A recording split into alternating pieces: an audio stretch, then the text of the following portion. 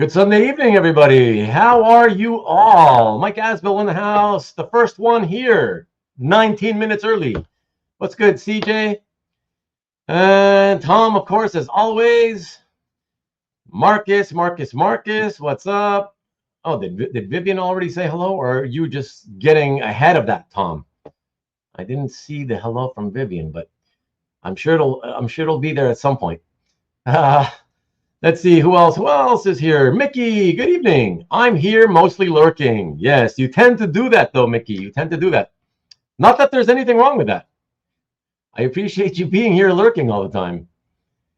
And let's see, who else is here? We are on day 159 of Dampyr. I don't know what that means, Tom, but I'm sure you will end up explaining it. Will tonight's episode be simulcast in Italian? Mamma mia, non parlate italiano. So no, the answer will be no. I will do my best to pronounce some of the artists' names as best as I can in Italian, in respect for their Italian heritage, but that's about it. And you know, my crappy Italian is probably still better than Nikki's Italian, at least accent-wise. Sorry, Nick.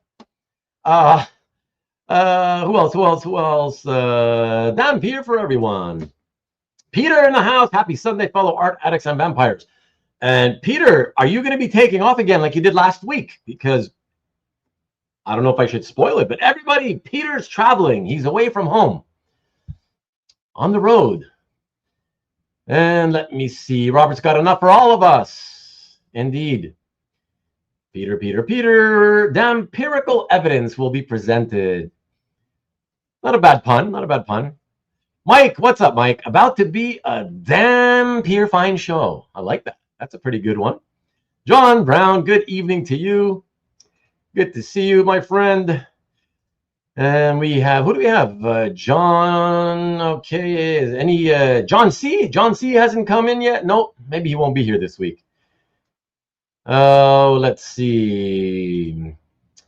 Oh, CJ, the artist himself. Nice job on the eye placement on the thumbnail. I'm glad, CJ, that you noticed that and realized that I did. It wasn't just coincidence. Thank you. I appreciate you expecting that I would have done that. And my attention to detail is beyond par. You know, I will say. Let me show it to everybody so they see what we're talking about. Here's the thumbnail again. Oh, actually, hold on. Let me move that off of the screen, and then let me show that again. Here we go. There we go. Yeah, the eye, the dot over the I in the word topics. Yes, just perfectly placed. Yes, indeed. And you know, actually, I have done a thumbnail before with some topless nudity, and I didn't cover it up.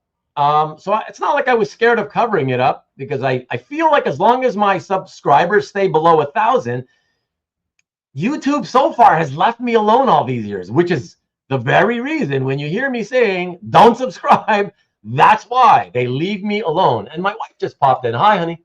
Can others hear you? Yeah, you can all hear me, right? She's wondering if others can hear me, because apparently she's not hearing me. Cannot hear you. Here, let me jump back into the comments.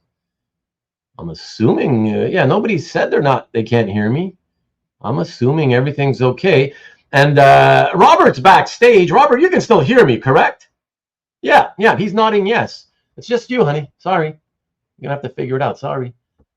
Some people said hello to you though already. I have a hard time with the new, like the way they reply and everything. I'll figure out eventually. Okay. She wants you guys to know that anybody who said anything to her, she's trying to figure it out. Something doesn't seem to be working. So there you go. Yeah. So there you go. So that's why. But I thought, CJ, I thought it would be fun to just try to expertly put the dot right in the right area. What's up? David Barr, again, my friend. Good to see you. Very lovely to see you again. Always from work in Australia. That's wonderful, man. And let me see. Who do we else? Anybody else new here? Make war no more, Dave. Dwayne's a pain in the house. Howdy. What's up, Dwayne? Good to see you as always. And Peter says hello in case you don't see it. And let's see. Yo, we got Carl Choi in the house. What's good, Carl? I bet Ruben chose this topic just to pronounce the names. No. I mean, I'm probably not going to really say anybody's names. I will let Robert say them, and then when I hear them, I will maybe try to repeat them and see how it would be said in Italian. I like to try. I mean, I don't speak Italian, but I always like to try at least, you know. Carl Dwayne, Triple X. Okay, Sonny's in the house. What's up, Sonny? Good to see you. Thank you, CJ. Thank you. It's very kind of you. Thank you. Jason Ladwig's also in the house. What's up, Jason? Good to see you. And Peter tells us, I'm in Indiana looking at art at Lee. Wow, Lee Harmon. You know, Lee is going to be here very soon, very shortly, as you know. And yesterday in Chicago for an art meetup hosted by Steve Davidge. Wow, that's cool. And his lovely wife, Kelly. Yeah, very cool. Nice, man. Doing the tour of the country, visiting other collectors. That's fun. I like that. And let's see who else. Audio is good. Thank you for confirming that, Mike. I appreciate that. Matthew Bulmer's in the house. Thank you for confirming that. That's excellent. All right, so definitely, Vivian, it's definitely a problem on your end. I think I went to the wrong episode. Oh my God.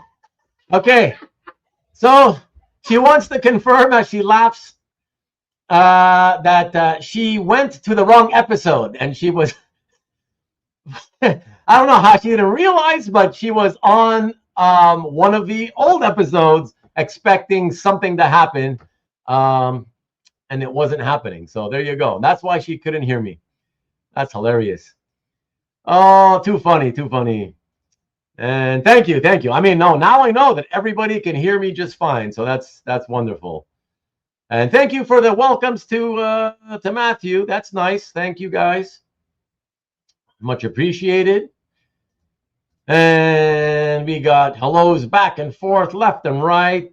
Tuesday hitting the Billy Ireland Museum. You know, I would go there someday if it wasn't for the fact that they're stationed inside the Ohio State University. Go Blue, baby!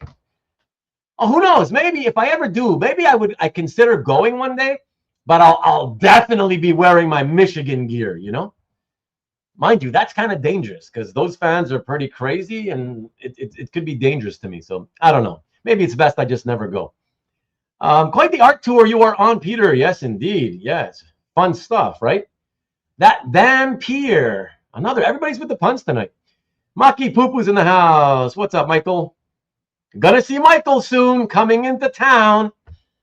I just saw George Hagenauer this past Monday, 6 days ago. Came into town with his wife, and we went out to dinner. So that was fun. And who else? Hellos back and forth. There we go. The sorry from Vivian. She went to the 7-hour episode.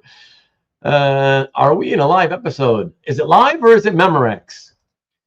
Might be Memorex, actually. But okay, real quick, everybody, let me, it's the Matrix, Marcus? Who knows? Let me really quickly say, shout out to my newest, I guess I got to put back the S on, you know what? That's easy enough to do. Hold on a second. Let me get rid of this. I can edit that. I'm such a stickler for typos, spelling, correct spelling. All right. I can shout out my newest subs, plural, Seymour Slots, who was with us last week. Barbarian _ Kung Fu. And I'm going to go with OJ. As in, OJ was a fine double murderer. I assume. I don't know. AHOJ? I don't know. But welcome either way, fellas. Appreciate you dropping in and watching whatever it was that you watched that made you want to subscribe. So thank you. And then what do we have? We have here, let me see. So Stingray, Newell. Did I see Newell in the chat? Is Newell here with us?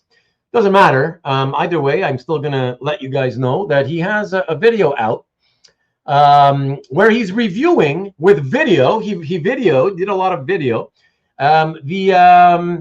Exploring the indie depths is what he called it.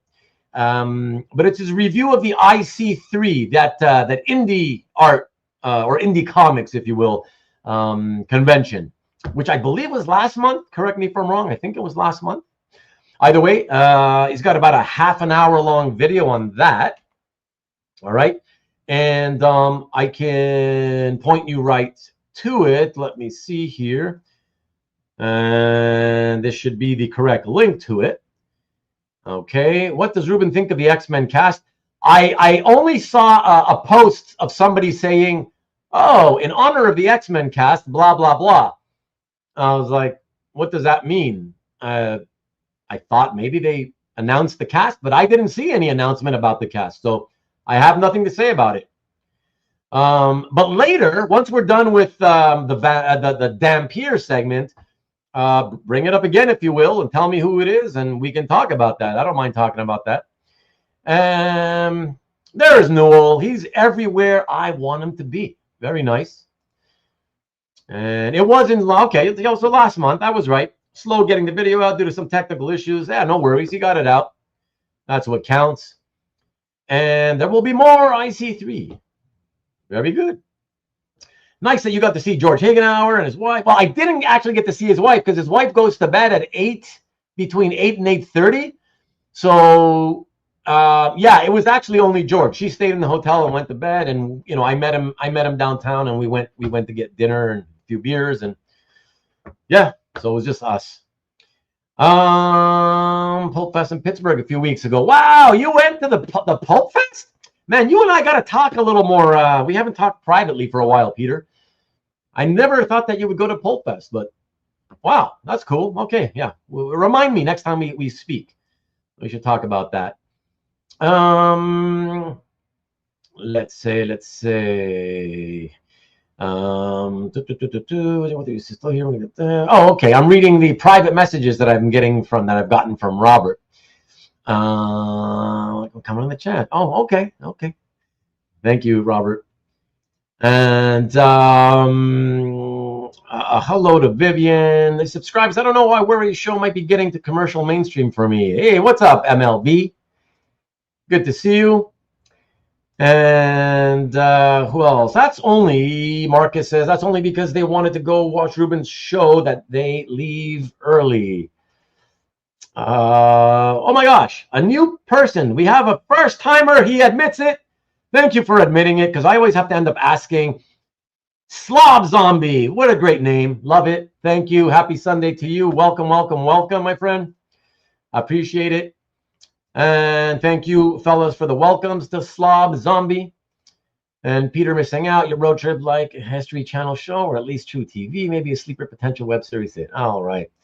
Hellos and yo-yo-yos and slobs. Nice. He already loves you. He's already shortening your name.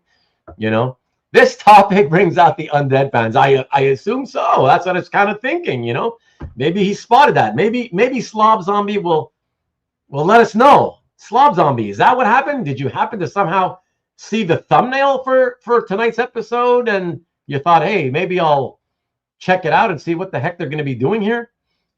Not to be confused with Rob Zombie. No, definitely not. Slob Zombie. And just in time for the Collectula episode. Okay. All right, fellas. Oh, sorry. Last but not least, of course, I wanted to also mention, how can I not mention? I do not have a link for those of you who rely on my links tonight. I did want to mention that Nick did not have a what do you call it? A thumbnail prepared for tonight, but he wants me to tell you all that this coming Friday, he does indeed have a show. He'll be back, and he will have a lot of wide-ranging pages available for claim, including some Green Lantern in honor of the show, the HBO show Lanterns. All right? So please be sure to check that out this coming Friday, just like most Fridays, at 7 p.m. Eastern, 4 o'clock Pacific, right here on YouTube at the EXP. The Original Art Experience is the name of that show. Okay. And I do believe that, okay, let me... Slob Zombie says, definitely, the art looked right up my alley. Well, isn't that interesting? I'm sure Robert Berman will appreciate that. That's very cool. I'm happy that I made tonight's episode thumbnail focused on Dampyr. If it just brings one person in to check it out, that's really cool. Just remember, everybody, for those of you wondering, because I know a lot of you don't really read carefully, let me show you again. Tonight's episode, this is an episode of Comic Art Hangout. And though we typically just hang out and talk about whatever, every now and then we do a kind of a planned topic. And so the art of Dampyr is something that I wanted to do with Robert for a little bit of time over the last few months. And so, but as you can see underneath that, it does say, and other topics. So for those of you who may not have an interest in Dampyr, just be aware that you can come back later, come in, and if you're not going to stick around, come and check us out from time to time.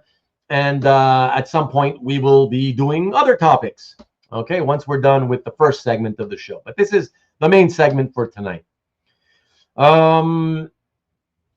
And Slaw Zombie, because of the outbreak.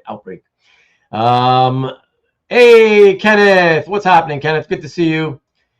And so I think, Slobtastic, I think that takes care of all the promos. And Tom says, new Dampyr every night at 12 a.m. on Cap.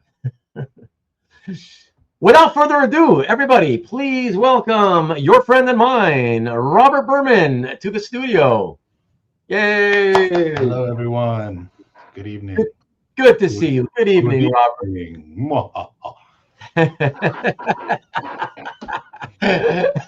See, he's already in character, everybody. He's already in character. Some fangs. Yes, Dr. Dampyr, as Marcus will call you. Oh, and my wife says, welcome, Robert. There, she's got it working. Oh, that's a Spanish. That's not Italian, but that's a Spanish. Hola, Robert. You should be ciao. Ciao, Roberto. That's what you should be saying, Dwayne. Let me see. Evening. David. Oh, we got the hellos. Good day, Robert. And hi, Robert. All right. Hello, everyone. Okay. So tonight, everybody, just a quick overview of what we'll do. So tonight, it's usually I usually have something to do with any kind of presentation that we do here. But I'm as kind of in the dark. That's a good pun. It was unintended, but it's a pretty good pun. In the dark, as most of you are, about the Dampyr series. I'm generally only familiar with it in terms of, just visually seeing it, looking at it, as Robert posts his pages into his gallery, but know nothing about the series. And so what we're going to do is we're going to have, Robert basically is the presenter. I'll only be here to kind of make, whatever commentary my own curiosity, in response to things he may say. And but other than that, it's going to be all about Robert, I guess, informing us teaching us about Dampyr. He'll let us know about the general, characters that are involved. And then we'll see examples. We'll see an example of art, a couple of pages, side by side, for each artist from whom he owns art from. Okay, so, and I believe that was 16 different artists. Well, I think that was right, Robert? Yes. Yeah, 16. So there you go. Evans, what's up? Yeah, so that's what we're going to do. We're going to go, one at a time. Robert will say whatever he wants to say about everything we're going to show, about the series in general. And that's it. We'll just progress through the slides as he basically controls the show and tell. He'll tell me when he wants to go to the next slide, and that's it. And that's how this is. this is how it's all gonna go. Okay. And then after all that is done, we say goodbye to Robert, and then we'll do whatever other things you guys want to talk about. Okay.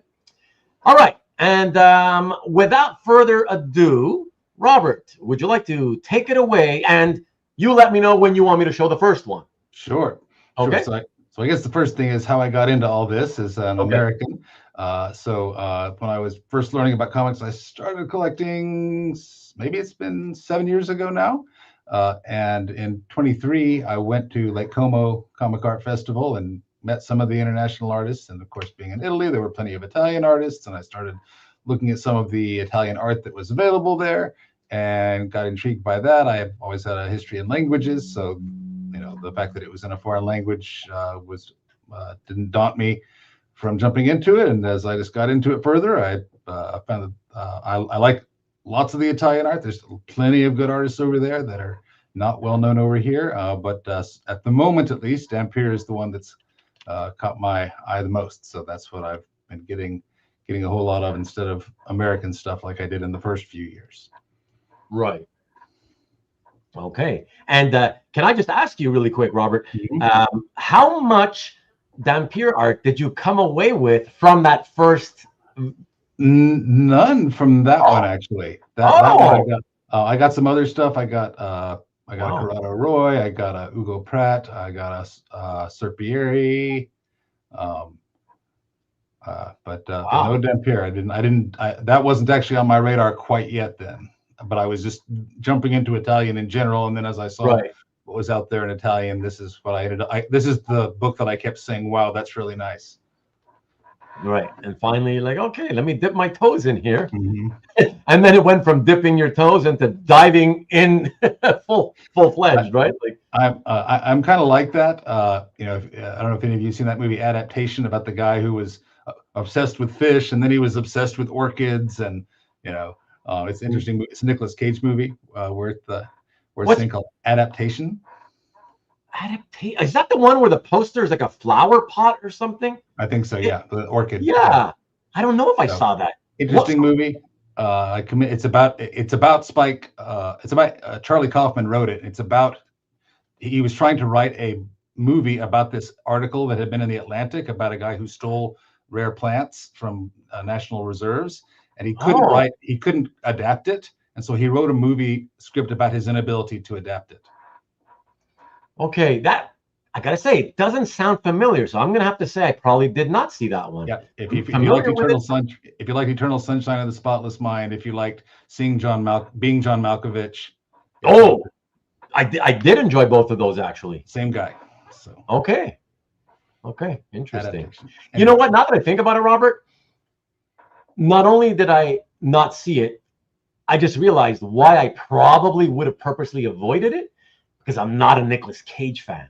Oh, that's probably why. Yeah, he is in the movie as two different people. So okay. If you say it's good, I might check it out, because he's one of those guys who I never really cared for, but I will admit that when I've seen, not all, but some of the movies that he's in that I've seen, they were good.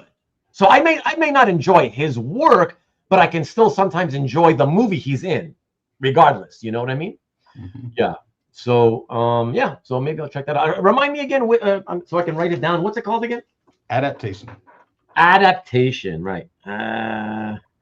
So Sorry, guys. Adaptation. All right. Excellent. Okay. All right. All right. And so yeah, let's not let's stay let's stay back. Let's get back on track and get back to Dampyr. Okay, so I'm ready whenever. Yeah. Okay. Whenever you. All right. So let me put up. So we're gonna do basically. Do you want to familiarize us all with the cast of Dampyr? That's right. Right? So we have seven slides just to try to do that. Okay. Excellent. So here we go with the first one. Okay, so here's the first one.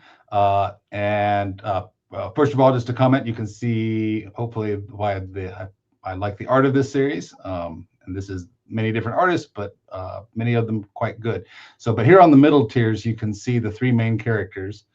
Starting on the far right middle tier, you can see the guy with the long hair is Harlan Draka. He is the Dampyr, the half vampire around who the story revolves. His father is a vampire lord from another dimension, and the vampire lords have come to Earth and are causing problems. But one of them has sired a half-breed son who fights them. Sorry, Robert. Can you point out once more, just so we're all sure? Yeah. Which one of the Okay. males is the guy that the story revolves around? Yes, that's the guy with the long hair that looks like Rafe Fiennes. Oh, okay. So the second panel on the second page. That's it. Yeah. Okay. His name is yes. His name is Harlan Draka, and his species is Dampyr. Oh, so okay. I'm glad you said that because I was going to ask. The first question I actually want to ask is, what does Dampyr mean, and do you know what it means, as opposed to why is it not vampire and it's Dampyr, right? Yes. So if you could just explain that a bit. So this is Eastern European lore. In the Balkans, they have a particularly a distinctive focus on vampires as lovers. And so when a vampire mates with a human, typically a male vampire and a human woman, the offspring is a Dampyr, which they spell D-H-A-M-P-Y-R, but for this series, they dropped the H. Oh, okay. Okay. And is it because it sounds like it's kind of your the typical vampire thing where the key thing that the vampires want is to go and, well, in most vampire stories, it's they want to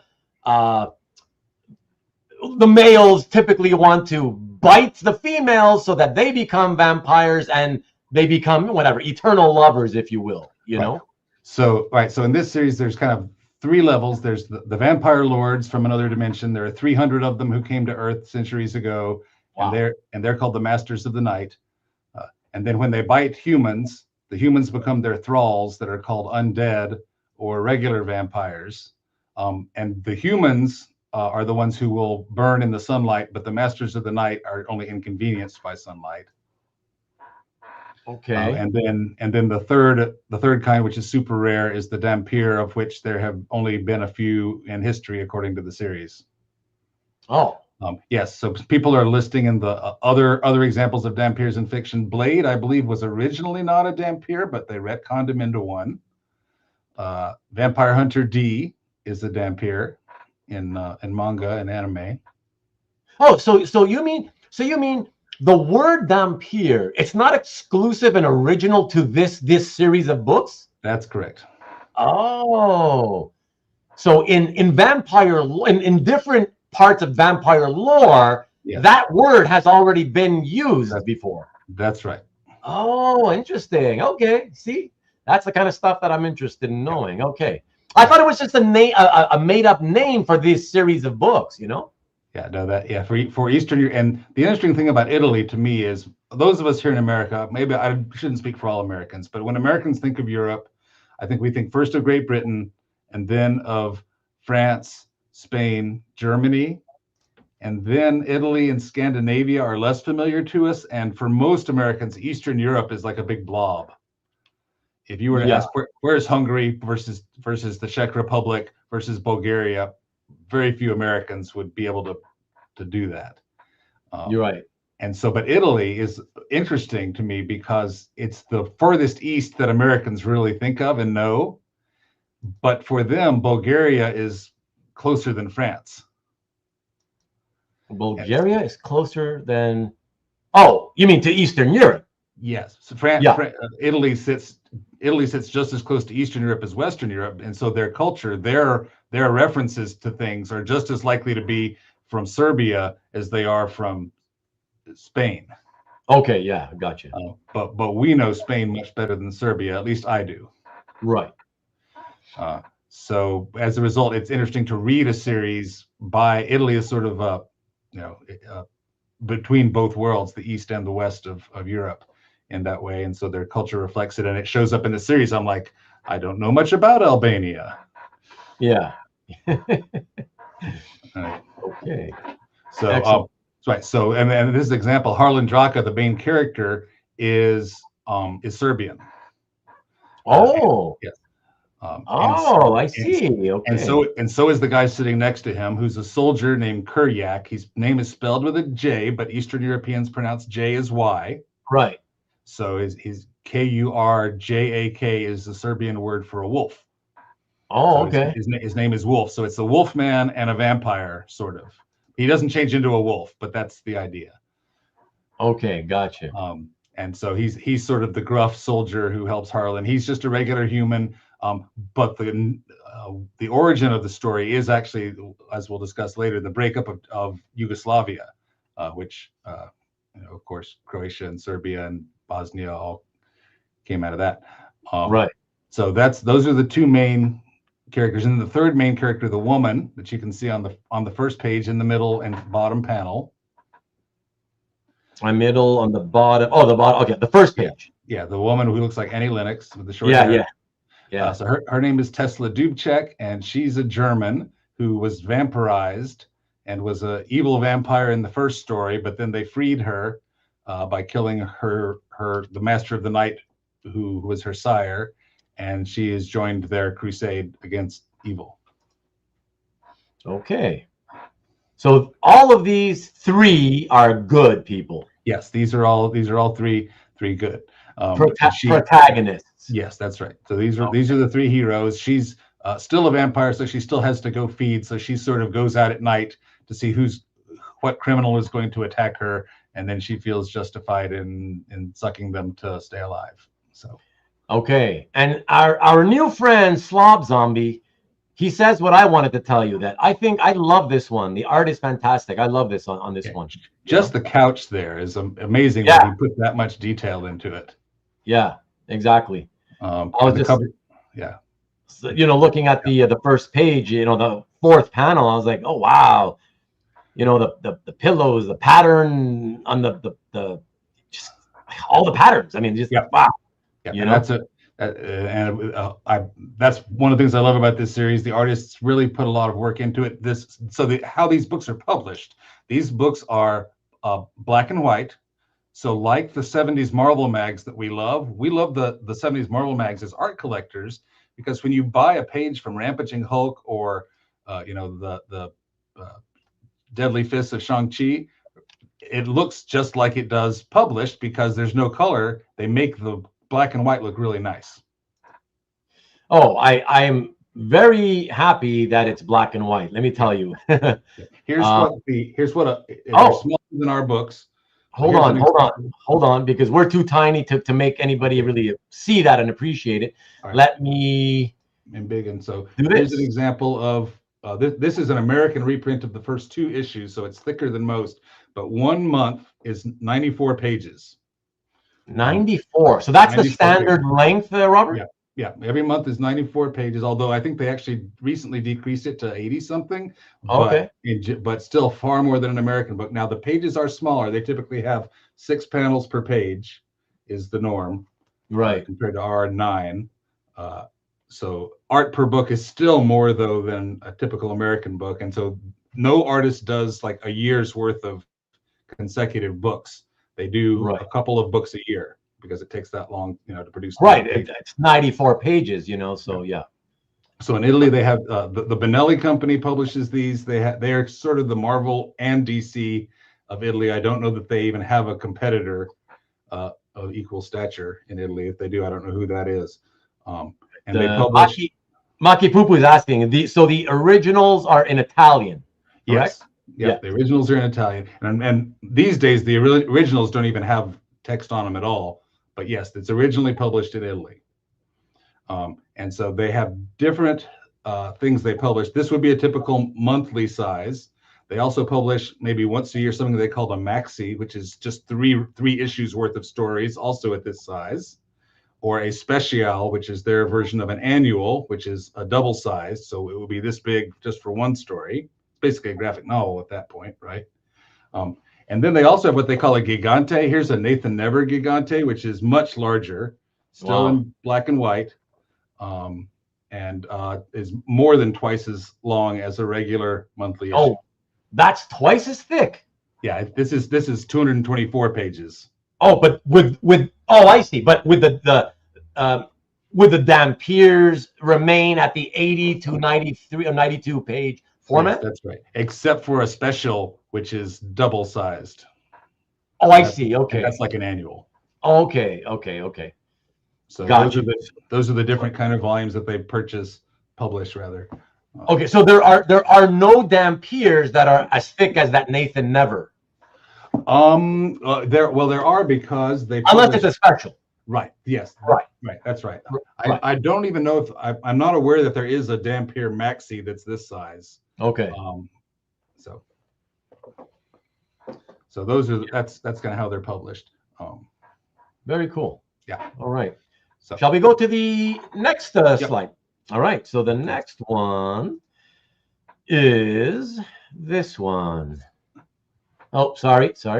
My mistakes. Hold on. What happened here? Did I think I mistakenly uploaded the same one twice. That's weird. Hold on. Or maybe, sorry, everybody. I uploaded scans in order for us to see them this way with Robert and I still on the screen. I did it in a way that I don't normally do them. And so it's just a little different. Okay, here we go. Okay, so this is just a page number 1 showing Harlan and Kuryak in action here. You can see on one page they're fighting some vampires with their guns, and on the other page they're fighting vampires with their knives. Now, one advantage that they have over anybody else fighting is that as a Dampyr, Harlan Draka's blood is venomous to vampires only. Oh, and nice. So like when they cut him, they get hurt. He exploits this by cutting himself and coating his knives and bullets in his own blood, and does that for his friends also. So what you're seeing here in the 3rd and 4th panels on the first page is the vampires being surprised that bullets have injured them. Interesting. Because both Kuryak and Harlan are shooting them with specially treated bullets, which are Harlan blood. And so the two vampires at first are very confident, and then once they start getting hurt, they jump out the window and the chase continues. And these are not consecutive pages. Right. Now, one thing you'll notice also, if you look at the page numbers at the top, it says page 40 and page 49. Yeah. If you look at the page numbers down at the bottom, it says 44 and 40 and 53. Right. And this is a pretty much a universal in Bonelli books, that they count page numbers starting from the front cover. So the front cover counts as page 1 published. Oh, right. And so page 1 of the story is page 5 published. So you'll always see, almost always, it adds 4 between the number at the top that the artist was using and the number at the bottom that the publisher is using. Okay. So this particular story is also particularly interesting. If anyone has seen the recent vampire movie, I just spoiled it, but Sinners. Oh, we talked about it on my show before already, Robert. I loved it. Loved it. So so those of you who've seen Sinners, this particular issue of Dampyr from like the year 2003 or so, I think, is about a bunch of musician vampires attacking a juke joint in the Deep South, and which is being defended by 2 tough guys, which is the plot of Sinners. Right. Which came first? This came long before. Wow, interesting. I'm not saying that coincidence. I'm not saying they ripped this off. There may be other examples of this trope too. Yeah. but the characters line up extremely well. Like this comic book has a young blues musician who looks like Robert Johnson. Is named Wonder Boy. The movie has a similar character named Preacher Boy. Wow. And so on. So there's quite a bit maps between these two. I don't know if that means that someone involved in production had access to this or if it's just a complete coincidence. I'm not saying it's a ripoff. It's still a great movie. But it is very interesting as someone who's read this to have watched that movie. Very curious, right? Yes. Wow. That's very interesting. I'm glad to hear that. That's listen, a lot of movie people are, fans of reading comics. Yes. And even if they aren't fans of reading comics, because of how many comic book adaptations there have been in Hollywood over the decades, these days, a lot of Hollywood people purposely look for something different in comics that they may be able to turn into the next big movie or whatever, right? So it absolutely could have been something that they got the idea from this, right? So very interesting, yeah. And we have some questions in the chat. If you want. I was waiting to get to this. Let's get Marcus's first, who asks, how many rotating artists are there on Dampyr? So at any one time, it's I haven't looked at this comprehensively, but any given artist tends to do 1, maybe 2 a year. Right. So that would require, 9 or 10 rotating artists, something like that. And of course, the series has been going on since the year 2000, published monthly. So they're past issue 300. They're past issue 325 now. And so over those 25 years, there have been many who've come and gone. This particular artist we're looking at now was actually one of the first because he did issue number 4. And he's no longer on Dampyr because he's still working, but he's moved to Benelli's top-selling comic book, which is a Western called Tex. Oh my gosh, Tex is still the bestseller? Yep. Wow. Apparently, Italians love Tex is number 1, and Zagor is number 2. Oh, Marcus! Zagor! Marcus loves Zagor. Oh, wow, that's the second most popular comic in Italy, Zagor. Wow, that's what I've been told. Really? Okay, I'll take your word for it. The second question came from Mark, and he says, "I imagine that there's been a crossover with Dylan Dog and Dampyr." Yes, it's been a both ways crossover. They had a crossover into Dylan Dog of Harlan, and they also had a crossover of Dylan into Dampyr. Wow, interesting. Okay. And let me ask you a question. I also have one, which connects to Marcus's question, Robert. So is that to say that they actually put out roughly 10 of these stories of Dampyr every year? Oh, it's a monthly comic. Monthly? Wow. Plus the maxis that have 3 full stories, plus the annual, the special that has a double length story. Wow, that's crazy. Wow. So they literally have one title, and in order to make it monthly like American comics, but super thick and long like European albums, they just get that long list of artists to work simultaneously. Wow, that's incredible. Wow. But that's not Dampyr in particular. That's Benelli in general. That's Benelli in general. Yeah, because they have about, I don't know, a dozen books. Oh. So. Wow. Yeah. That's wow. That's pretty fascinating. So do you know, Robert, then how many Dampyr stories have there been in since it started? Yeah, I mean, they're up to issue, I think this month is 327 or something. Wow. Holy crap. Wow. Over 300. And the absolute minimum length of any one of those issues is like 80 pages? Yeah. Wow. Impressive. Wow. And by the way, Rob, how many have you read or tried reading? I've translated maybe 30 into English. Wow. 30? That's a lot. So I've only read a fraction of the whole. So I'm talking about something that I'm really not expert on here. Yeah. But I've tried to learn as much as I could. Yeah. And just for anybody interested, can you tell us, have any of the Dampyr stories been translated into English? Yes, there was a run of about 12 issues that were published by somebody. Okay. I forget, and with new covers, Okay. which were kind of, the covers were kind of edgy, and I'm not sure they did the book any favors. Okay. But it was an attempt, and I forget who it was. If it was, I don't think it was Dynamite, but I can't remember. Let's see if I can find it online here. But I would assume that these English editions have long since gone out of print. Yes, right? long ago. Okay. Very much so. Okay.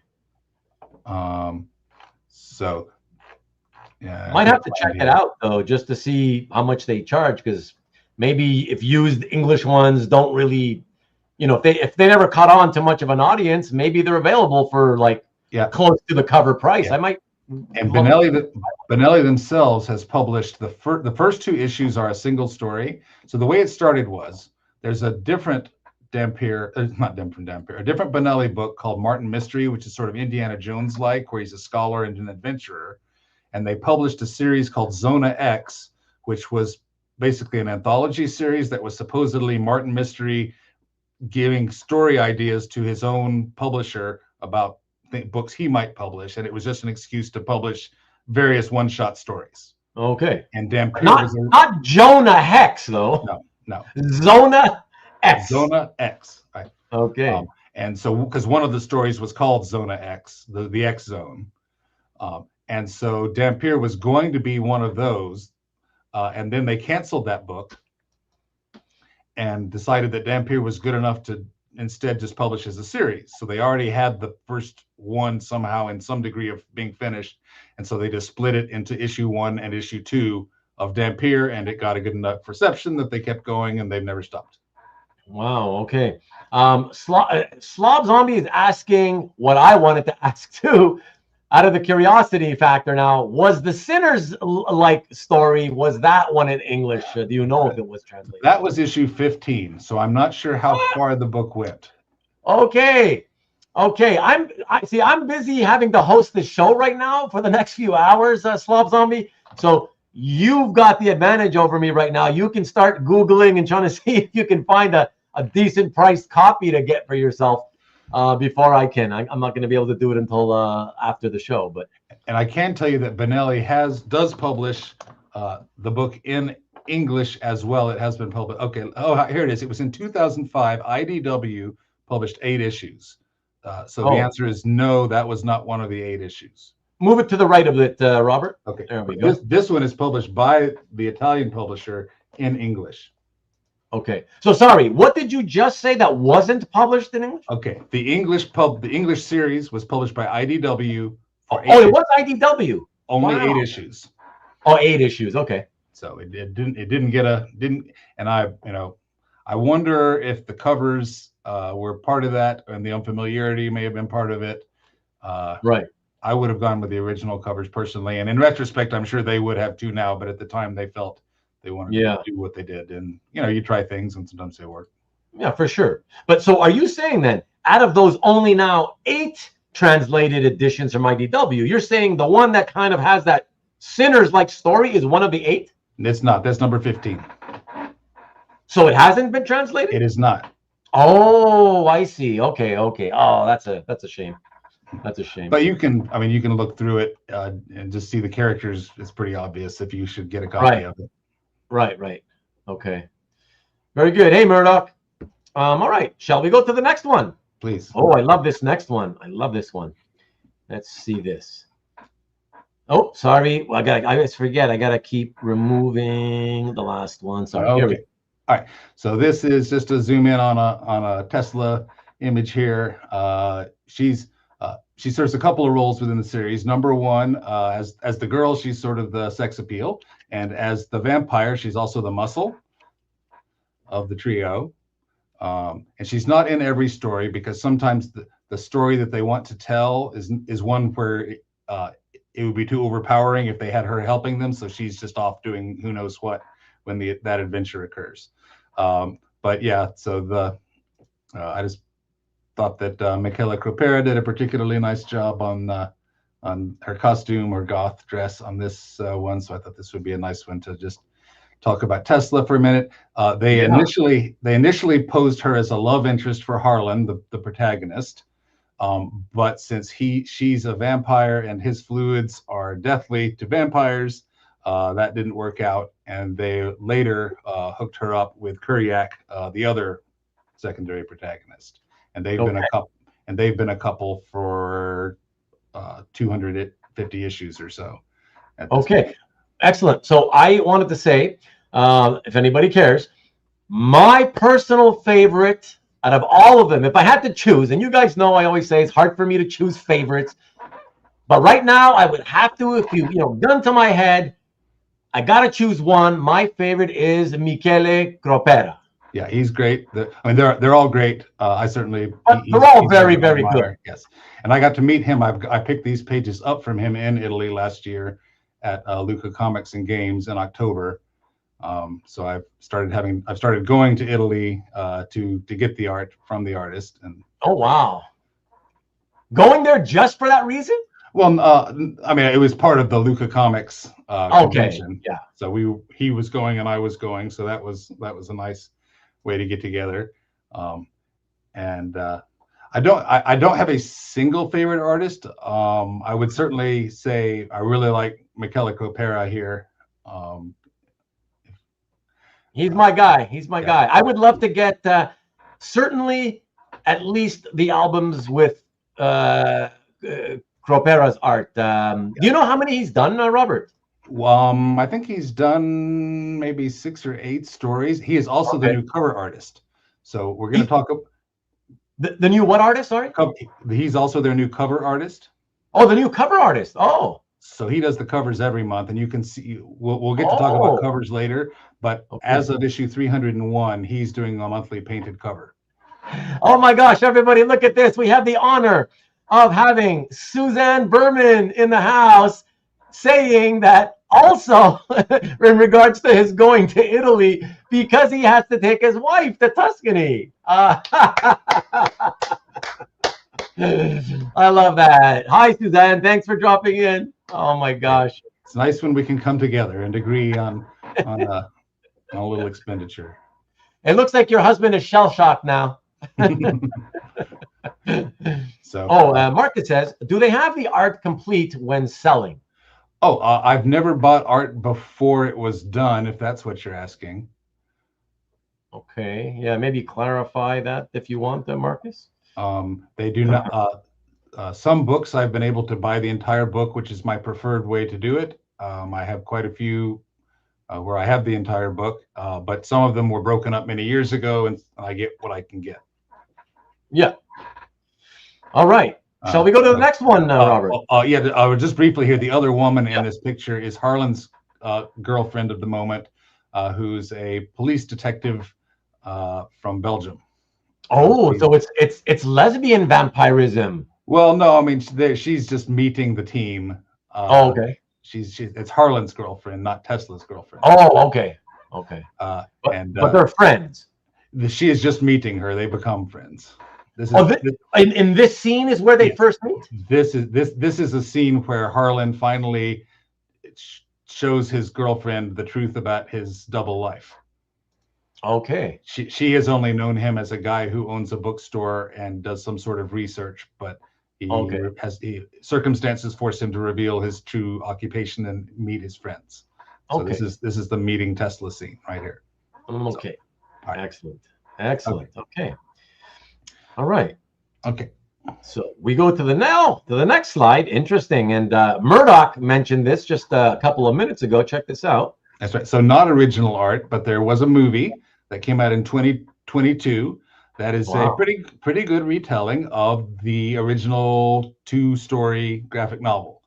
It introduces the 3 main characters, had some actors that were very reasonable portraying them. It's in English. So it is? Yes.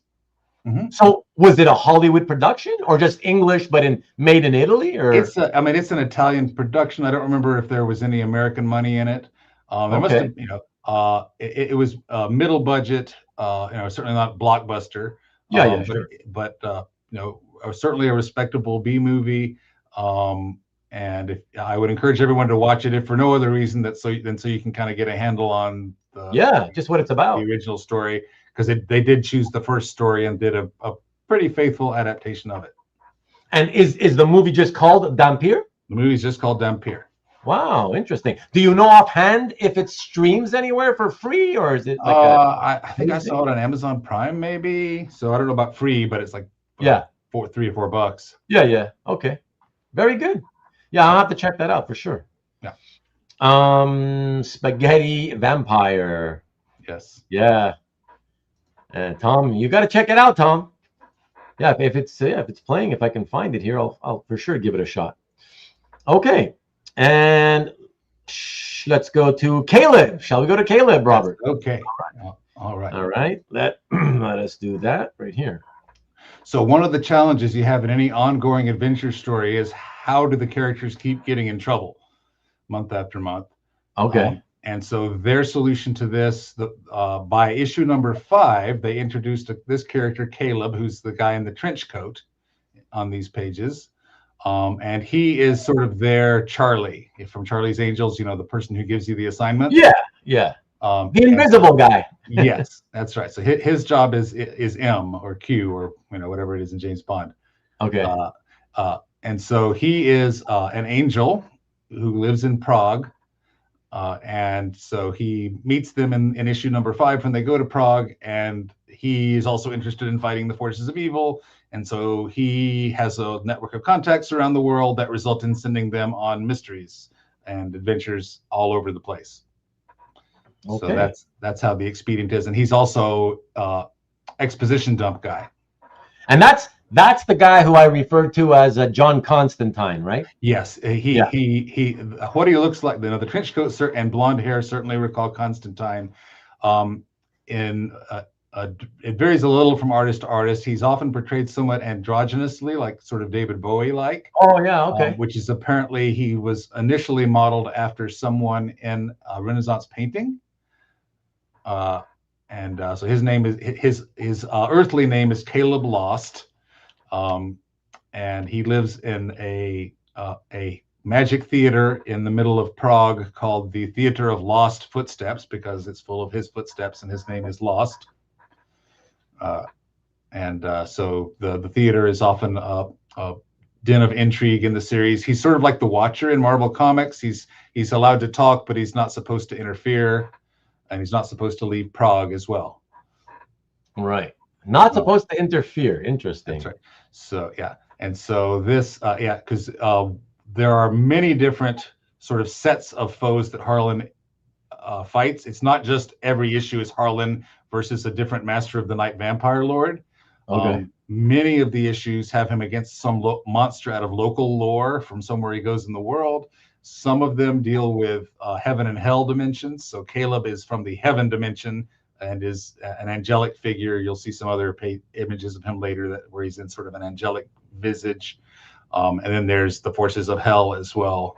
And so that's one of the many ongoing plots in this is the intrigues of heaven and hell and how they impact Earth and its heroes. All right.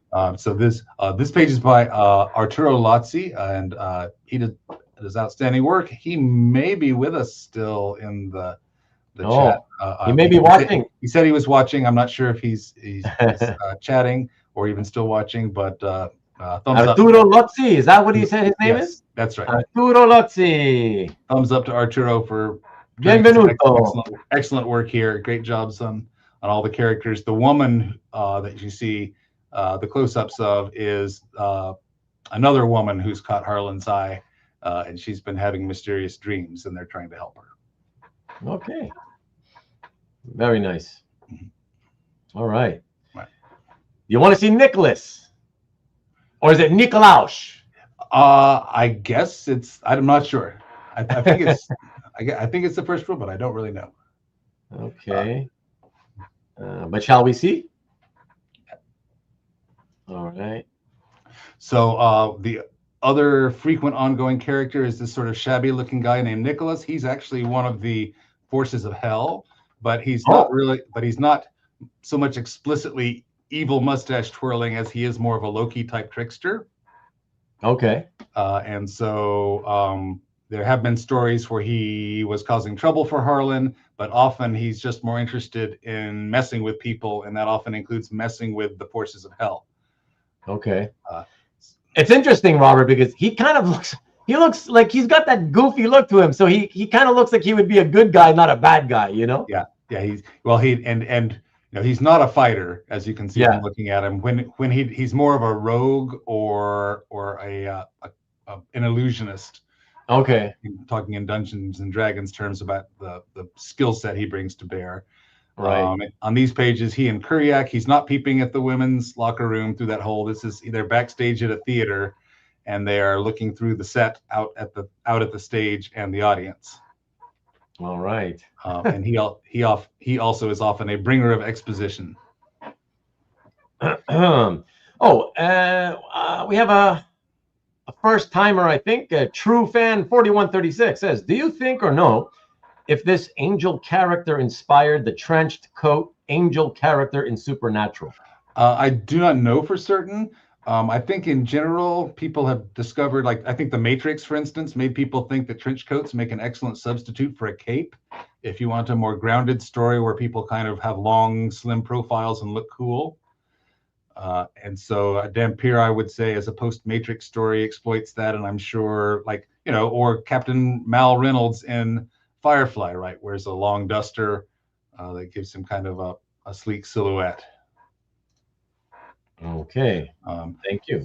Yeah. So let's see. Anything else to say here? This is another Maurizio Dotti set here, the guy who is now working on Tex. Oh, currently on Tex. Okay. Yeah. And this is an unusual story because it's actually set at the home base in the Theater of Lost Footsteps instead of going somewhere out around the world. The forces of heaven and hell have all come here for an evening, and so there's a lot of intrigue around the theater for this issue. Okay. Very nice. Right. Yeah, and once again, the artwork is so solid, so good. Yeah, artwork's terrific. Another thing you can notice, look at how much dialogue there is on each panel. I know. There is a lot. Compared to an American book, Dampyr is really, it's a long read. Not exposition heavy, right? Yes, very. So you have to be, there are action scenes in each book, but it's not nonstop action like an American book. It's definitely about the dialogue and the ideas. Right. And Robert, CJ's asking, how big are the original art pages? Okay, I'll show some here. Oh, okay. Hold on. Let me do that again. Okay, so the way I keep them is in a portfolio 11 by 14 Atoya. And so you can see this is the typical size, is they fit just nicely in an 11 by 14. That's so nice, man. Oh my gosh, that page on the right especially, so nice. Yeah, there's Nicholas. Wow. You can see there. The lighting is fantastic. Wow. This is more Michele Cropera. Well, yeah, of course. So it fits nicely in there. And since it's 94 pages for an issue, and these are 48 pages each, 2 of these holds 1 issue nicely. Oh, yeah. Wow. I do have some pages that are larger. There are some who work at more in a 13 by 19 size, and I do have one guy who works at more like a 14 by 20 is his page size. 14 by 20. Mm-hmm. Woo! Wow. Yeah, Corey says, I always enjoy looking at these for the backgrounds. Yeah. That's how impressive it is. Yeah, it's all just really, really, really nice work, you know? Yeah, they don't skimp on the backgrounds. There's not going to be any color to distract or fill space, and so they really do the art. Yeah. Justice. No, they're amazing artists, all of them. Yeah, fantastic stuff. Okay, shall we look at Draka? Yes. Or is it Draka? I think it's Draka. Okay, Draka. That sounds better. All right, let's take a look at that. Okay, so I like this panel because it shows so much of the ongoing cast in one panel. Yeah. So over starting from the left, you can see Caleb and then Nicholas. And then that woman, Anne Jurging, is sort of a witch who can summon the three Aranyas, the spirits of vengeance. Okay. and then the guy in holding the motorcycle helmet is Harlan's father, Oh, Draka. So he's early Draka. Okay. in early issues of the book, Draka is the guy they're looking for to try to kill. But he and Harlan develop a complicated love-hate relationship where Harlan is sometimes they're sometimes allied. So in this particular, so there's like tension. There's tension there at times. Lots of daddy issues. Daddy issues. I like that. And then you can see Harlan. You can see Tesla and Kuriak are there as well, and then some other of the supporting cast there. But they don't usually all appear in one issue. So Right. I was happy to get this page where the whole team comes together, Right. which rarely happens. Yeah, that's got to be rare because with such a fairly large cast, so yeah. And I think and two of them who are both Masters of the Night, one of Harlan's father, and then the guy on the far right named Samael, they're both vampire lords, and I think they were both kind of modeled on Interview with the Vampire. Who was the French vampire? Antonio Banderas played him. In the Interview with the Vampire movie. I think their look was inspired by him. You can definitely tell they were drawing from movies. Play a huge role in the look of characters in this series. Oh, really? Okay. Lots of photo reference. You'll see Liam Neeson or Michael Douglas or just different. That's fun. Yeah, that's fun. Excellent. All right. All right. So that, and I believe was that the last one of the character profile? Yes, that's it. Okay. Now we'll go into the series. Yeah. So this is the portion of this segment, everybody, where we will see a couple of pages side by side as an example of each of the artists' work on the Dampyr title, of whom Robert has examples of. And by the way, Robert, we've got 16 examples to show. So a couple of pages from each of the 16 artists you own art from. But how many actual artists have worked on the series? I'm not sure. I haven't seen a list, so I'm not entirely sure. Maybe 30 or 40. I know there's been.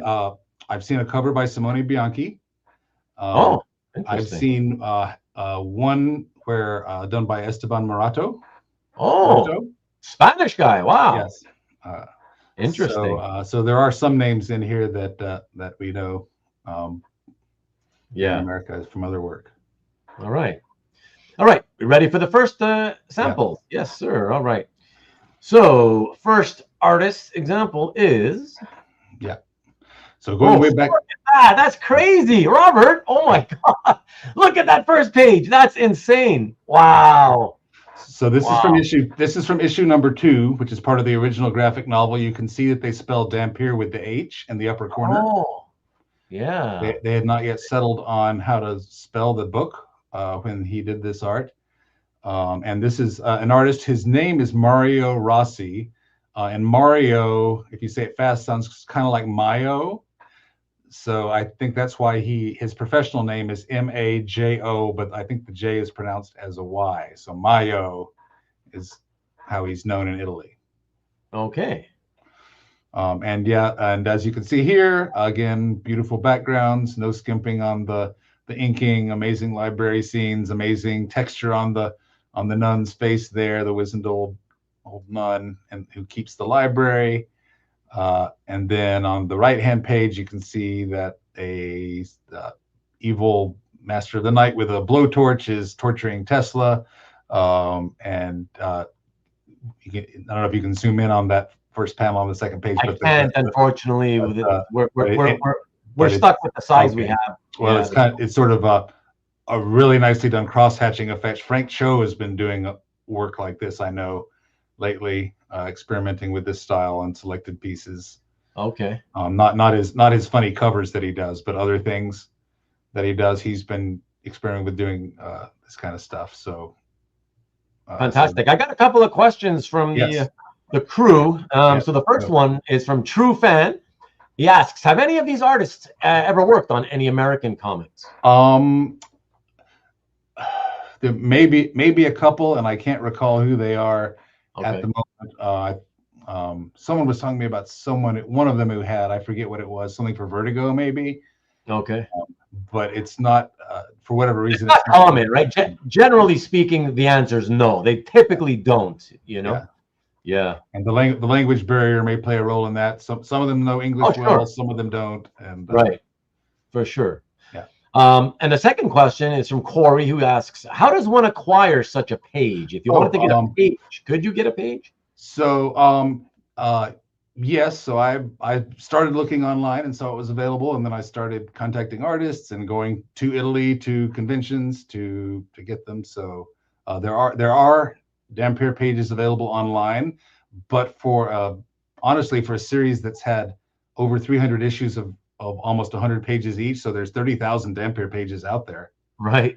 But you don't see 30,000 online. Yeah, you don't see much, right? So I think they get black holed. Yeah, interesting. You can find someone. There's some on eBay. Yeah. Sometimes even on eBay. Interesting. Yeah. And there's an Italian eBay as well as the American. So if you're looking on eBay, sure. At eBay.it. Right. There are some dealers who have some. So. Okay. Yeah. All right. Shall we go to the next one, please? Okay. And that one is this. Okay.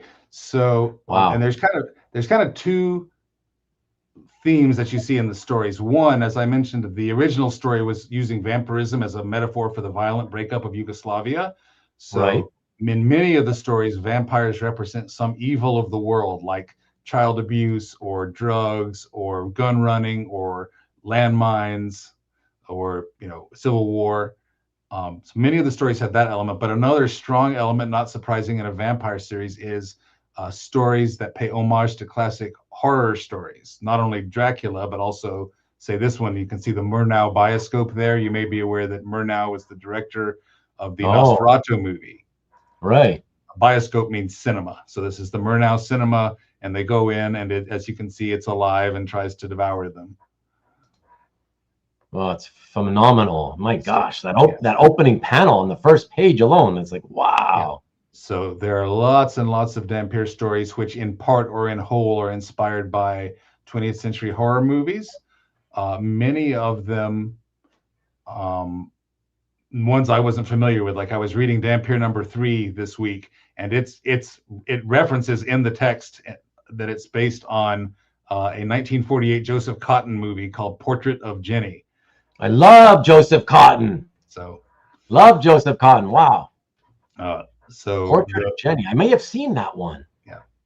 Okay. So this would be an example of one that's clearly wearing very much on its sleeve, hey, this story is paying tribute to a classic horror movie. Yeah. And there's a lot of that. There's a Suspiria themed story, and so on. Yeah. Got a question from True Fan again. He's saying, are the artists also inking their own art? Usually, yes. That's not 100% true. I do have some. We're going to see one later. In fact, I only had the pencil and someone else did the ink, but almost 99% of the time, yes. Yeah. The penciler is the inker and does the whole thing. Yeah. And True Fan, I can tell you, in the UK and Europe, that technically is true across the board, with few exceptions. Comic book artists in that part of the world, the other side of the Atlantic, have generally always been expected to draw the whole thing. Yes. And in some cases, they even letter. So, yeah. And the artist on this, by the way, is Luca Rossi, who is not closely related to Mario Rossi. Are they distantly related? I guess as we all are, but no more than that. That's it. Okay. Yeah. So this is from issue number 18. Okay. Which is called the Demon Screen, the cinema screen. Beautiful, beautiful stuff. Yeah. Right. All right. Shall we go to the next one? Yes, please. Okay. And that is number 10. Here we go. Okay.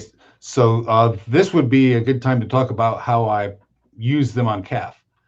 So, because I just finished posting this story on CAF. This is issue number 32 by Giuliano Piccinino, I think is how he pronounces his name. That's 2 C's. Okay, yeah. probably. I would think.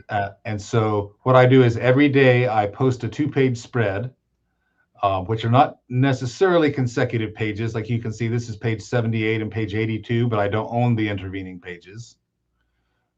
Right. And I translate the whole book. And so every day, when I posted this, I posted the English dialogue for pages 78 through 82, so that people looking at CAF can have some idea what's going on beyond what the pictures show.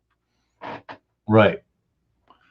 And as was being mentioned, for everybody who doesn't know, and you might be, being introduced to this series for the first time tonight, Robert, because they are, printed primarily in Italian, Robert actually goes to the trouble of translating them himself. And when he posts the pages in his gallery, he will post the translated dialogue in the description. So a lot of work on his behalf. So if you're interested, at least you can read them as you go, as he posts them on a daily basis. So yeah, that's the idea. So and to do that, I use Google Translate to do a first draft, and then I fix it from there to whatever needs to be done. When you're translating from something like this, Google Translate tends to flatten the characters and make them all talk the same way. Right. And so I modify it so that each character has more their own voice. And so every night somewhere around midnight Eastern time is when I post another 2 pages. Yes, as Marcus says, it's a subtitle required experience. And so I chose this one. For this one, I like the darkness scenes tend to really give a lot of opportunity for the inking on this series to shine. That's probably one of the reasons that I really like this series, because Tex is set in the Southwest desert, daylight, and so it's a very bright series. But this being a very dark series allows lots of opportunities for artists to show off their ability to contrast. Right. See the silhouettes in the bottom right, and in the top right as well. So that's probably one of the reasons that I said, "Ooh, this is a nice looking series." Yeah, why not? For sure. Yes, as soon as almost any of the artists you kind of look at, and it's as soon as you look at it, you're like, "Oh, it's very eye catching." Their ability to do shadow and light, especially, is so it's fantastic. So. Yeah, I mean, why do people like Batman art? Is usually standing in the rain, in the dark, with a lit cityscape around him. Yeah, exactly. Excellent. All right, so the next one after this is we're going to actually jump to color pieces, and I believe those are covers, correct, Robert? Yes. Okay.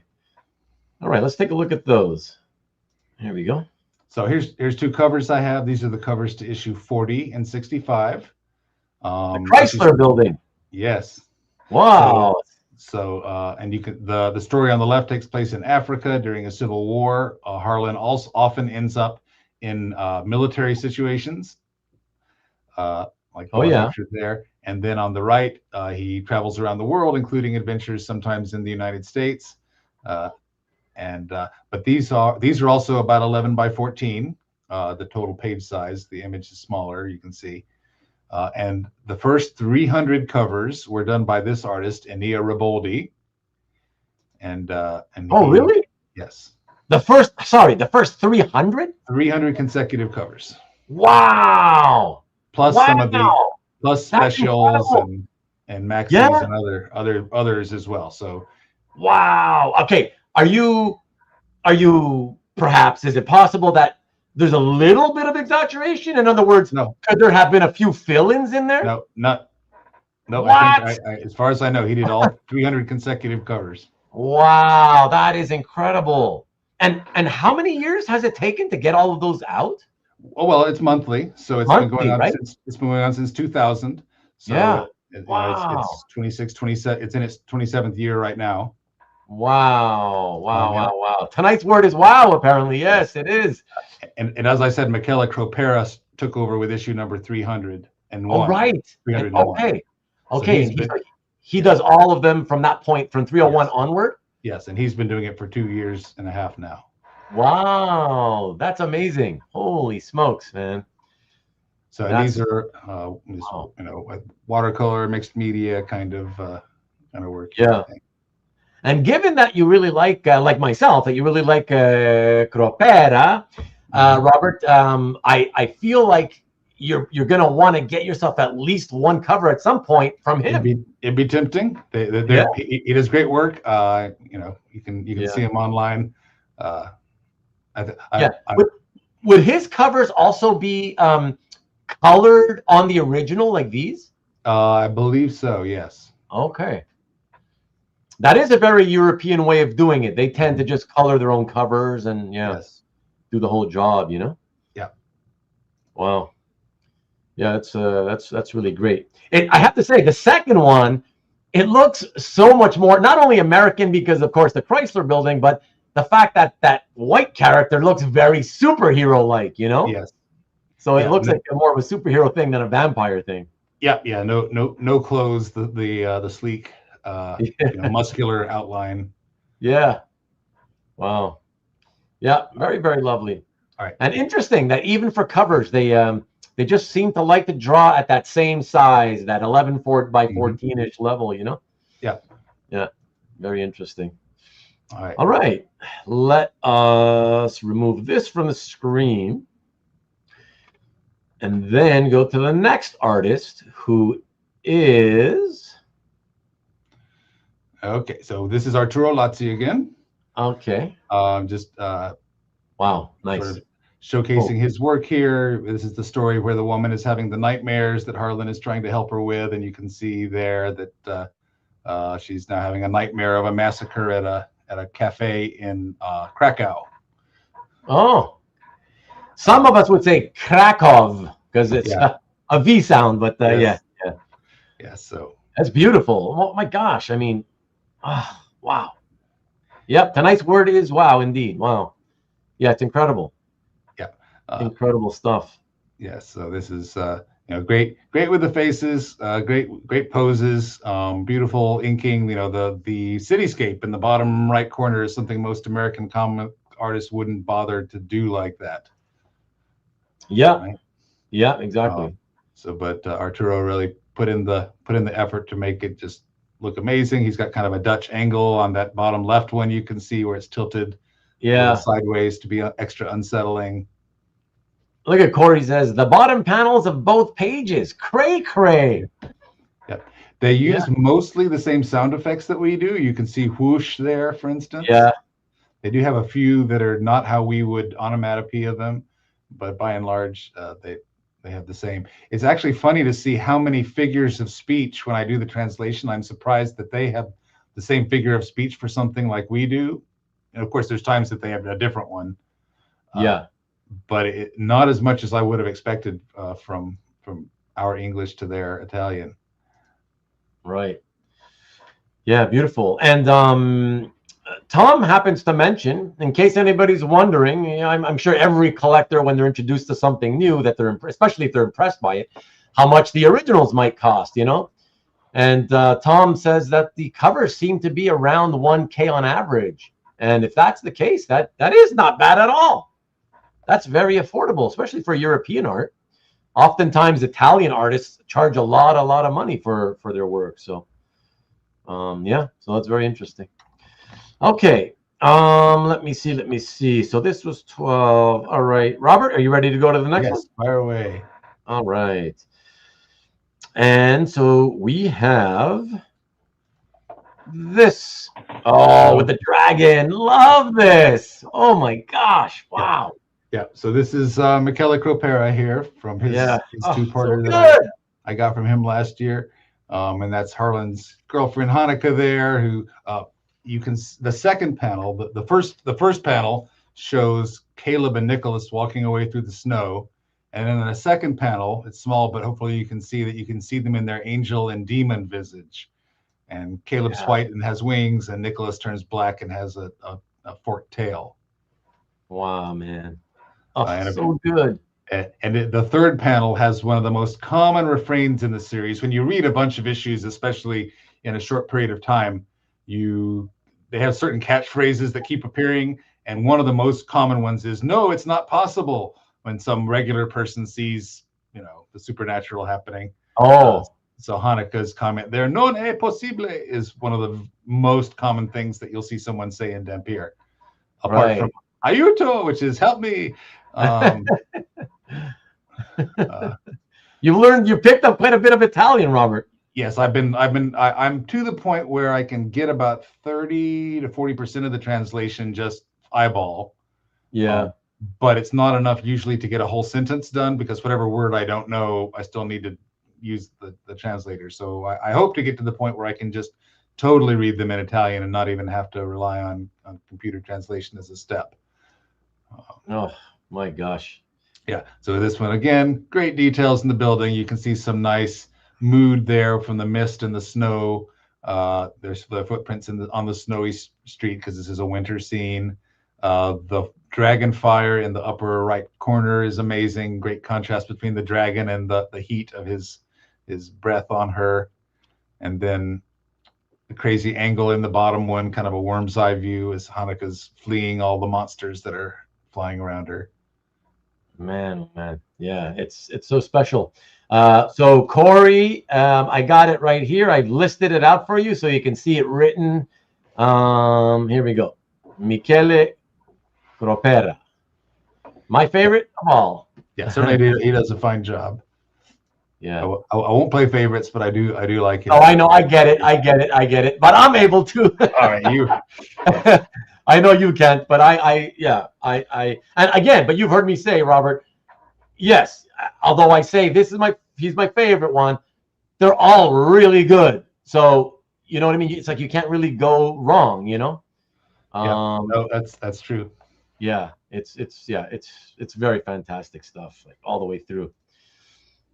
Okay, let me see. Anything else about this one, Robert, or should we go on? You can head on. All right, and let's go to the next one, which is. And again, look at that lighting! What? All right. So this is the third example from Maurizio Dotti, which maybe is playing favorites, I guess. But again, the lighting was too good not to show. This is a story where Tesla gets captured by some rich guys who throw her into an arena against another vampire. Man, oh man. This one's so good. Yeah. And so both of them try to turn the tables on their captors. Oh, the lighting is so good. Yeah. Wow. Yeah, the grid from the bars in the first panel and the fourth panel and the fifth panel, I guess, has that too, for that matter. Some great angles, and he really, Maurizio Dotti, for one, really likes that Alex Ross type uplighting. Yeah, like you can see in the. Yeah, you see the second panel, the first page, and then the last panel. That, I mean, yeah, it's how can you not notice that? It's so incredible. Yeah, very, like it's Bohemian Rhapsody, right? Like a video. Yeah, exactly. Wow. And this is why, because it always works. It never looks bad when you do that. It's hard to do that. Yeah. MLB asks you, Robert, have you tried software or videos to learn to speak Italian? A little bit. Or is translating comics enough for you? I've done a little bit of getting on YouTube and listening to an instructional video. And I had a background in language anyway, because linguistics was my major in college, and I did have 6 years of Latin under my belt. Yeah. From when I was younger, and so that got me partway there. There you go. Amazing. And I'm sorry, can you repeat his name one more time, Robert? This is Maurizio Dotti, Dotti. TTI. Okay, Maurizio Dotti. All right. Yeah. Okay, excellent. All right, and from Dotti, we will go to the next one, who is. Yeah, this is Andrea Del Campo. Andrea Del Campo. Yeah, okay. And all these artists are male, I believe. Michela is not Michelle. And no, yeah. Andrea is like Andreas, not the American woman's name. Andrea. It's Andrea, not Andrea. That's right. Yeah. So this is an Anjurging story. She's the witch who can summon the Furies to her side. And this story, it's set in Paris, but it also draws in another major set of villains in the series, which is the Lovecraftian monsters. Okay. So Cthulhu and the King in Yellow and everything by August Derleth and H.P. Lovecraft. There's a whole set of monsters inspired by them, sometimes explicitly named after them, because apparently some of that is now public domain. Oh, really? That's why you'll see lots of people lately, lots of things have been doing Cthulhu themed stuff, because I guess it's copyright is not active or contested or something. Interesting. Maybe somebody in the chat knows more about that, but here you can see again, this is a Harlan solo story, so no Kuriak or Tesla along to help him in Paris, but he does have Anne Jurgen along to use her witchy powers to help fight the monster of the week. Wow. And this one's very different. I mean, I don't know. Obviously, we're only seeing 2 pages. Would you say that at least on these 2 pages, Robert, you see that the biggest difference is that the backgrounds seem to have that, it's not wash, but whatever technique he used for the grays in the background, you know? Yes. It's smoky. It's smoky, right? Yeah. Yes. And that's story related, because they're in the dark dimension. Okay. They're not in our world anymore. They crossed into the dark dimension where it's just a haze. That's what I was wondering, whether it was just a story thing or just something that he often does just to fill in the background with that. Yeah, no, that's all story. You can see there's a little bit of architecture in the bottom right panels that connect them back to our world. Okay. And Marcus is asking, are all these stories scripted by one person or many? Okay, so many of the first 300 stories were scripted by the series creator, whose name is Mauro Baselli. There's another man named Colombo who also had some role in creating the series, but I'm not entirely sure what he did. But I can tell you that many of the stories were written by Baselli through issue number 300. He was basically the editor as well, writer-editor. And issue 300 marked his retirement from controlling the series. And he now is just an occasional writer of scripts as he's in retirement. Okay, there you go. And as a follow-up question, he asks, if there's many, what do you know if it was a single editor? Yeah, as far as I know, Mauro Baselli has been the editor since issue 1 through 300. Wow. Wow. As well as the writer. So he really is the creator. He's the George Lucas or Joss Whedon. Yeah. He's the auteur behind the series and its direction. Wow. That's really wow. And in fact, that's a love for the material, you know? And issue 300, in fact, provides a potential conclusion to the story of the Masters of the Night, in fact, that was started back in issue 1. Oh my gosh, really? Yes. So it's a significant story, because he wanted to go out finishing what he started, and the last several issues are very packed with plot to get there. But there were still many other plot threads left hanging, like these Cthulhu ones, that for other art writers to pick up. Interesting. Tom is saying that Cthulhu is public domain now. That's my understanding as well, because I could see, like, there's Cthulhu Munchkin. Oh, yeah. Okay. Cthulhu Smash Up. Lots of games have a Cthulhu expansion. Hey, Steve, not only the European flavor, but Italiano. Specifically. True Fan says the inking style reminds him like Tom Palmer. I could see that on this in particular. Palmer loves the rim lighting. Yeah. Yeah, it's really cool. Okay. Shall we move on? Yes, please. Okay. Let me grab that next one. Give me a second here, fellas. And let's see this. Oh, uninked. Interesting. Right. So unusual for this. Unusual. This is an issue that has separate pencil and inker.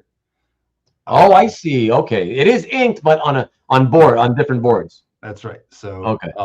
And so this issue is unusual artistically in that respect. I picked up these pages from the artist at Luca when I met him Okay. last fall. And this issue is significant because it's the Kuryak origin story, showing him as a young man before the Yugoslav breakup in school, and how he met his first wife, and how, you know, when he was a soldier. You can see in the bottom right. The series is full of flashbacks. Sometimes the flashback takes up basically an entire issue. So there's a European sensibility that we don't have in America. In America, when you're reading a Spider-Man comic book, almost always Spider-Man is making the choices that determine the course of the story. Right. But if you think of an Alan Moore story, like a Swamp Thing issue, right, often Swamp Thing is not the protagonist of the story. He's the witness to the story. The witness. Yeah. Well said, Robert. That's true. Yeah. And that, I think, is a European cultural difference from America, where the protagonist must make the pivotal decision that changes the end of the story. And often in Dampyr, that's not the case. Harlan may be a minor character. Often the story is about somebody else, and Harlan watches it happen. He's the witness. Sometimes he's the guy who's in trouble, who needs rescuing by somebody else. And so it's just interesting to see the different expectation of what is a story and what is a hero that they have versus what we would do in an American story. Right. So cool. Yeah. But most of the time, I mean, this was only done because of the fact that it's one of those rare times where on a European album, two different artists combined American style to do the work, right? That's right. That's right. I haven't seen, well, one of the things that I do own that I'm not showing tonight is I own all the layouts to Dampyr issue #1. Oh, the original, yes, like thumbnail layouts? They're on larger pages. They're not larger pages, but, really? But yes, like Dampyr #1, first album. Yep. Wow. So does that mean you also know where the finished art for Dampyr #1 is? I do. Oh, and are you still dreaming of one day getting your hands on it? It is possible, yes. It is possible. Okay, that's all I'm gonna say. I don't want to pry too much, Robert, but you know I have to ask these things. Yeah, no, that's fine. Yes, it does exist, and more importantly, it is intact. Intact. Wow, that's a complete story. Yeah. And because of the nature of these stories, I sort of have that belief anyway, that I'm romantic enough to like the idea of comics as sequential art, that we should try as much as possible to preserve stories intact. Right. And I know that's not realistic, and I understand why they get split up. Yeah, exactly. But when it's possible to keep a story intact, if you can do it, you know, as long as some people do it, you have some stories here and there. It's nice to have that as well. Exactly. You know? And so that's one of the things that I've set for myself as a goal in stories in general, but especially in Dampyr, is to get them and not break them up. Right. Not to find the splashy pages and dump the rest. Right. Hi, Cab. And thank you for the good wishes. Appreciate it. Marcus says, better get it before Berkey gets it. I don't think we have to worry about Berkey ever noticing something like Dampyr. Let's just leave it there. And Steve says, here, I love sequential pages to sequential storytelling. Exactly. And especially because their storytelling, action-wise, is much lower density than ours. Right. A scene goes on for 5-10 pages. In fact, a typical Dampyr story starts with about a 10-page historical prologue showing something vampires did 100 years ago or 300 years ago. Right. And then another 10-page prologue showing how that event in the past is causing problems in the present. And then sometime around page 20 to 25, Harlan shows up. Okay, interesting. Do you mean every time or a lot of the time? Very frequent. Wow. Not universal. Okay, so let me ask you this then, Robert. If that's the case, again, I know you don't really read them per se, but you translate them. You kind of read what you're translating. Don't you feel as a reader that could get tiring. Wouldn't you be tired of that? There is the potential for that, and it's also a matter of how you're binging it, because of course these stories True. were published over the course of 300 something months. Right. So it's a quarter of a century. Yeah, we get that. Yeah. It's kind of like the difference between if you were to sit down and watch a season of the Brady Bunch or something. Right. You're gonna see, okay, yeah, here's the scene where Jan does this, and here's the scene where the husband goes to the, things appear repeatedly. Yeah. And if you're watching them all back to back to back, it has a different effect on you than it would have if you were just reading once a month. Yeah, for sure. So, but like Doctor Who does this though, right? If you're a fan of old Doctor Who's, they would have 4 25-minute episodes makes one story. So each one is basically an hour and a half or more. And every episode of Doctor Who starts with the 5 minutes of a problem on some planet somewhere where there's a monster, and then you meet the Doctor. Oh, is that true? I never saw it, so I don't know. I'm not aware of that. Wow. Most of I'm talking about old Doctor Who, like from the 60s through the 90s. Oh, the older one. Okay. And they maybe do it some in the new one too, but in the old ones, it was very much like that. Right. Introduce the scene and then introduce the heroes into the scene. Right. Interesting. So there is a formula, yes. And in the earliest issues, it was very common for them to spend about 10 pages of Harlan meeting somebody and having to explain to him about vampires and vampire hunting. But that tends to peter off as the series goes on because people got tired of writing it and people got tired of reading it, I would imagine. Yeah. Interesting. But I will say my favorite stories are those that tend to break that mold that I just described. Well, yeah. Well, I think I would also. I would agree with that probably as well. One other question, Robert. We asked about whether these were translated into English. Do you know if they were also have they ever been translated into, for example, Spanish or French? They're in all kinds of European languages. You can find them in Polish and. Oh, okay. Interesting. Yeah. Okay. And would you say that in particular French and Spanish, is it commonly done or it's just been done here and there? I think it's ongoing in those countries. Oh, wow. Interesting. I'm not super expert in. You're not sure. I get that. Yeah. But my impression is that they are ongoing in many European countries. Wow. Okay. Robert, as I mentioned before we went live, we were waiting. Somebody was going to be bound to ask it, so I might as well do it now. Corey says, have you all talked about that black and white piece behind Robert? We have not. Okay. We have not.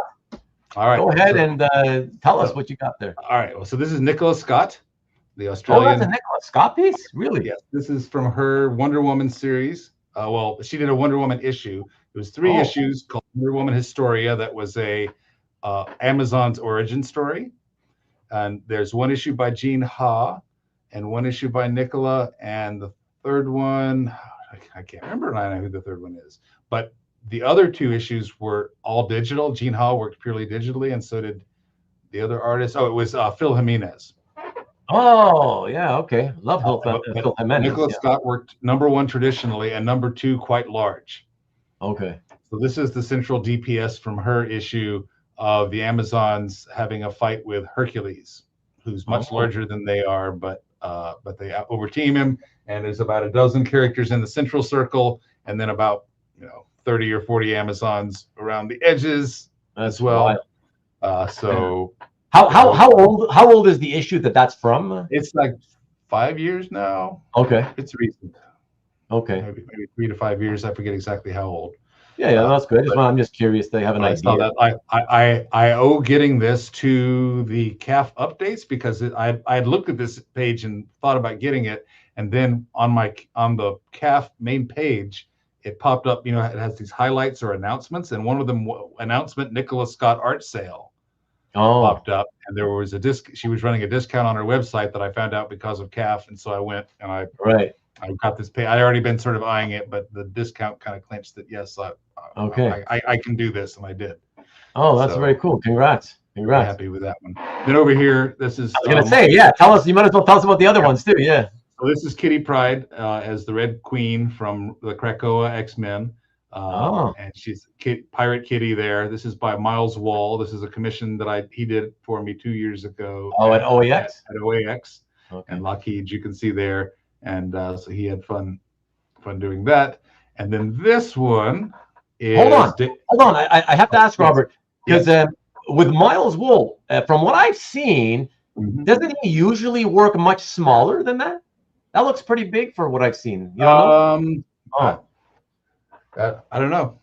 Maybe he does different sizes, and I only saw smaller ones. That's all. Yeah, He may offer different sizes. I don't remember. Yeah. I felt like I was sort of getting his standard or large size. I like to give the artist space to work. Oh, sure. No, yeah. It's better to have more space, more room to breathe. Yeah, exactly. Sure. So For get sure. better details on figures and faces and whatnot. Yeah, exactly. So yeah. Exactly. And what's the other one? This is Dave Dornan. Oh, Dave Dorman. Yeah. Yes, this is a book cover, which I have the book. Oh, look here. at that, Dr. Bones. It's a Bones. This is a 90s pulp novel about a space explorer. Okay. And the large image here, the not the two figures in the front, but the guy in the back, is actually a reference from Frazetta when he did the Battlestar Galactica covers for TV Guide. Oh. There was a figure, a priestly figure in that pose. Okay. So there's a little Easter egg for that. But yeah, that's a Dorman. I got that at Heritage Auction sometime, and so I think it was Heritage. I forget. Maybe it was one of the others. But you've had it for a little while. Yeah, I've had it for a couple of years. Okay. That's cool. So that's what I got for my art display tonight in the. And very nice.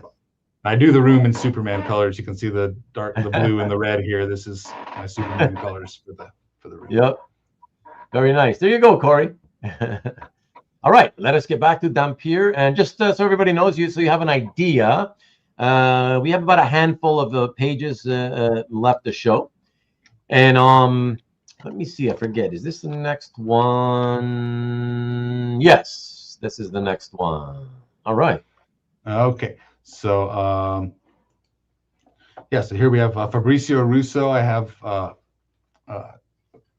2 or 3 issues by him. I forget. So he's a more recent addition to the Dampyr artists, because I put these in mostly sequential by artist. So now we're up to this is from issue 228. So okay. Still 100 issues ago. Right. And so you can see again here Harlan facing off against a vampire who realizes she's in trouble once she tastes his bullets here in the second panel, and she runs off and then later tries to hit him with a car. You can see here on the right-hand page the uncovered woman. This isn't a cheesecake book, but they do have different standards than American comics as to what they'll show in a figure. And yes, the bricks are terrific. You can see, maybe you can appreciate the top panel has different coloring. That's a patch panel that you can see. Isn't that just blue pencil though?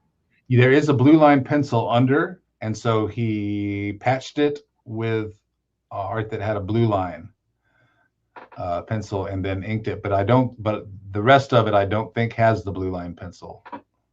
Okay. Well, so just so I don't want there to be confusion. When you have blue line and you have blue pencil. Yeah, this is blue pencil. Okay. So when you introduce the word line to it, it means printed. Okay. Okay. Yeah. So I think blue pencil is original. Yeah, I believe so. I believe that's what it is. Okay, that's what I figured. Yeah. Yes. Yeah, interesting. So, the most common reason that a panel gets patched is because they did not leave enough room for the dialogue at the top, and so sometimes they will just make a photostat and move the image down to make more room at the top for dialogue. Oh yeah, okay. But in this case, it appears that they redrew it. I'm not sure for what reason. I'm not sure what's under there. Yeah, that's true. Harlan is ambidextrous with his gun. Here he's using it in the left hand in that top page. Good eye. Yeah. Yeah. They do pretty well with their gun hygiene as far as not showing people with their hands on the trigger unless they're about to shoot. They tend to shoot with their arms fully extended, as anyone shooting a real gun would have to do, so it doesn't smack them in the face with the recoil. Right. Wow. Maki says rated R. Why are you saying rated R? Because you see a breast? Yeah, so that's again something that you wouldn't see at Marvel or DC, and it's not a Yeah. frequent feature of Dampyr, but as we saw on the opening Yeah. image, it's not Every now and then. entirely avoided either Yeah. for men or women. Yeah, I've never, I've never had a problem with that. I'm liberal when it comes to the nudity thing, as long as it's not overly gratuitous for the sake of just constantly showing boobs or whatever, Right. Yeah, I mean, a lot of American comics are much more. I mean, they're clothed, but they're just painted on clothes. But they're painted on, right? Exactly. It's in a way, that's far worse, Yeah. Yeah. So, but very lovely. Okay. All right. That's all I got on this. Let us go to the next one, and that is this. All right. So this is one of the things that they sometimes try to do. They have artists who specialize in particular kinds of stories. Right. So this is Claudio Stassi, who's Italian but lives in Spain. And interesting. Okay. And they pair him with an Italian writer who lives in Spain, and they've done multiple stories set in Spain, where they have good reference material for what stuff is supposed to look like and know the local lore, so they can have a unique voice in the series. And so this is from a story that's set in the Pyrenees, which are the mountains that separate Spain and France. And one of the things that they'll often do to mix it up, there are Dampyr stories in many genres. So we mentioned before, they have military stories, they have horror stories, they occasionally have a comedy story, but they'll often have some pretext to have a back in time story. And so you can see here that the horses are really well done, by the way, in that bottom left panel. I thought, not everyone can draw a good horse. But both of those bottom panels have some excellent horses, and you can see Harlan is wearing sort of medieval clothing in this one because there's a back in time element to this sequence. The forest is quite well done here. Yeah, I'd agree. Could certainly be Bigby and Fables. If you don't know otherwise. Right? And Harlan is almost always shown in Kuryak with the 5 o'clock shadow and the straggly hair. Harlan was actually modeled on the way Ralph Fiennes looked in the movie Strange Days. Was the way, because he had hair like this in that movie with Juliette Lewis back in the 90s. Cool. So very nice. So Cool Trees, well done. Has he done many albums as well? He has done 3 or 4. I think at least I know he's done a trilogy of 3 that were set in Spain that were each like every 5 or 6 years he would do one. So he's not a common artist in the series. And I have 2 of his 3 Spain stories. Okay. Very nice. Excellent. Yeah, because of the fact that it reminds me of Fables, I would say like that might be the most sort of American style looking one, Yes. Yeah, I can see that. I'm going to sneeze again. Excuse me. Bless you. All right. So the next one, here we go. Who is this? All right. So similarly, Giorgio Gualandris, you can see from the art up at the top, he has an interest in Japan. They tap him for Asian stories. In fact, he just did a two-parter recently that was set in Japan. I think it was a two-parter. This one, though, is not an Asian story. This one is set in the mountains of the east coast of Italy, the Sibylline Mountains.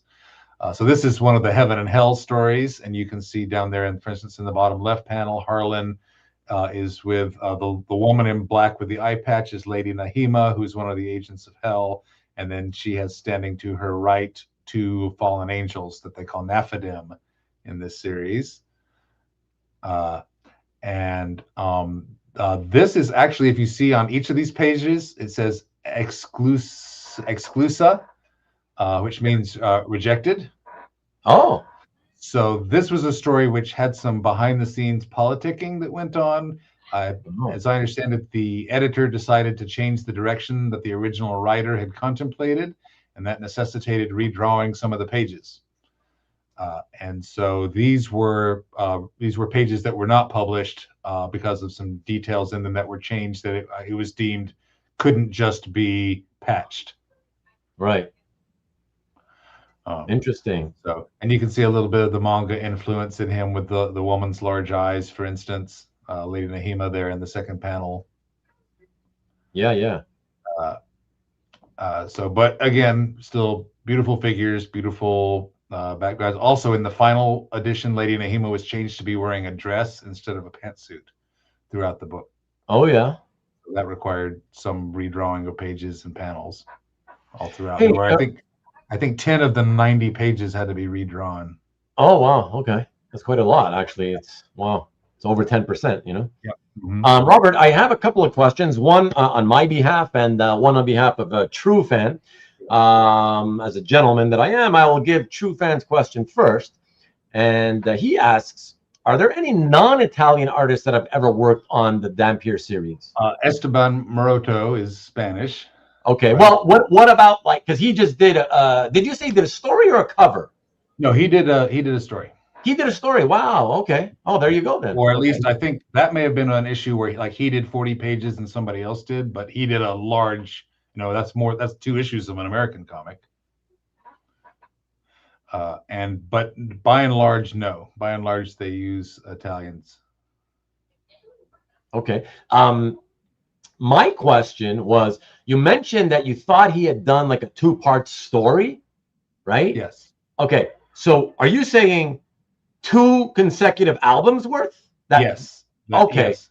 Okay. But how does that happen, given that if it's a monthly book, like how do they come out together if he is it going to take, if he's fast, it'll take 6 months, but if it's going to take at least a year to draw it for most guys, right? No, they just have immense lead time.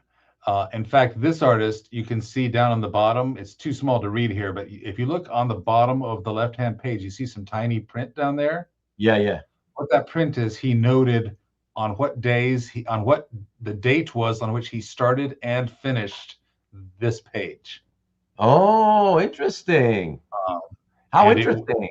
And it was years before the publication of this issue, like more than 1 year in advance. Oh, I get it. Okay, so all right. So this is, I'll tell you why I was a little confused by that, Robert, because given that you say it's an ongoing series, right? Mm-hmm. In my mind, I was thinking that whatever happens in, let's say, this month's album, okay, even though it's its own self-contained story, I just assumed that it always has to have some connection to the previous stories that came before. Yes. Is that the case? Yes, but maybe not as tightly serialized as an modern American book. Okay, I got you. More like a Bronze Age American book.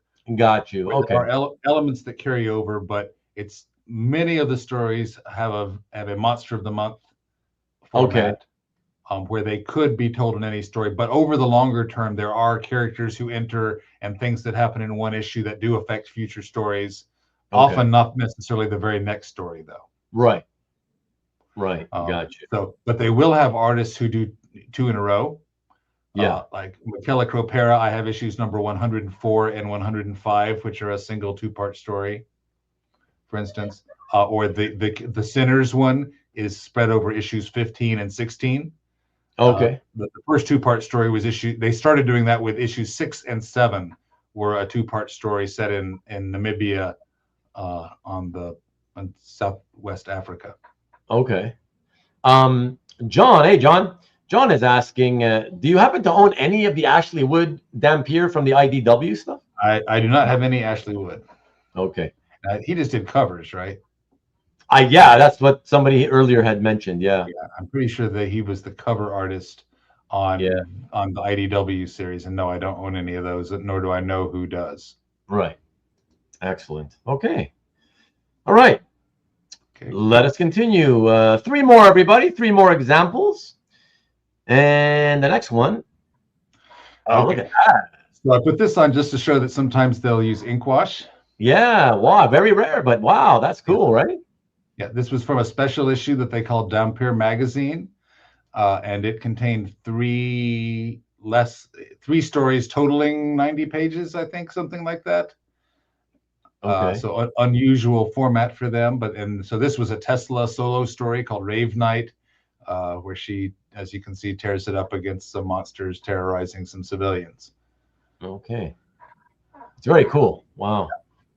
And I kind of like the contrast that, you know, the first page has all that nice wash, and then suddenly the next one, you know, right next to it, it doesn't, you know. That's right. It's pretty much just They'll often reserve wash as an effect for, say, a dream sequence. right. Sometimes one of Harlan's powers for exposition purposes is he may go somewhere that a master of the night has done something in the past, and he has a vision from going of what happened, and we see that in an ink wash. Right. Very cool. Very cool. Yeah. So and the artist on this is Nicola Ginzianella. Nicola Ginzionella. Is that it? Okay. You got it. Very cool. Interesting side effects there. Tesla usually uses a straight razor, and you can see her swick and stump and swishing it back and forth there. On the bottom left, all those sound effects, I think, are her blade. Okay. You can see in her right hand. Oh, I love that page. Yeah, it's so cool. And she's wearing she looks so scary in that second panel, man. Yeah, she means business. She's wearing a T-shirt from the American heavy metal band Manowar. Oh, really? That's funny. Oh my gosh. Okay, fantastic. Peter and Steve, just want to let you know that what I'm going to do is I'll get to your questions. I will not forget, I promise. But let us just take a look at the last couple of pieces. All right, and then we'll finish with your questions, and yeah, we'll do it that way. So second to last, the penultimate piece here, or set of pages, is this one. Okay. Ooh, look at what is going on? Look, it's almost like the left page is a MC Escher thing going on there. Yeah, very very Escher inspired, I think there. And again, these are 11 by 14, so the detail per page size is pretty impressive. Oh my gosh, yeah. So this is Stefano Andriucci. This is from Dampyr Special #1. A special, again, is an annual issue, which is double length. You can see the page numbers down there are 162 and 163. And I put this one here not only because of the art, but also if you are interested in reading Dampyr stories that I have on my CAF gallery. What I do on my CAF gallery is each story is in a separate gallery, all for its own, and all the pages of that story that I own are in that gallery. And I may not own all the pages, but in this case, I do own all the pages. And but this is a good first story to read. If you're saying, okay, I've seen the movie, and now I would like to read a comic book and see, this one is a good one at introducing the characters without having too much references to the past, although it is a sequel actually to a previous story that took place in the same castle. But even so, Dampyr Special #1 is a good place to start for the uninitiated reader. And if you do want to jump in what I'm posting at any given time, I would suggest you go back to the start of that gallery and read all the pages I've posted up to that point, because what I do is every day I post 2 more pages of the current story that I'm posting. So don't jump in on whatever I happen to be posting today. If you haven't read the other pages previously, you would probably get more out of today's pages, because I try to explain it more at the beginning. Yeah, you hear that, guys? Do as Robert says. This is a good first one. Yeah, fantastic stuff. Wow, yeah, really amazing. John says, great page. You're late joining. We know you're late joining. Are these pastel? I don't know what you mean by the patel. I know that's obviously a typo. Separate board. Yeah, there are separate boards. He just puts the stands together. Right. So they're all on separate pages, and I use Photoshop to squeeze them together onto one. But when they're published, you can see they're each on their own. Yeah, we can see that on their own board. There you go. I just didn't want to leave black space in between. Yeah. Fantastic. All right. Yeah, let's take that. We got one more a pair of pages to look at, everybody, and then we'll take the last couple of questions, and that'll be it. All right, let's take a look at this. All right. Let's see who illustrated right. These. So these are by Corrado Roy, who is primarily, I think of him as a Dampyr, as a Dylan Dog artist. Dylan Dog. Yeah, that's right. So I know Dylan that Dog artist. is another Benelli series that's about a supernatural detective. There was actually a Dylan Dog movie featuring Superman Brandon Routh as the title character. Oh, So and it's a decent watch. It's sort of supernatural, but Interesting. not necessarily horror. Some of them have a lighter tone. Um, and it was Corrado Roy, the artist on this, was one of the artists who got me interested in collecting Italian art in the first place when I picked up one of his Dylan Dog pages at Como. oh, But he's also done some Dampyr. So here's two disparate pages. The first one is from Dampyr, page 51, so pretty early in the series. And then the second one is from Dampyr Maxi 5. Again, a Maxi is like where they squash 3 full-length stories into one special issue. Oh, yeah. Triple length. A bit of an anthology, if you will. Yes, it is exactly that. So you Yeah. can see the left-hand page, Harlan and his policewoman girlfriend Hanukkah are exploring a convent. And then on the right-hand page, it takes place in another monster dimension. It's sort of a more Conan-type story where Kuryak is in a labor camp. And Corrado Roy has a very distinctive art style where he often doesn't put in drawing people's eyes. You can see like Kuryak's eyes in the second to last panel are just kind of shaded. And that's very much the way he often does. So It's very nice. Very nice stuff. His work is terrific, and his work tends to be it's harder to come by. There's not a lot of it out there. So I was glad to get a page from Is him. Is that though because he's one of those artists who kind of holds on to a lot of his work? I don't know. Oh. I think it may just have been all acquired. I think it goes. Okay. It comes and it goes pretty quickly onto and off of the market. Okay. Wow. Yeah, you can see a difference between the left page and the right page, because that's quite a bit of time in between, right? You're saying? Yes. Yeah, that's right. So the earlier one is more toned. The paper, yeah. And I'll say. Let me say a word about the lettering. So the lettering, if you look on the second and fourth panels on the first page, you notice the lettering is semi-translucent. Yes. So this is a normal thing throughout the Benelli books. Often they use this semi-transparent sticker that they apply to the page, and it doesn't age terribly. It's not super toned, so that's good. But it's interesting to be able to kind of sort of see the art behind the lettering.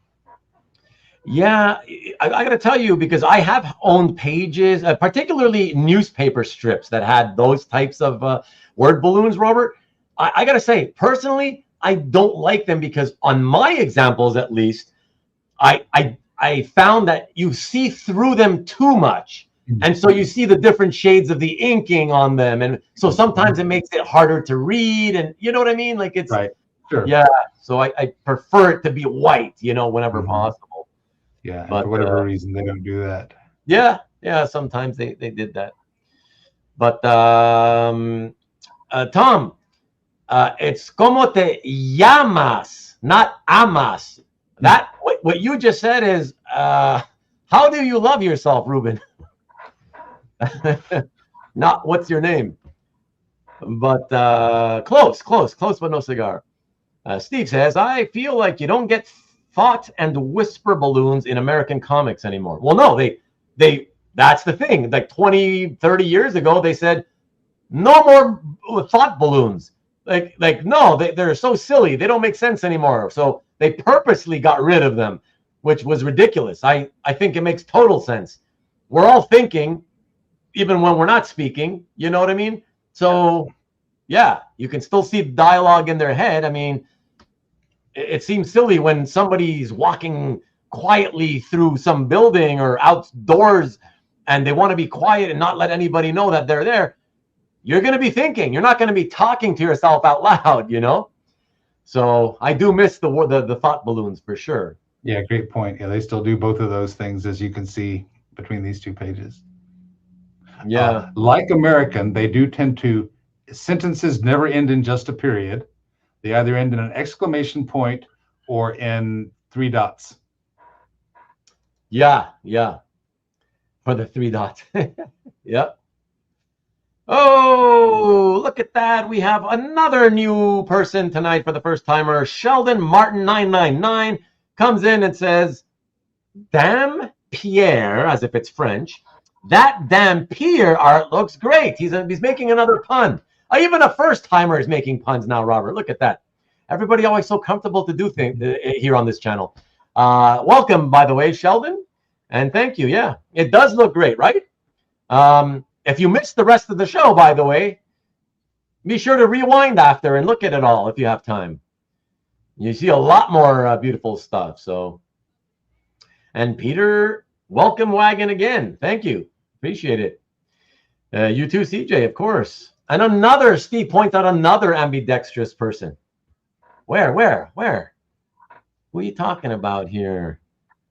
Who are you talking? Okay, I mean, nobody's shooting. So let me see. You're talking about on the second page? Oh, that ogre has the spear in the left hand, and then there's an ogre with a spear in the right hand. Maybe a different ogre. It might be a different one. Yeah. But it could be the same one. He switched hands. Oh, that's funny. Thank you, Tom. Thank you. Oh my God. Saves time. Can pencil and ink at the same time? Helps with so many pages per book. Yeah. All artists wish they could do that. That's funny. Yeah. Okay, so let me come back to you guys, and then let me go back, and I'll get to those questions we had. So Peter had asked Robert, if you have one, do you have a favorite Dampyr story? If so, do you remember what it is, what it's called, or what issue? I really like the Cropera 2-parter because it but a lot. My favorite ones tend to be ones that are the culmination of things that you had to build up to. Okay. So they're not standalone stories.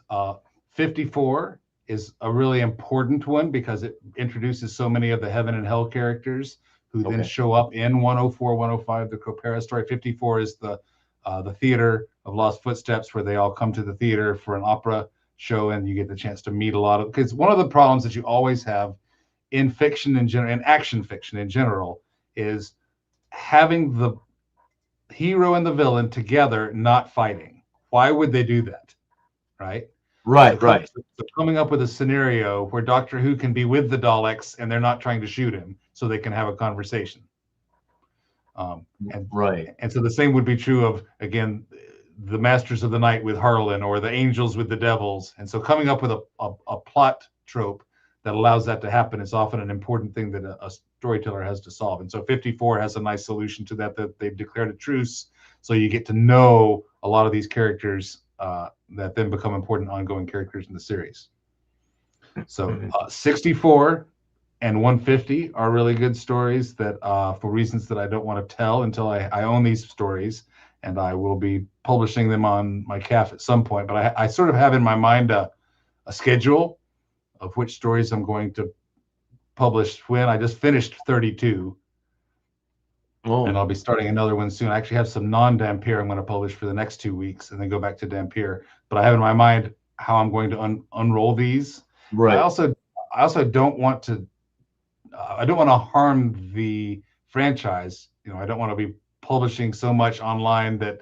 Maybe it's a silly worry, but I don't want to either actually harm the franchise by publishing stuff that is their intellectual property, and then they lose money. Or I don't want them to worry that they would and cause some difficulty, which they might be within their rights to cause.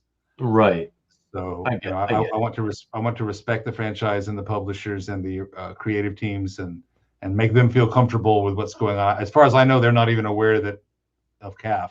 Right. But if they became aware of CAF, I wouldn't want them to be unhappy with it. Sure, I understand.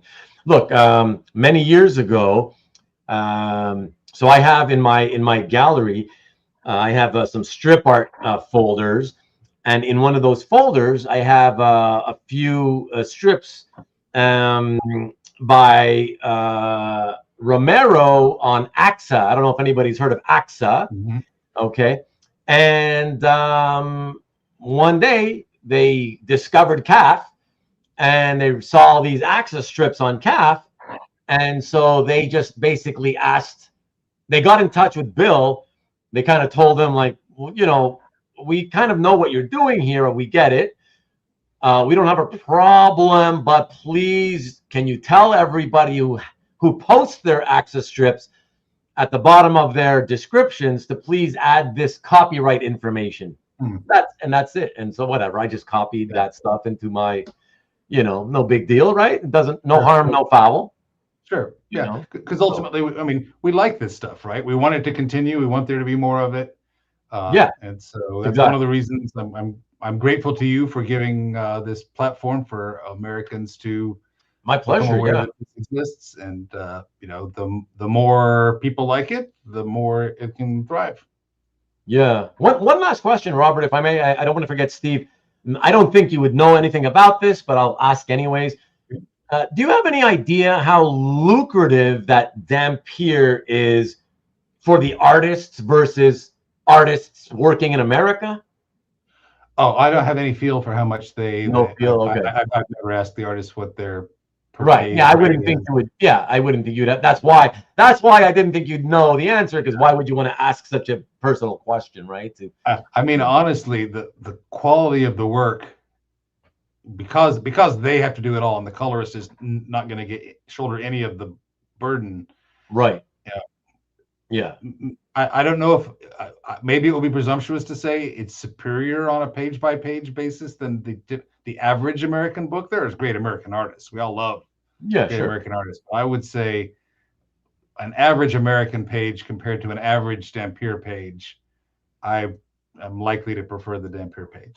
Oh yeah, I agree. But don't, you know, as we all know, just because somebody draws a billion little lines on each page, it doesn't mean they're going to necessarily get paid more than the guy who's a minimalist stylist, you know? Right. So it's just whatever. It's the industry pays what they pay, and that's basically it, right? So who knows what they get paid, if it's more or less or whatever than America, you know? So I'm sure they don't get paid more for how much art that, you know, how much ink they put on the page. No, that's definitely true. Yeah. There may be some repeat work, you know, based on the quality of their work, I would imagine. Yeah. And keeping deadlines, of course. Exactly. Yeah. But there you go, everybody. Wow. Longer than I expected, but I'm very happy to have done that. We could do it without rushing, Robert. I hope you think we did it justice, you know? Yeah, absolutely. Yeah. I think that was a lot of fun. I certainly enjoyed it, and I hope the rest of you guys enjoyed it. We had a pretty consistent audience all the way through, so I'm pretty happy about that. And I'm always whenever I see something that catches my eye artistically that's different from the mainstream, I'm happy to give it a little extra attention and bring it to the attention of a few extra people. So like we say, the slob, the brand new viewer this time, saw the thumbnail. Whoa, I gotta come and check that out, see what that's about, you know. So that's why I like doing this kind of stuff from time to time, you know. So very happy to do it and help you show that you're not alone in your enjoyment of the art, Robert. Well, good. I hope everybody can keep learning about more art and enjoying it. Exactly.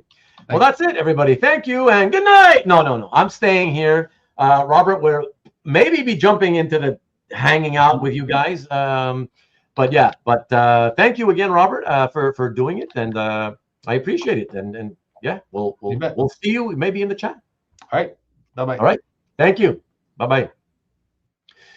And that was fantastic. I had such a good time with that. So very cool. I hope those of you who stuck with it enjoyed it. And now we're gonna let me just really quickly play catch up here. Then I'll tell you what we're gonna do next. Steve again says, I'm checking out the stories on Robert's calf. Oh, sorry, he's gone. How do you? He can answer you anyways. He'll be there in the chat, so he can, I guess, answer you there. How do you translate? Oh, he mentioned it earlier. He just uses Google Translate. That's it. Well, what's calf? I checked out. Just make my own story. Surprising how many stories involve pickles. You are a strange one indeed, my friend. Very well considered and measured approach, Robert. True Fan says, this show was a great find. It's always interesting to be introduced to comic book art from other countries. Thanks for the content, Ruben and Robert. You're very welcome. This is an episode of Comic Art Hangout, though, True Fan, and that just means exactly what it's called. It's a hangout. We typically hang out for a few hours. We don't usually have anything planned. This was a very exceptional episode where we had that Dampyr, the art of Dampyr planned. But we're going to still stick around for a little while and just shoot the breeze about whatever. So you're welcome to stick around if you want to. I got a friend here that's waiting in the wings, and I'm gonna bring him in. So I got somebody to talk to live, and that'll be fun.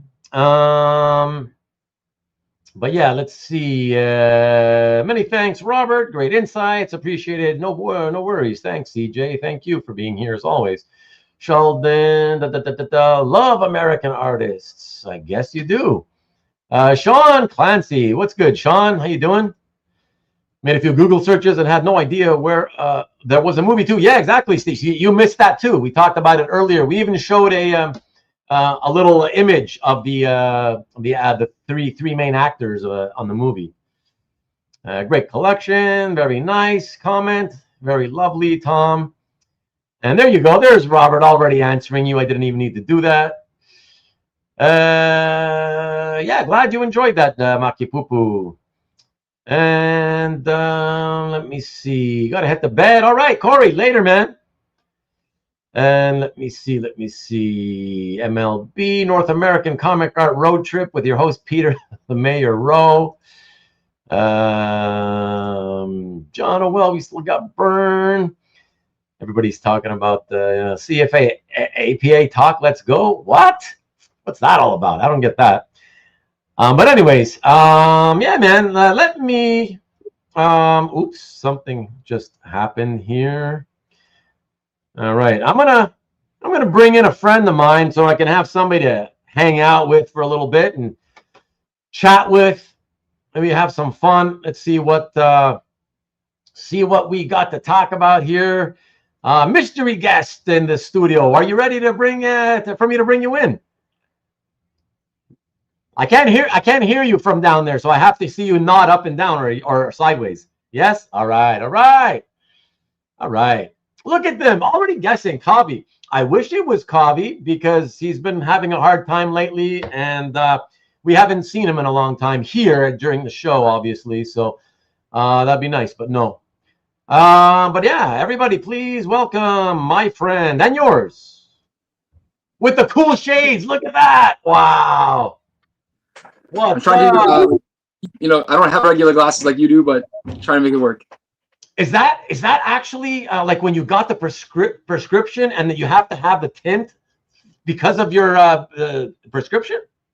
No, these are not prescription. These are just these are for taking out blue light at nighttime. So the blue light stuff. Yeah, right. Mm-hmm. Right. So do you find they work? No, but they look cool. Oh. Yeah, they do look pretty cool. Yeah. They do look they're like cool. The blue sleep glasses. Yeah, I remember years ago. I heard about them, and then at the optometrist, they tried to get me like, oh yeah, maybe you'd be interested in this, and I was like, okay, like let me put it on. I put it on. I'm like, I don't know. I don't want to look through this lens. It doesn't look so like with this tint or whatever. And they're like, yeah, but it's gonna help you with this, that, and the other because you're on the computer all day. And I'm like, okay, let me look at your computer. Take me to one of your computers and I'll test it. And it's like you, man. And I was like, I don't feel like the blue light affects me negatively. It might be one of those things where, okay, maybe over a long period of time it affects your eyes. I don't know. I've been on a computer all day, every day for almost 30 years. I don't feel like it has affected me in any way, So, are you frozen? I was. Yeah, I was just trying to get you were breaking up for me, so I was trying to connect differently. Oh, okay. I think that's on your end though, because I don't have my VPN right now, so that shouldn't be interfering. So I'm thinking about you're on mine. I know I just took off Wi-Fi and I went to data, so hopefully that will be better. Who knows? Okay. The Wi-Fi was giving me the problem. Yeah. Okay. Okay. Well, how's it going, man? So, it's going well. I'm really excited about Italian art now. I think Robert, you might have some competition. You're like increasing the number of people interested in what you collect. That stuff is really amazing art, like so beautiful, and sounds like it's a little bit affordable compared to Western art. So, I mean, not cowboy Western, but North American art. So, yeah, it's. We don't know, and out of respect to Robert, Robert let me know he wanted to focus on the artwork and the stories, and what the series was about. Well, he didn't want to talk about the values of the art, blah blah blah. But when somebody asked, or sorry, Tom had mentioned, oh, the covers tend to average like $1,000, which seems pretty respectable. I thought I was okay mentioning that because while I understand Robert's, his point to be here is for the fun of the art and the story and the series. So I get that. But at the same time, when you excite people with a certain kind of art, one of the first things they want to know is, can I afford to get some of that? Like how much can I expect to pay? So I didn't want to bring up and ask him. Obviously, he doesn't want to talk about what it cost him. But I was okay with at least mentioning, just because Tom mentioned. I'm not Robert, so I could talk about how much it cost him, right? Like he's not here now. He left. No, he's in the chat. I understand. I mean, he left the screen. Come back on, Robert. I can stop. But because I actually I do look at Italian art from some dealers. I've never bought anything, but just on through Comic Art Tracker, you see certain dealers list stuff, and it's always gorgeous, but you don't have any connection to the characters, so you don't get it because of that reason. But the prices are always pretty good, and the art, clearly he's demonstrated some amazing art. So maybe it's not all as good as that, but that's like some of the top-notch stuff for sure. Yeah, it's amazing. I mean, just the sheer breadth of quality across the entire 25, 26 year series, it's pretty amazing. It's like so many different artists, and that wasn't all of them, right? That's 16 different ones we saw. And there are more, and pretty much they're all really good. Well, I think also what's interesting is Robert is I don't know, maybe don't take this the wrong way. I think you're like a volume collector. You like to buy a huge volume of art, right? It's not about loving the volume, though. He even mentioned earlier that it's more about wanting to preserve a story from being broken up. So you have no choice if it's a 90-page story or a 20-page story. As long as you can afford it, right? It's not about the volume. It's about, oh, I love the art, and I'd rather keep it together than just buy 2 or 3 pages, from every story. I'm not disagreeing with. Yeah, I'm not saying there's bad motivation. I'm just saying he's happy to have a lot of art. Well, yeah, he doesn't certainly mind. I'm just trying to say the main motivation is just not wanting to have it broken up, right? The purity of the having the complete story. That it's more about that than it is about, oh, I just want to buy hundreds of pages of Dampyr. You know what I mean? Yeah. I mean, plus I learned about the word Dampyr now, so now I can use that and sound smart at parties, because I mean that must come up a lot, some parties. I've actually been, I don't know anything about Dampyr, but I've been watching an old TV show that everybody probably heard of, What We Do in the Shadows, and that's all about vampires, and it was filmed in Canada. And it's a comedy, and it's like The Office with vampires. You can imagine there's a camera crew following around this group of vampires, and just listening into their daily activity. And it's completely ridiculous, but way better than Dampyr. I mean, by miles, just so much better. But mind you, it is actors, it is not drawings. So, right?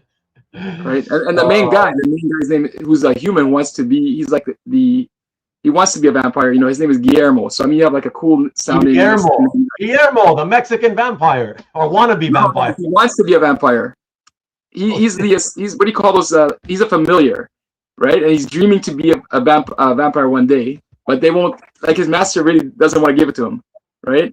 So he keeps him around as a familiar. But anyway, it's a comedy, so don't take it too seriously. But yeah, Maki just wants to know over your left shoulder what that. I guess he thinks that's a sketch card. I don't think it is. Yeah. The Asian girl? The Asian girl, no, it's a book. It's a book. It's a book. Okay. It's a book. It's a Japanese book. Wow. Okay. Yes, it's all one art. Can I see the Okay, cover again? The whole book looks Oh, like very- that. It's Oh, it's so cute. it's just drawings It's of really cute nice. Japanese It's girls? one artist. Yeah, it's 2 books like this. Oh, okay. So That's cool. I just you know when you run out of space on shelves, you put some stuff face out. Yeah. Because there's no room. It's gonna fall over the other way. So yeah. Yeah, It's yeah. basically- Oh, look at that. This Lee is Harmon. Yeah. Oh, Go ahead, Lee. Lee says, hey, it's the Duke. Lee, okay, I'll spoil it because I did mention it in the last few weeks. Lee is going to be the subject of a show and tell. He's my next guest next week. So please, everybody, good reminder, come back next week. Join us next week. That's going to be a hell of a show. Going to be a lot of fun with Lee. So and we'll get to know him a little bit. Great art as well. Everybody knows he's got a great collection of art, but like nobody really knows him because he's not typically out there on social media and stuff. So hopefully we get to know him a little better, and yeah, it should be I fun. don't know. I heard from someone that he was at a party somewhere the other day with Peter and other people. So it's quite possible he's an outgoing guy. Yeah. They were together. We know that for sure. Yes, sir. I just want a Manara piece. One of these days. Manara. Well, yeah. Listen, if you pull out the money, you can get a Manara. It's just about the money and wanting to spend it, and depends also what kind of piece you want to get. I'm assuming, Maki, you're talking about like one of his Manara ladies, I guess. I mean, I would hope you'd rather have that than like one of his X-Men pages. Really? Just saying. I would want an X pages for me. It's on my list. Yeah. So, Although Manara. I will say, Jeff had one. I don't know if he still has it, but he certainly had one once where it was from that X-Men book he did, and it was all the X ladies. And the book is called X Women. It's called X Women. Yeah. Oh, okay. Yeah, and it was a good page with them all in like bikinis and bathing suits and stuff or whatever. But I don't know. Like I felt like the line art, something was off, and I don't know if I don't know what it was, but it just felt off compared to all the Manara albums like Le Déclic and all these other, the famous albums that he's done. I don't know. I just didn't feel like it was as good as that Italian stuff that he was doing. But I don't know. I mean, yeah, but if you like it, it's fine. Obviously, if you think if it's good, then yeah, I wouldn't be so surprised if you would. Yeah, if your idea is to get X ladies, because then you still get the best of both worlds: Manara women plus familiar super heroines or whatever. Yeah. I think his market is pretty, like, it's not cheap, but it hasn't really gone up or down. It's kind of stayed flat. So you have a chance to get something. Because I've been trying to get something, and I'm not. The thing is, the pieces you want haven't come up. So, right, a lot of it is too risque to want to have, and then some of the other ones are like too gross to want to have, and so there's just very few pieces that you can add and feel comfortable having, I guess, depending on your personality, I guess. I mean, CG would probably get anything, but. True Fan is asking, who's the artist in that picture behind you if it's not a problem? Not sure which one he means, though. What picture? I don't know. Which one, True Fan? Be specific, my friend. Eric! Yeah, I don't know. Just tuning in, Eric. What's happening, Eric? Eric, you still planning on being at Jeff's next month? My friend Eric Dan here is not going to be there. He's got a convention to go to. He's going to miss it. What? Oh, well. Eric already knows. I already told Eric, yeah. Oh, did you? Yeah. Well, that sucks on a once per year event, I mean, yeah, blame Jeff, Wow, you can blame Jeff. I'm not going to blame I can blame Jeff. I'm just kidding. I'm so sad. Like, I'm so sad, to be honest with you. Yeah. I know. It sucks. Like, again, because it's literally one day out of 365. It's like, ugh. Yeah, like I used to think, why can't people take time off? But I guess when it comes to work, it's hard to take time. If you're working, then it's hard to meet that, right? But I wouldn't make other plans like that were controlled by me, right? That was not work related. If there was a get together. Yeah. Look, it's like I said, it's what it is. Oh, look at that. Speak of the devil 5 minutes ago, but there he is. There's the man. So, who's the man? Jeff. Oh, Jeff. Hey, Jeff. Yeah, sorry. I cannot read. I'm using my phone because I'm because you're on the phone, right? Yeah. I was using the computer, but the mic kept cutting out, so which is why I switched to the phone. So Yeah, no worries. Hello, Jeff. Jeff has been posting more McManus art. Oh, sorry, what'd you say, Dan? Oh, he's been posting more McManus art and saying, even though he's trying to control himself, he can't because he loves McManus so much. Oh, yeah, with the McManus bringing up father piece. Bringing up father pieces. But apparently the Tintin guy, Hergé, liked it, so it's good enough for him, it's good enough for Jeff. And so... I like that by CJ. Hi, Lee. Get ready to be Rubenized. You make it sound like I'm going to do something bad to the guy, Yeah, I was gonna rename your podcast, your show, to the RDC podcast. The RDC podcast. Yeah, Ruben the Collector podcast. Yeah, I know. RDC. So from now on, nobody calls you Ruben; they just call you RDC, like California style. Yeah, some guys have been doing that for a while. Not many, thankfully. I don't like it. I don't know. RDC. Even after they did it the first time, then when they did it again, I was like, they put a comment RDC, and I'm like, RDC, what's RDC? I don't think of it that way, So I was like, oh, right, you're talking about me. Okay, the I name. think you don't get a lot of references in the chat because they don't put the whole context in. Right? Well, and they always laugh at me, but they don't get. It's different when you're here and you don't have the context, and especially when you're coming to it late. You know what I mean? Like a few minutes later, it's like, yeah, it's a lot harder than these guys think. Let's leave it there. I think there's a bunch of us that are watching, and you're like asking, you're reading a comment, you're like, I don't know what you mean, and we're all yelling at the screen what they mean because we understand, we've been following along, so we have a sense of it, right? Yeah. Look at that, James in the house. What's up, James? James says he's got one of those ex-lady pages, I remember, and he gets hit up on CAF for it all the time. Well, I'm not surprised. I mean, I absolutely, don't get me wrong, I would rather have one of the ones from his, his famous albums, but of course I would expect the ex-lady stuff to be very, very popular. Of course. I mean, it's Manara. And again, for American collectors, yeah, you get the Manara plus characters that right? So, of course, I would expect that you would get hit up on all the time for something like that, I will say I've never hit him up on it, though. You won't ever hit him up on it?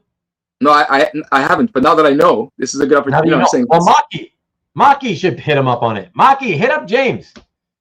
James doesn't care about X-Men, right? That's not his thing. But that's the thing. He hasn't said what it is that he would want from Manara. So, yeah. He's too shy. He's a shy guy. He is. I'm going to see him soon. He's coming into town. Oh, nice. Yeah, that'll be fun. I mean, like, coming with family. No convention or nothing. He's just coming to see you. Just for me. Yeah, right. He wants to try poutine. He's like, he heard about it, and now he's going to come for it. Yes, planning to be at Jeff's. Hi, Jeff, says Eric. All right, man, that's gonna be good. That's gonna be good. At least you. And hey, Steve, you should come up from down south and visit. I'm still waiting to see. Peter said he would actually consider coming up this year for Jeff's, but he hasn't talked to me about it in a while. So I don't know if it was, how serious that is, or if it's just kind of like, whatever, just talking. I don't know, but that would be cool to see if Peter would be willing to come up. George Hagenauer comes up every year. I mean, mind you, it's only a 4.5-hour drive.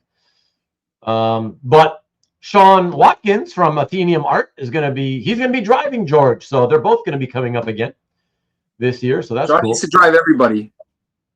He has to drive everybody? If he did, more people would come. Oh, more people would come, yeah. Yeah, of course. A few others in the chat will be there too. Oh, do you already have confirmation? Maybe you can tell me, Jeff. Tell me, has Peter said he's going to show up or not? What's happening with that? I've been very curious since I first heard about it. Actually, you're the one who first told me that he said he might be interested in coming up. So yeah, talking about the book you showed previously. Oh, he was talking about the one that we pointed out. Okay, so you just read it late, I guess. So what was the question? Who the artist is? Was that? He says, "What is that art? What is that print?" Yeah, so but it's not art, but it's not art. It's a book. So. Oh, okay. I have thousands of books behind me. I can. What's it? What's it called again, Dan? Though the name of that book? I don't know. It's all in Japanese. I can look at it. It actually has an English name. It says a dandelion. Let me see. Dandelion. Oh, that's an easy thing to Yeah, remember. I like it because the name Dan is in there. Yeah.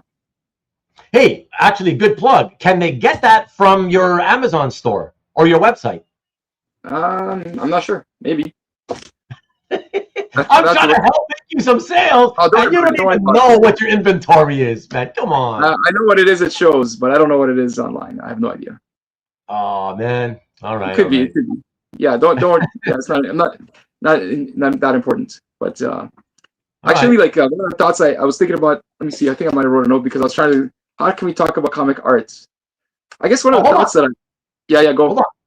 Just because Peter's saying planning at Jeff's meetup. Okay, hold on. Looking forward to meeting folks at Jeff. You're going? Is it for sure 100% you're going? That would be cool. Oh shit, that's gonna be fun. Yeah. You heard I wasn't coming, so he decided to come. That's it. Dan's definitely has a convention across the other side of the country. Okay, I'm definitely going. Okay. Phew. Well, I'm gonna get to see a couple other collectors when I'm out there, but yeah, not the same thing. So sorry. Yeah. What was it that you were just saying now, Dan? Oh no, I was just thinking like lately I've been trying to collect 1980s comic art, and but not superheroes. What do you mean late? Oh, like what? Not superheroes, independent comics, right? Like I added but like non-superhero. Oh, yeah, but a lot of people would call that kind of superhero-ish. Okay. Not mainstream. Like not a. But here's the point. It's not. It doesn't matter superhero, not superhero, but it just means it's not a character. It's not a active character like Spider-Man or Batman that is kept alive through productions, right? So my concern is like because I'm interested in other pieces. I don't know. Is it like a huge mistake to collect? What do people think? Is it a huge mistake to collect things that don't have long-term, IPs continuing? Like is it a mistake because whatever you put in is it basically lost? As people age, like anybody who remembers it will age out. I'm already aging out, so at some point, we all are, right? No, but like some characters are getting introduced to kids, right? Like Spider-Man, Teenage Mutant Ninja Turtles, Transformers, they're getting reintroduced over and over because they're big IPs. But do people like worry about this stuff when they're collecting? This is a question for the chat. I don't know if anybody's worried about it, or if anybody even bothers collecting that kind of stuff. But this is like a thought I've been having lately: am I wasting my time with those things? Should I just kind of enjoy it from afar? No, but why would you be wasting? Like, why would you even think to ask that? Like, why would you think, am I wasting my time? Like, you? Well, okay, let's start. Listen, not time. Let's say funds. Let's say my funds. Huh? Let's say the money, not the time. But money is always, to some level, it's always an issue, right? It's always going to be an issue, right? And you just decide, like, look, I don't even want to know what it costs. I'm not going to ask you, but I know that just because it's Whisper, I know it's not what we would call expensive these days, right? So is it a big deal? Is it really going to put a dent if you suddenly, let's say 2 weeks from now, you see something you always, I've been waiting for this thing for like years. Are you really going to, do you think, that's the question. Are you going to turn around and go like, oh man. But let's say it's a big number. Cover, right? Right? Because like for the money that it costs you, is it really going to make that much of a difference if that bigger piece turns up that you always wanted? You know what I mean? But let's just take a bigger example, right? Let's say something, I don't want to give a name of a particular product, but let's say the item is, I don't know, more than 10, like say more than 5 figures, right? Let's say it's a 5-figure piece, right? But it's like nostalgic. It's from that period. Is it a mistake because if it's a dead IP, you know what I mean? If it's a what? A dead IP? Yeah. Right. Like, I mean, right now there's people who are buying it because they're nostalgic, right? So, okay, let's give an example of something I don't have. I don't have a Grendel piece, right?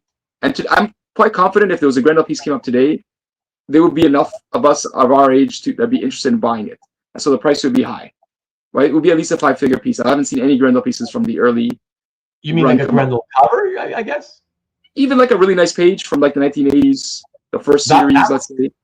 That would go for 5 figures? I don't know. I've never seen one for sale in all the years I've been collecting. I'm guessing there would be a pent-up demand for it. Have you seen one? Well, I could swear, didn't the few I've seen like more modern Grendel stuff, and I've seen stuff by Panda Brothers, but not a Matt Wagner early page. whoever owns those is holding on to those, right? Oh, okay. Maybe you're right. I thought over the years there had been. Okay, like you have an Elementals cover, that's got to be more than 5 figures. So right now, Sure. right? But that's because the audience who knows it is alive, right? But in say in third year, the audience that knows it is alive, right? Oh yeah, but not because it's a current IP. There's nothing happening. So in 30 years, we're gonna be like 90-year-olds. We're not gonna, if we're alive, and we're not gonna care at that point, right?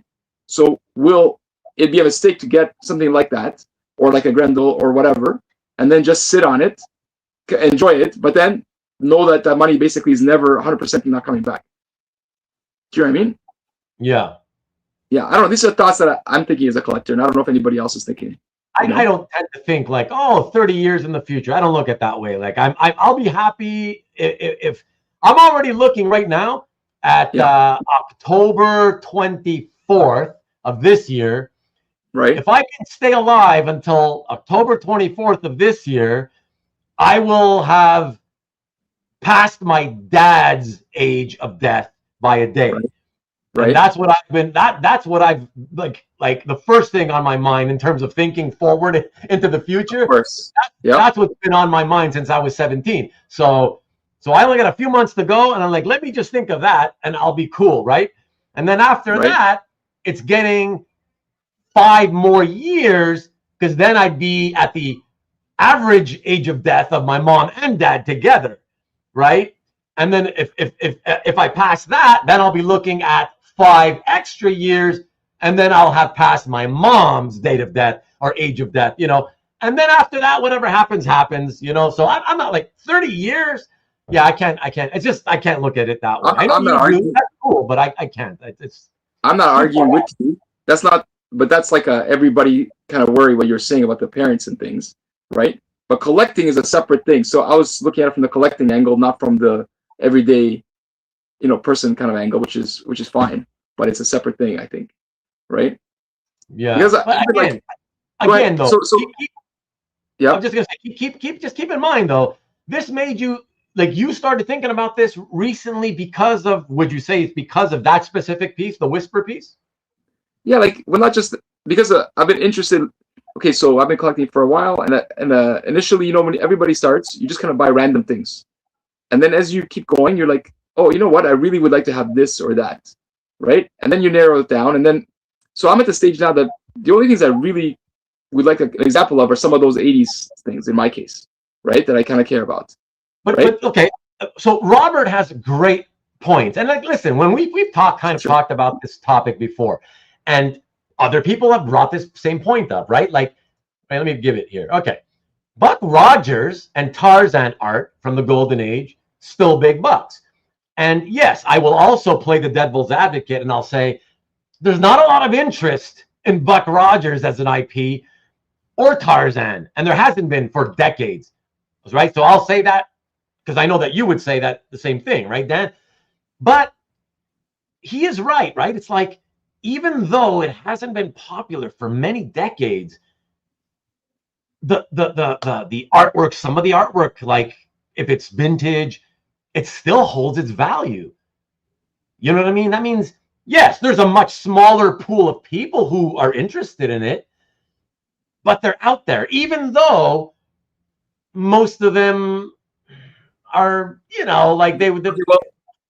I guess those are just really bad examples, because both of those have had those IPs brought back in the 80s, right? So in our lifetime, right? So there's still a living memory of those just from that, even if they don't know the comic strip, right? So but if you pick some, I don't know, some Western 1950s thing, perhaps, right?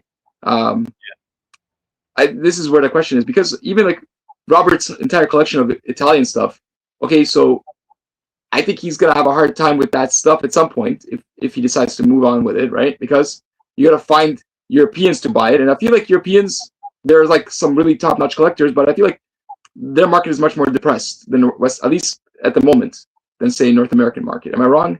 You can tell me I'm wrong, but that's my impression. I don't know. I get your point. It's like me and Grummet, right? You told me privately many times over the years, oh my God, but like, why do you need so many pages? Don't you think you should maybe get rid of some pages? You got like hundreds of pages. And it's Right. like, and what did I keep telling you? I was like, yes, I'm aware that if, when the day comes, I'm going to, I want to start selling it. Of course, it makes it harder to sell the same thing over and over and over. I do get it, but I was aware of that. And the way I looked at it was, right now, I'm just collecting because I like it and it's affordable. That makes me happy. So the best of both worlds. And I guess I'll worry about parting with it when that time comes. And if I have trouble, I have trouble. I mean, that's life. It's, do you care or don't you? I mean, yes, would I love to have super quick, easy to sell stuff? Yes. But if that would have been my priority years ago, then I would have just been putting all my money into X-Men, Wolverine, and Spider-Man art. And Jim Lee, Todd McFarlane, Ramita, like, you know what I mean? Like, so, which is fine. It's great stuff. But like, I have so many more interests than just that. I would not have been happy. I would have been collecting just to invest for the future ability to resell it, like when I don't want it anymore. So what's the point? That's not really collecting to me anyways, Okay. But like, I understand. So it's always easier to consume than it is to produce, right? So Of like course. if you're, so to have a collection to add, it's always easier to add than to get rid of, Yeah. It's always easier to spend money than it is to make it. That's the other way to put it, right? That's what I'm trying to say. Exactly. Yeah. So yeah. I'm just leaving that question open to people. Is anybody else thinking about it? Because basically recently, like, you're trying to get rid of your collection, right? And then recently there's another guy, maybe you guys know him. His name is Lawrence Klein, and he's a lawyer out of, I want to say Massachusetts. Anyway, he's a really nice guy. I met him at OAX, and he's selling his entire collection, comics and art, through Hake's. It's coming up in the fall, right? It's called the Lawrence Klein Collection. Yeah, and he's got like some like early Turtles art. He's got some other stuff. I don't know, like a big variety of things. It's very nice. There's some good stuff. But basically, I said, "Oh, are you not going to miss some of this?" And he goes, "Yeah, it's just time to let it go, right?" But right now, he's letting it go where there's people who are still remembering all of those things, right? Yeah. But if we're not letting go, if we're still holding on, then should we try to focus on the things that may have long-term viability, because we know the long-term, those are, they're going to be worse off. We're going to be worse off as individuals, I guess. I mean, I think it's fair to say that a lot of I mean, when I say a lot, I don't know what percentage, right? But a lot, a large percentage of the people in the hobby do give credence on some level to, not only what they like to collect or what they want to collect, but also, but will I be able to get rid of it when the time comes? I believe a lot of people do think of it that way, and at least part of their decision making does factor that in, But see, the thing for you, and look, so number one, this is like a basic thing that Eric says that I think a lot of us feel, right? Says we all spend money. Some of us go on trips, spend it on food, clothes, or whatever. Most of it we never get back, or can sell it. If it makes you happy, then that's all that matters, right? And that's a basic thing that a lot of people say, and I agree with it. But of course, this hobby is expensive. It does take a lot of money, and you do, if possible, you do want to know. You want to have a reasonable expectation that you can one day get the money back out, whatever, and not have too much of a difficult time selling it, let's say, But I guess what I would say to you though, Dan, is you in your case, I would say no, you don't have anything really to worry about, in the sense that, like, big deal. Like, most of your collection is mainstream, and over the years you've picked up what, like less than a handful of indie type pieces, right? Like, that didn't cost, relatively speaking, a lot of money. So in the end, is it gonna matter if you got 250 pieces, let's say, one day, and you decide, oh, I'm gonna sell my collection now? Does it matter if, the Whisper cover, it's not finding a buyer, but like 95% of the stuff sold, right? Like, you're not gonna, I don't think most of us in that position are going to care anymore. Like if when you're ready to sell your collection, if you sell off 95% of it, and you know, obviously there's always going to be those stragglers that, you know, they're having a hard time finding a buyer. I don't think that's like, you know, if you sold literally the majority of it and there's a few that you're having trouble with, even if that happens, I don't think you'd care. You'd be so happy that, wow, I got all this money back. And you know, most of my collection is gone. Oof, I succeeded in doing what I wanted to do. I think that's what you're going to be thinking. I could be wrong. I could be wrong, but I think that's what you would think when the time came. That sounds, yeah, okay. You're putting some perspective on on it. I just thought, is it? I don't know. I can't question my future self yet, right? So I was just questioning my current self, and so that's where these questions come up. Right. But I would say, like I said, I would say, listen, as long as you're not saying to yourself, oh, okay, you know what? I've got enough Marvel DC. I love it, but like, I've got enough, man. You know what I'm really missing? I really want to start buying as much of that 80s indie stuff as I can find, you know? And like, as long as you don't start going crazy and just like spend the next several years buying that kind of stuff up, I would say you'll be fine with a piece here, a piece there, you know? Yeah, and even though, like, sorry, go ahead. Yeah, go ahead. No, I'm listening to you. Yeah. No, I just wanted to say that even though, like, something like Whisper, I know you think, oh yeah, it's kind of like a dead property, whatever. Like, a lot of us still remember it very well and have fond memories of it. And okay, forget me, take me out of the equation. Okay, I mean, listen, I hope I can be healthy and live 30 years, right, from now. But you know, I don't tend to think that way. But a lot of people do. A lot of people that are in our age category think and assume that they're going to live into their 80s or 90s. Okay, fine. If that's what you're thinking, then that means you would have a bunch of collectors, yes, getting older and older and older, very old. But as long as they're still interested in the stuff, why would you be worried that you wouldn't be able to find the buyer for your Whisper cover? I'm not worried about that specific by itself. That was just giving you an example of something that's a dead property, right? That's okay, but feel free to give us another example. We'll tackle it with that example. Well, it could be anything. It could be American Flag, it could be Badger, it could be Nexus, it could be any of these things, right? Okay, fair enough. Things that I enjoy, I think they're cool, right? But right now, will the next group of collector, would they care? I don't know. Like, this is the questions, right? So listen, I feel like at some point, obviously there's a good chance that certain things people won't care about. But on the other hand, there was a time 25, 30 years ago where, again, because the hobby was truly in its infancy, right? It was so small that, yeah, only the most popular things sold. So in other words, like, whereas these days, you can pretty much sell any high quality content Spider-Man page from any Spider-Man title. 25 years ago, it was like, oh, it's not amazing. It's not Amazing Spider-Man.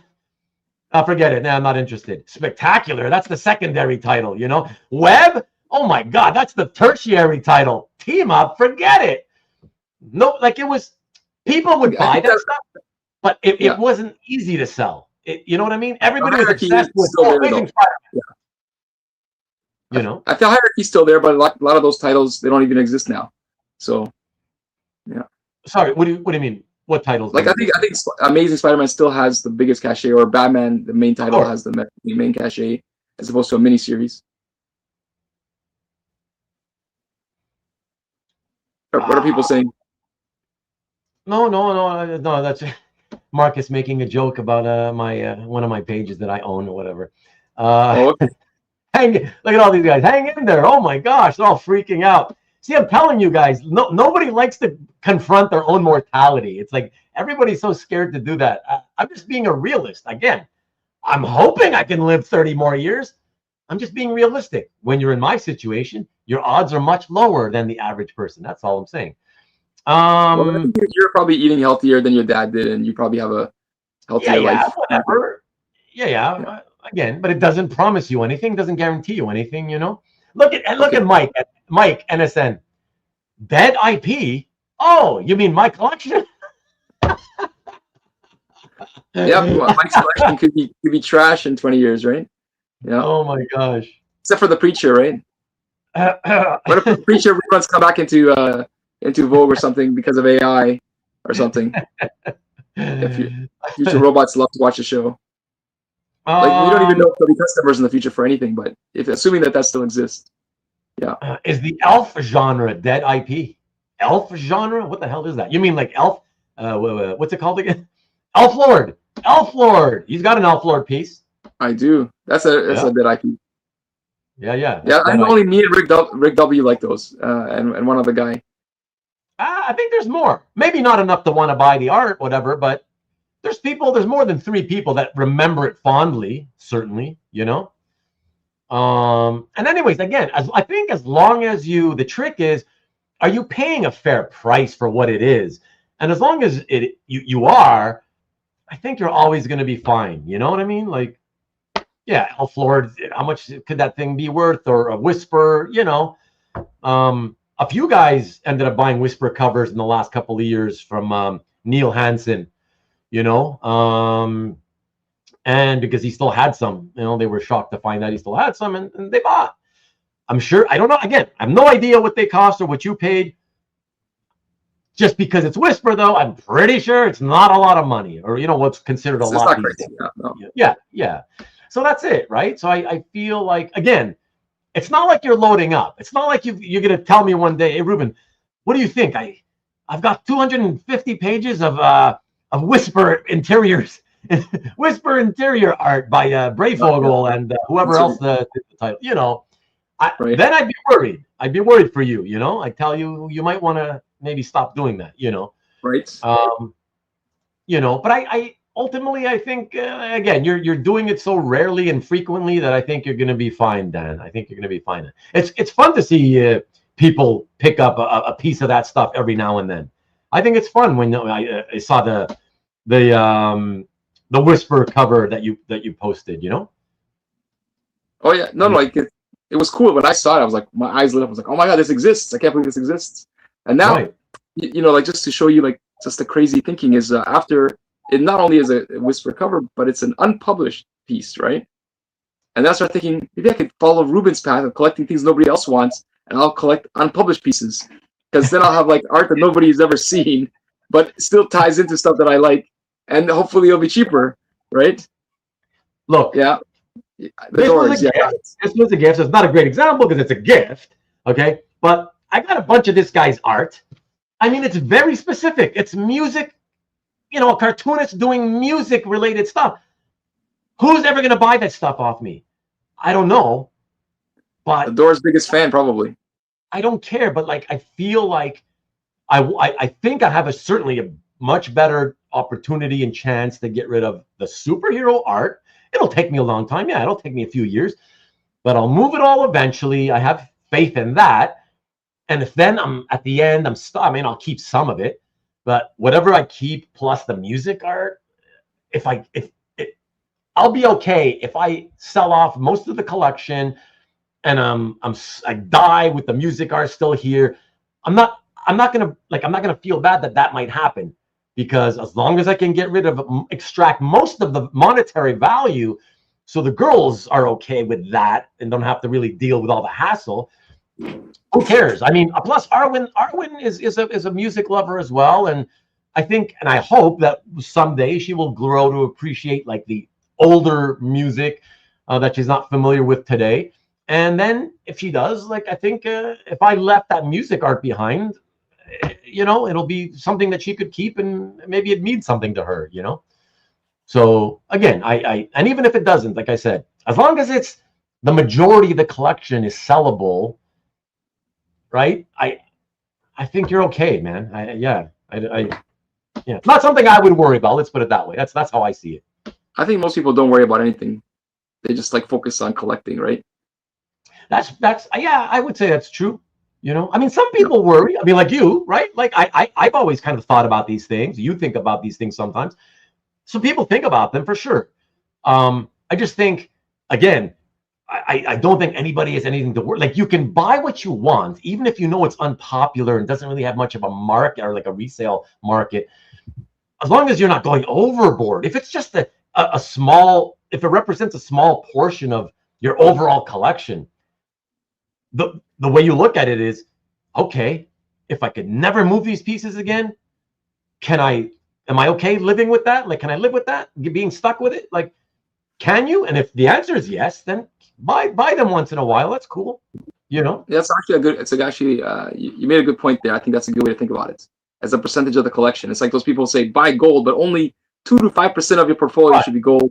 And don't just put all your money in gold or whatever, or any one investment. Yeah, don't put too much, too much of a weighting of any one investment, right? Don't put too much of a, you want to diversify, which is safer, right? So Jeff said, the Italian collectors are a strong cohort and it is a steady market. Just because we don't have a lot of collectors here, don't discount what you don't know. Well, that's, I'm not arguing that they don't exist. I don't know. Okay, perhaps maybe I'm just basing that on like the 2D galleries. When I look at that, it doesn't look like there's a lot of movement on stuff compared to. Jeff is very familiar with 2D galleries. I know. He's got a thing there. Chime in on that. Yeah. So, but I know where you're coming from, because frankly, I also I haven't had much dealings with European collectors over the years.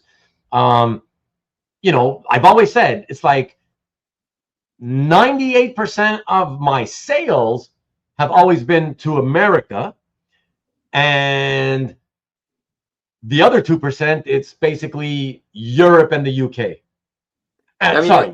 Europe, UK, Asia, but that's only like 2%. I'm not even exactly. You're selling North American comic art.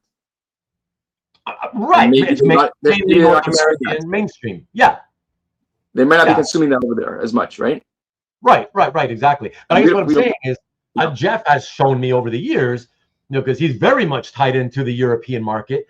He's shown me over the years, like all the times he's shown me like what type of deals he's done, purchase he's made, resales he's made to Europeans. It blows my mind. It's like, what? Where are all these people? But again, Jeff has like the best, I guess, eye for stuff, because he knows what people want. I mean, he picks up stuff that other people want, and so he's able to get success with that. But also, he's a hustler. He's always, hustled and met a lot of people. I would never use that word about Jeff myself. Yeah. But no, so it's true that the markets are usually bigger than you think they are when you don't know really much about them. Sure. You know what I mean? So, but I get your fear. I'm with you there. I get that fear of that concern of like, I don't know that market, but it feels like it's tiny. It feels like it almost doesn't exist, right? So you're like, can I sell anything to those people? Yeah.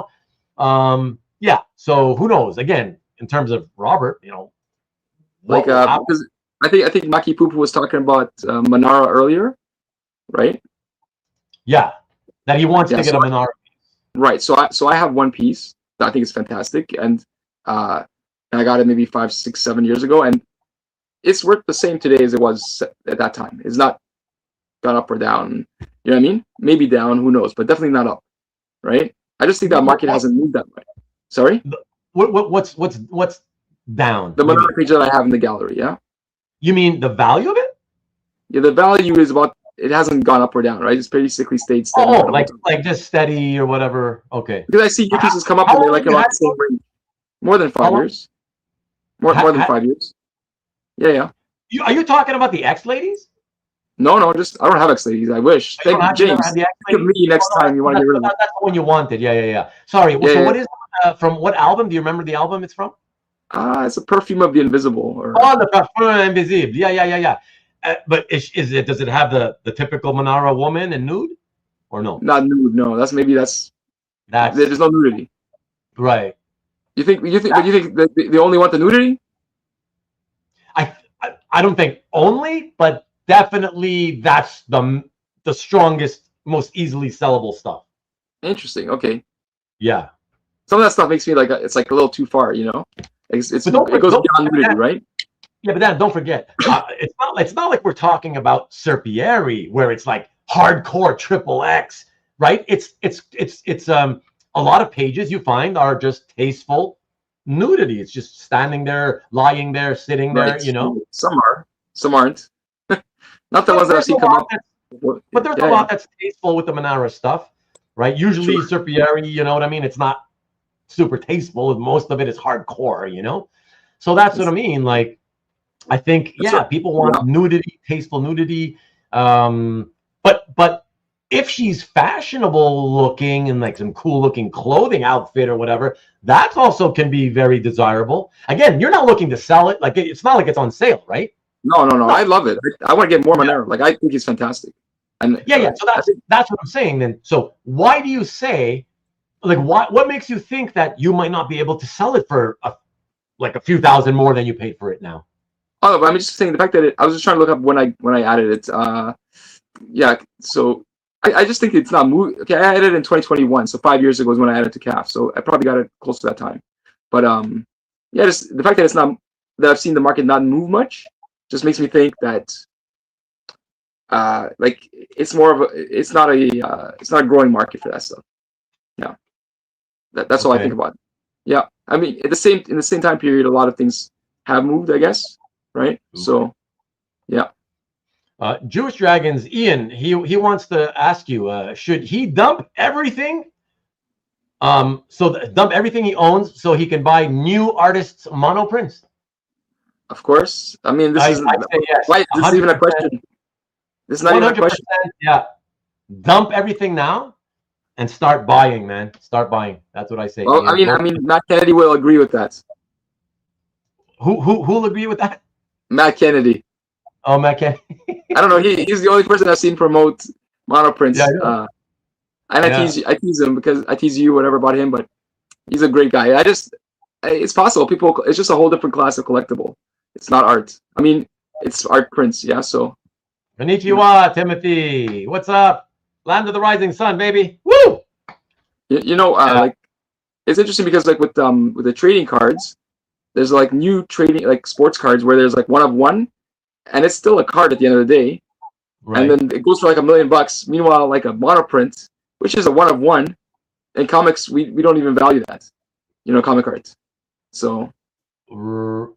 Again, but it's like I always tell Matt, the main reason, well, okay, there's more than one main reason. Number one, people just love knowing it's the original physical pencil or pen work right on the page. That's the main reason I would say. But the secondary reason, I guess you could say, with the whole, print market is that it's that thought in the back of your mind. Everybody knows you say it's one of one, and it is right now, but there's nothing saying, especially with the artists that have ripped collectors off over the years in the commission market, right, and taken advantage of their fans. So people know, like, there's no way you can guarantee that the artist, if they need money one day, they won't try to make anher monoprint for some other fan. If they, that's one of the things that really holds people back, I think. I wonder if instead of the artist putting out the monoprint, if it was, say, for example, Marvel or DC or the company, they put out the monoprints and they promise they're one of one with their name backing it, and even if they put them in a black bag and said, okay, this is the issue of Batman, all monoprints, they're all the same price, but you don't know which page you're gonna get, and it's a one of one, right? And have the artist sign them in advance before they bag them, and then you just get randomly a page. That might grow the market, something like that, like where it's sanctioned by the company specifically. Do you know what I mean? Because, for example, there was like a basketball card. I think it's a basketball card, maybe, of a guy, and they had like a piece of his jersey on there, and it's a one of one with an original cutout piece of a jersey. Okay, not the whole jersey. It's like a little tiny swatch of a jersey. Like I don't know if it's $1 million or whatever the hell it went for. I mean, you could buy his jersey for less than this card, right? And get a whole jersey instead of getting like a little part of a jersey. So I mean, it's a different collector mentality. That's speculative. For sure. You know the card market it's not to be compared with the original comic art market. It's the card market is more akin to the comic book market. It's all speculative driven, right? That's right. Yeah. That's it. So interestingly, they were saying, I was listening to like a podcast, it's called Freakonomics, and they're talking about like money laundering. And so they were saying, you know, they would prefer, like in the old days, if you take gold, for example, through the airport, they'll notice like you have gold, you know, like a bunch of gold. But it's if you have like a magic card, a rare magic card, or a rare, you know, hockey card or whatever it is, that could be worth like hundreds of thousands of dollars, and it's in your pocket. Nobody even questions what it is, right? Just sits there in your wallet. So with comic art, it's not quite the same because it's bigger, but maybe that, you know, I don't know if art ever becomes part of that kind of lifestyle. Robert says, and people have made this point before, the move to digital may boost prices, supply will become static, and if demand is stable or increasing. Yeah, but I am one of the people who does not believe that digital comic book art will ever be, okay, when I say ever, I mean in our lifetimes, most of our lifetimes. I don't believe it will ever become the norm. In other words, that we'll ever get to the point in our, certainly not our lifetimes, where we look around and we see that, wow, the majority of comic artists in America, or, you know, working in American comics, work digitally now. I don't see that happening. Why do I say that? For one simple fact, the fact that the technology became a thing already, what, 25, 30 years ago, let's say, call it 25, and it's already been a quarter of a century, and it's still the minority of people who work digitally. I mean, if you actually look around and you start compiling a list, okay, of all the artist names, and then you start writing, okay, right beside the name, analog, digital, analog, most of them are still analog. But you know why, right? Just, I don't know, but you'll tell me, I guess, what you think. Why? I have an opinion. I don't know if it's a fact, but I think it's because there's a market for the art. I think that's the only reason. I think because I don't think people who are drawing, say, these days, like a potato chip bag design or something, right? Or a design for a coffee cup or whatever, I don't think they're doing it traditionally. I think they're doing it digitally because it's efficient, and they try to they only get paid for the work. There's no extra money later. So they just do the work as quick as possible and as efficiently as possible, and they'll use digital. And digital is more efficient for drawing comics as well, but there's no secondary market, no extra income. So I think young artists are coming in, they're like, oh, I'm missing out on secondary income. I better do it traditionally if I want that extra income. If they don't care about the extra income, or they're so tied to their tools and they're so afraid to use like a pen and ink, then they might stick with digital, right? Because there's tricks in there that they can do that they're comfortable with. But if that's how they learn to draw, but you know, I agree with that. You know, if the comic market if the art market dies, then I think, and comics, let's say, continued without the art market, I think people would all do digital. There would be no reason for them to do traditional. They can save money on paper. They can save money on pens. They can be any. They can move around easily. They don't have to worry about. Yeah, and I believe that if, and of course it's just hypothetical, it's never going to happen because it never has happened. The American comic book market has never been, you know, a place where you go to become an artist because you're going to make a bunch of money. You can make good money, but you have to be a reliable monthly artist, right? And get that reputation. And then you can have a nice long career where you not only make decent money, that when you combine your page rate with art sales, you can make pretty good living. I don't mean millionaire status, whatever, but a fair, solid living. As opposed to, you know, all these stories you hear all the time about artists, you know, going, oh yeah, if you ever want to make money, don't become a comic artist. Like, a lot of the guys who would say that tend to never hit their deadlines. You know what I mean? So, but anyways, Maki Poop, we just want to let you know, get in touch with Mark V. I hope I'm not going out of my place to say this, but Mark V is the one who found, I believe, Hansen. He picked up a cover. So get in touch with Mark V and ask him if he can put you in touch at the very least. I think he'd probably be able to get something directly from Hansen. So there you go. Mike says, I think if you enjoy collecting with the monetary part of sale in future coming in secondary, life will be all right. Okay, that's the grammar there, not great. We understand what you mean. If you enjoy collecting, with the monetary He's just part saying, of he's just sale saying and if you're focusing on the art first, the money part will be probably okay. oh yeah, That's what I'm saying. Yeah. yeah, I learned that from listening to you. yeah. Thanks for solving the puzzle there.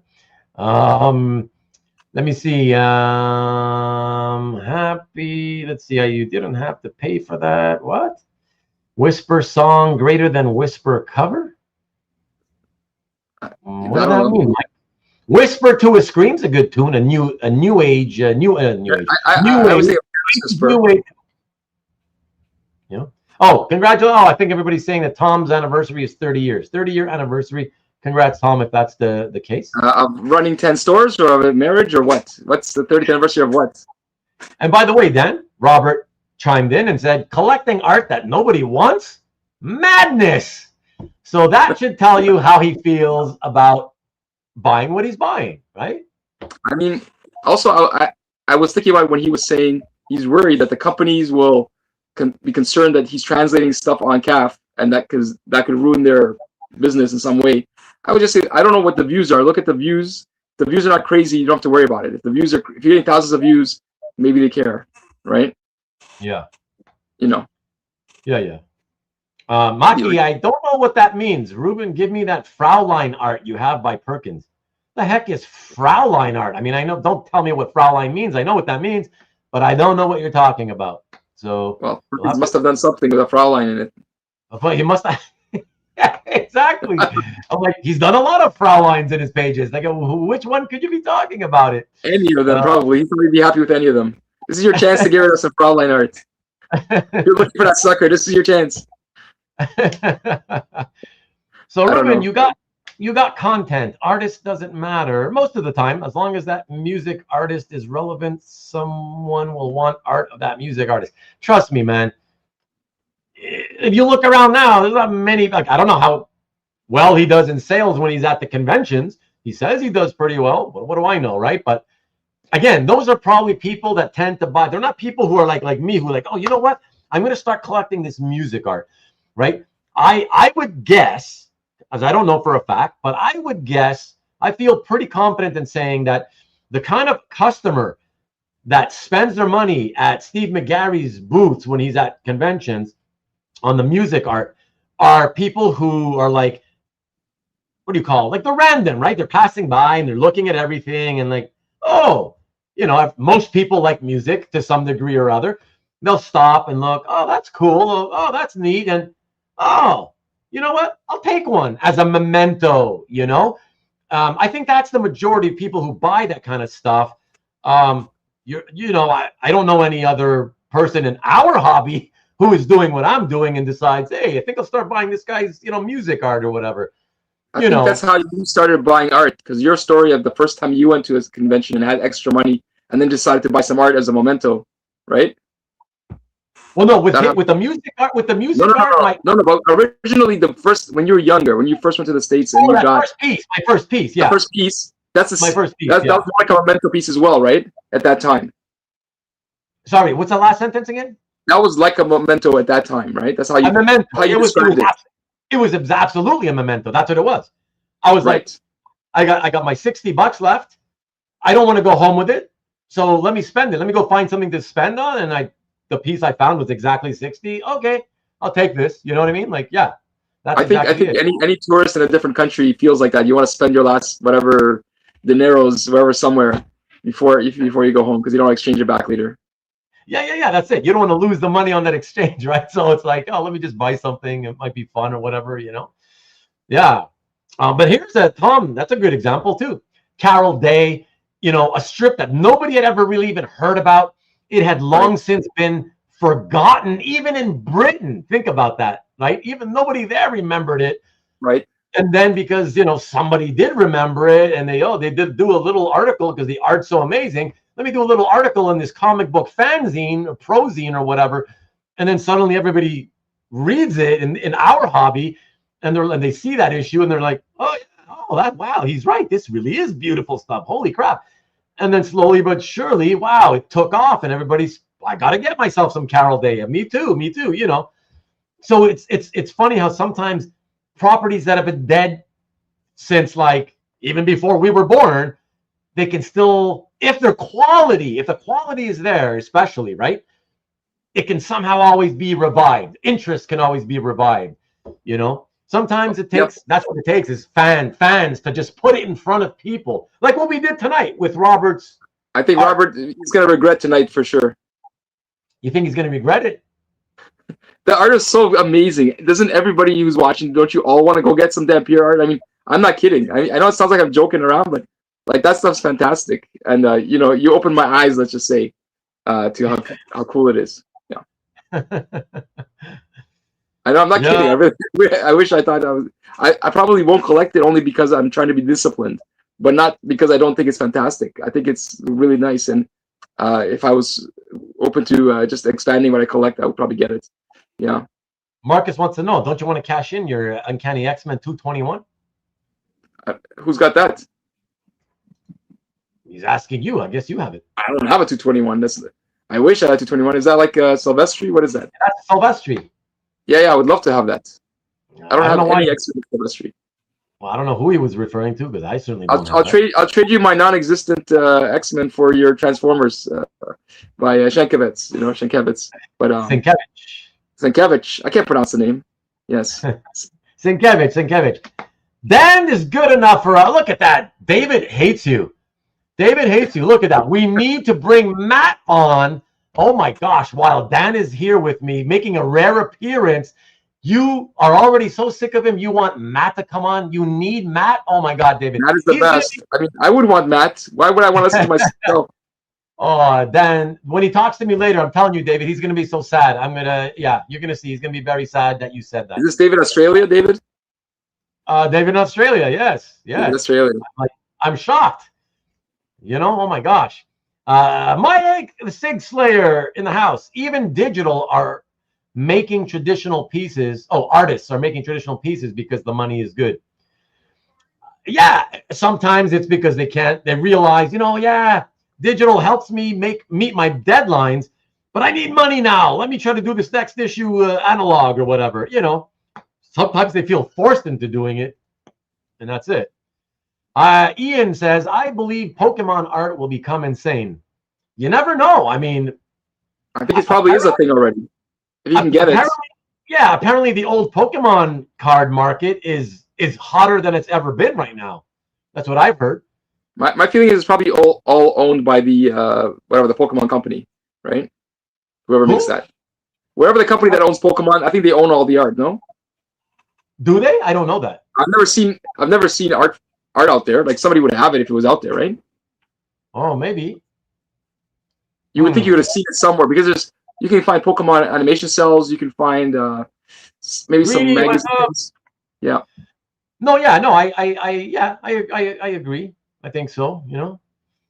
Tom, shows like this, the chat always gets ignored. What are you talking about? I'm way behind, but I'm clearly not ignoring you.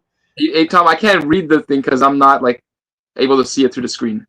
I am now, because I'm so behind. I am now skipping stuff because there's no point in me going back to something we talked about 15 minutes ago. Oh, go ahead. We should go back to it. We need something to talk about. Robert says, Hansen, he's so hot right now. I don't know why you're saying that.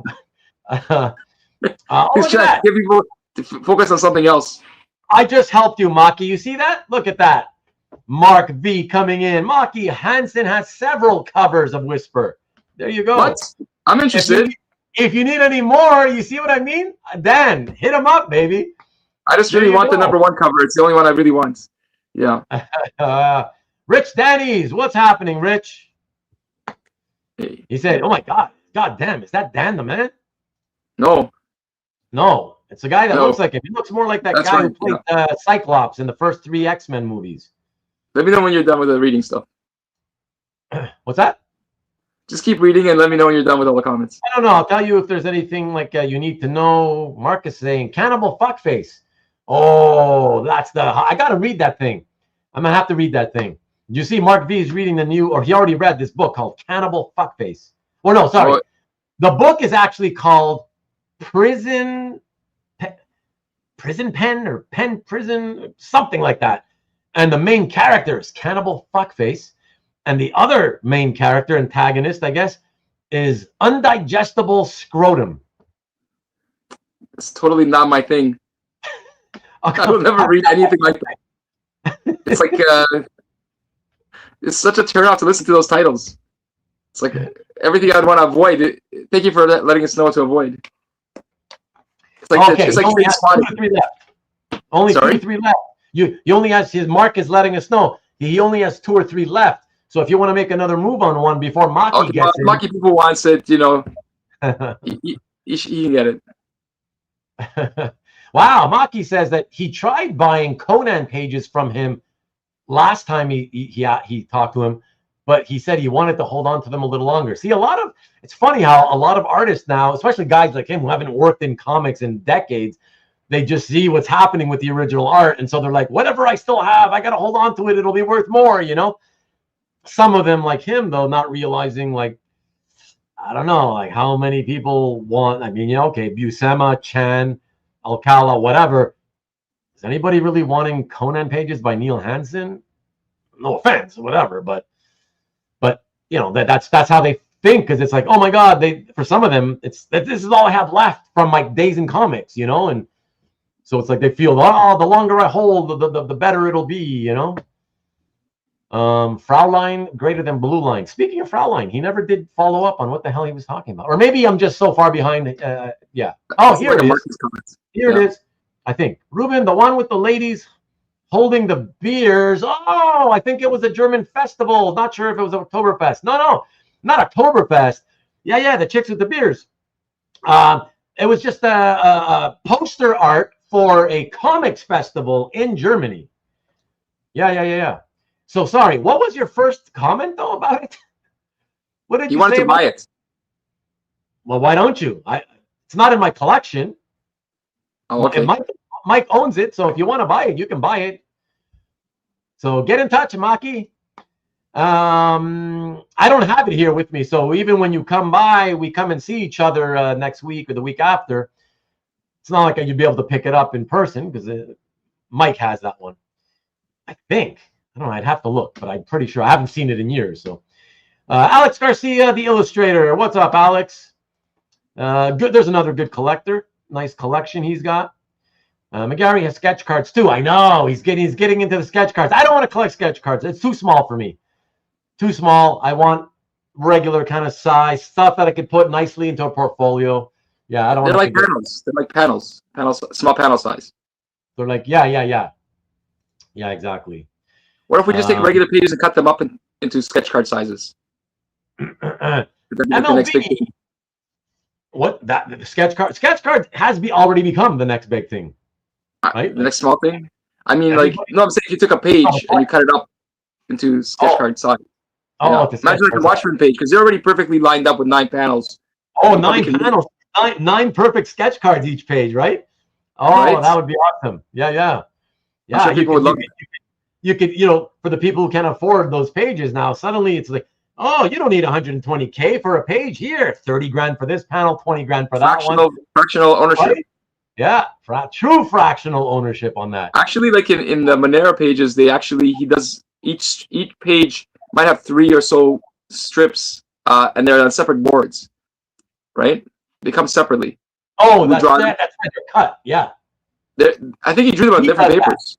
I don't think he cut them. I think they were already done. I think the paper's pre-cut and then he draws on it. Really? I think so. Jeff, I don't know. Jeff, if you're still out there, Jeff, you know. I know Jeff knows. Jeff knows a lot of stuff. But Jeff, if you're listening, you might be listening and working at the same time. If you're listening, we're wondering, are those Manara pages that look like they've been cut into 3 tiers, are they already pre-cut pieces? Or does he cut them after the full page has been drawn? Anyways, let us know. I don't know why you want to draw on a giant board and then cut it after. What's the point of that? And then, because some of them come together after, so. Oh, just because it's easier to move a page around on your drawing table when you're drawing. It's easier to draw smaller pages, no? Huh? I don't think it's easier to draw smaller pieces, but that's just me. I don't know. We're just. You want to see some original art that is like similar to your music art that's worth very little. Yeah, you have some. The problem. I have a couple of small like fun like useless things. But yeah, fun. Well, one of them you would know what it is, and then. Well, the only problem is that in the last few minutes, it's for me at least, your picture has gotten more. Am I really fuzzy? I don't. Yeah, pixelated, a little bit more like blurry. All right, forget about it. Forget about it. No. But let me see. Maybe we can get a good look at it. Go grab it. Go grab it. Go. MLB, what do you mean by you collect? Be specific, please. You collect music art at auction, estate sales, and you don't come across often. What do you mean exactly? What do you mean exactly? What kind of music art? What exactly are you buying? Exactly. Specifically. Yeah, go ahead, Dan. Let's see what you got there. So these are like just illustrations from an artist at a convention not long ago. That have nothing to do with comics, but. Okay. So, I'm sorry. It's like a watercolor. Okay, it reminds me of that. It reminds me of that guy Andy Lee, who used to do like Kagan McLeod. Huh? Kagan McLeod. Oh, that's Kagan McLeod. Kagan McLeod. Yeah, these are just like life drawings, I guess. Yeah, like yeah. From a mom. Yeah. Okay. You can see his name. But I thought you were going to show us. I thought you were going to show us sketch card size stuff. Oh, are you kidding? I don't have sketch card stuff. I only have one, but I think I've shown it to you guys before. It's hiding behind my Vincent Price. Vincent Price. Vincent Price, yeah. This is the only sketch card I have. Oh, okay. It is done by the amazing Derek, the professor. Oh, that's Derek. Derek's art, yeah. So Derek Kraft. Yeah. Yeah. But I do have another piece. This a little bit more comic booky. I don't know if you can see this one. Okay, hold on. I can go closer. Okay, are these new acquisitions? These are like in the past year. Oh, okay. I just haven't posted them. I haven't scanned them yet. Oh, yeah. I saw them sitting in my office. Who did this one? This guy's name is Justin Coffey.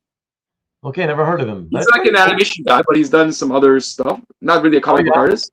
But this was at a comic convention, and I guess he had this. I thought, oh, that's pretty fun, and it's like affordable. So yeah, no, it's pretty cool, and there's always a pretty strong following for that specific setup with Rogue having destroyed a Sentinel.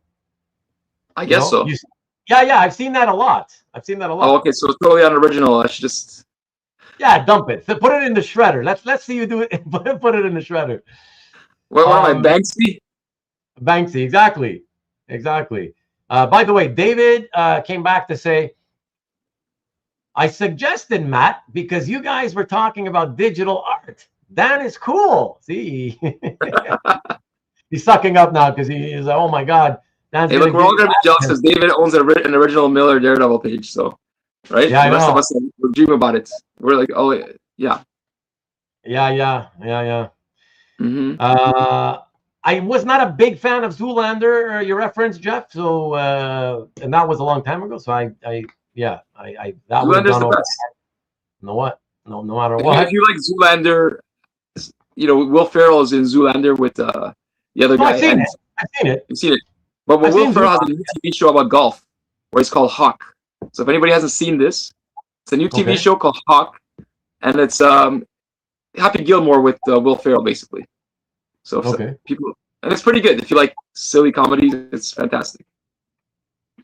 By the way, so Greedy Collector says that the Pokemon Company is very protective over the original art used on the cards, and that's why you rarely see them pop up.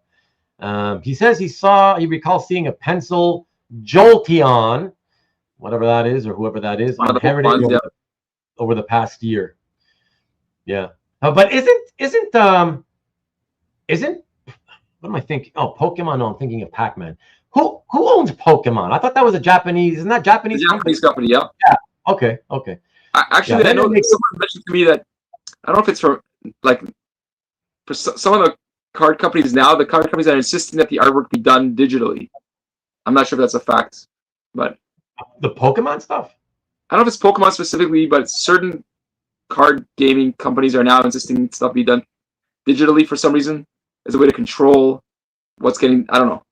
Okay. what's happening. Yeah, I'm not sure. Right. Then, if you truly are interested, talk to Robert, because he says, if anyone does want to buy a Dampyr page, I do have some very fragmentary issues that I'd be willing to sell pages from, since they're already broken up. So so this is like a battle I have with myself like on a regular basis, because I see pages where the art is like tremendous, and then I'm like, okay, it's affordable, but I'm gonna try not to get it, because otherwise I'm gonna be falling down that rabbit hole, right? Right. But because like the other day I was watching the C-Link, the monthly auction, right? And there was like an amazing war page, and I was like, oh, if I buy this, I'll have to give it to Peter, because if I hold on to this, I don't know what I'm gonna do with it. Like, it's just an amazing art, and it's like a war scene, right? But totally not fitting in my collection at all. So for me, the collecting of the art for art's sake is illustration art, and that's kind of where I put in that portion of my collection. Oh, so, yeah. And I'm still looking at illustration. Illustration art seems to be depressed right now overall compared to comic art. So, you know what's weird about the vintage vintage, to be clear, vintage American illustration. Sure. What's interesting is I see some of the pieces that I followed go for like way less than they sold 12 years ago or whatever, right? But in certain spots, like I saw some Robert McGuire covers, my favorite paperback artist, and Robert McGuinness. Examples from both of those guys set like records big time, like they demolished previous records. I was like, whoa. So, and then in the recent auction, just I don't know, and in the last week or so, there was a small illustration auction, and another McGuire piece, but like, yeah, it's a scantily clad woman lying down, whatever, blonde, half naked or whatever, but no nudity, right? But it's a bad example. Like, not very finished looking, okay? It's not one of his best efforts or whatever. And it still sold for $5,000. I was like, oh, I expected that one to be maybe 25 or so, just because it's not one of his best finished. Sorry, 25K? You were expecting to go for 25K? No, grand. 100. Okay. Yeah, 2,500, and it still sold for 5,000. So I was like, Jesus. And another one, which I like, but I never thought it would be like one of his, let's say, top 10 covers. At the previous auction, it sold for, how much did it sell for again? 17 or 1,000, something like in the high teens. Okay. Previously, the previous high was like around between 7,500 and 10,000. I mean, like, so it's weird. It's like certain ones, they're hotter than ever. But it looks like people are picking their spots, very selectively, and everything else just kind of falls by the wayside, I think that's exactly true. Yeah, I think that will happen with comic art, and it's already happening with comic art as well. Where I don't think everything's equal. Yeah, I don't think everything's equally going up the same way. It's. I think it's been soft over the last year and a half. Like, the nice thing about art, of course, is that at least your collection doesn't ever seem to go down in value, right? Because people aren't dumping things like they're dumping stocks, right? It doesn't work the same way. So you don't have a bunch of quantity that comes onto the market of the same thing at the same time in order to depress prices. But what happens is that it just stagnates, and it's harder to sell things. You know what I mean? Other than, of course, at auction. Right? Because auction, there's no reserve, so it'll sell at some price to somebody for sure. But direct sales, I've noticed it's gotten slower over the last, I don't know, between 1 and 2 years. So right. Well, the auctions are getting like some of the best stuff, right? Yeah. Well, right, and that's why I keep saying over the last decade, slowly but surely, I noticed, even more than a decade, collectors more and more kept saying, oh yeah, that's really cool, yeah, can I have it for this price? Like, well, that's a little much there. How about this?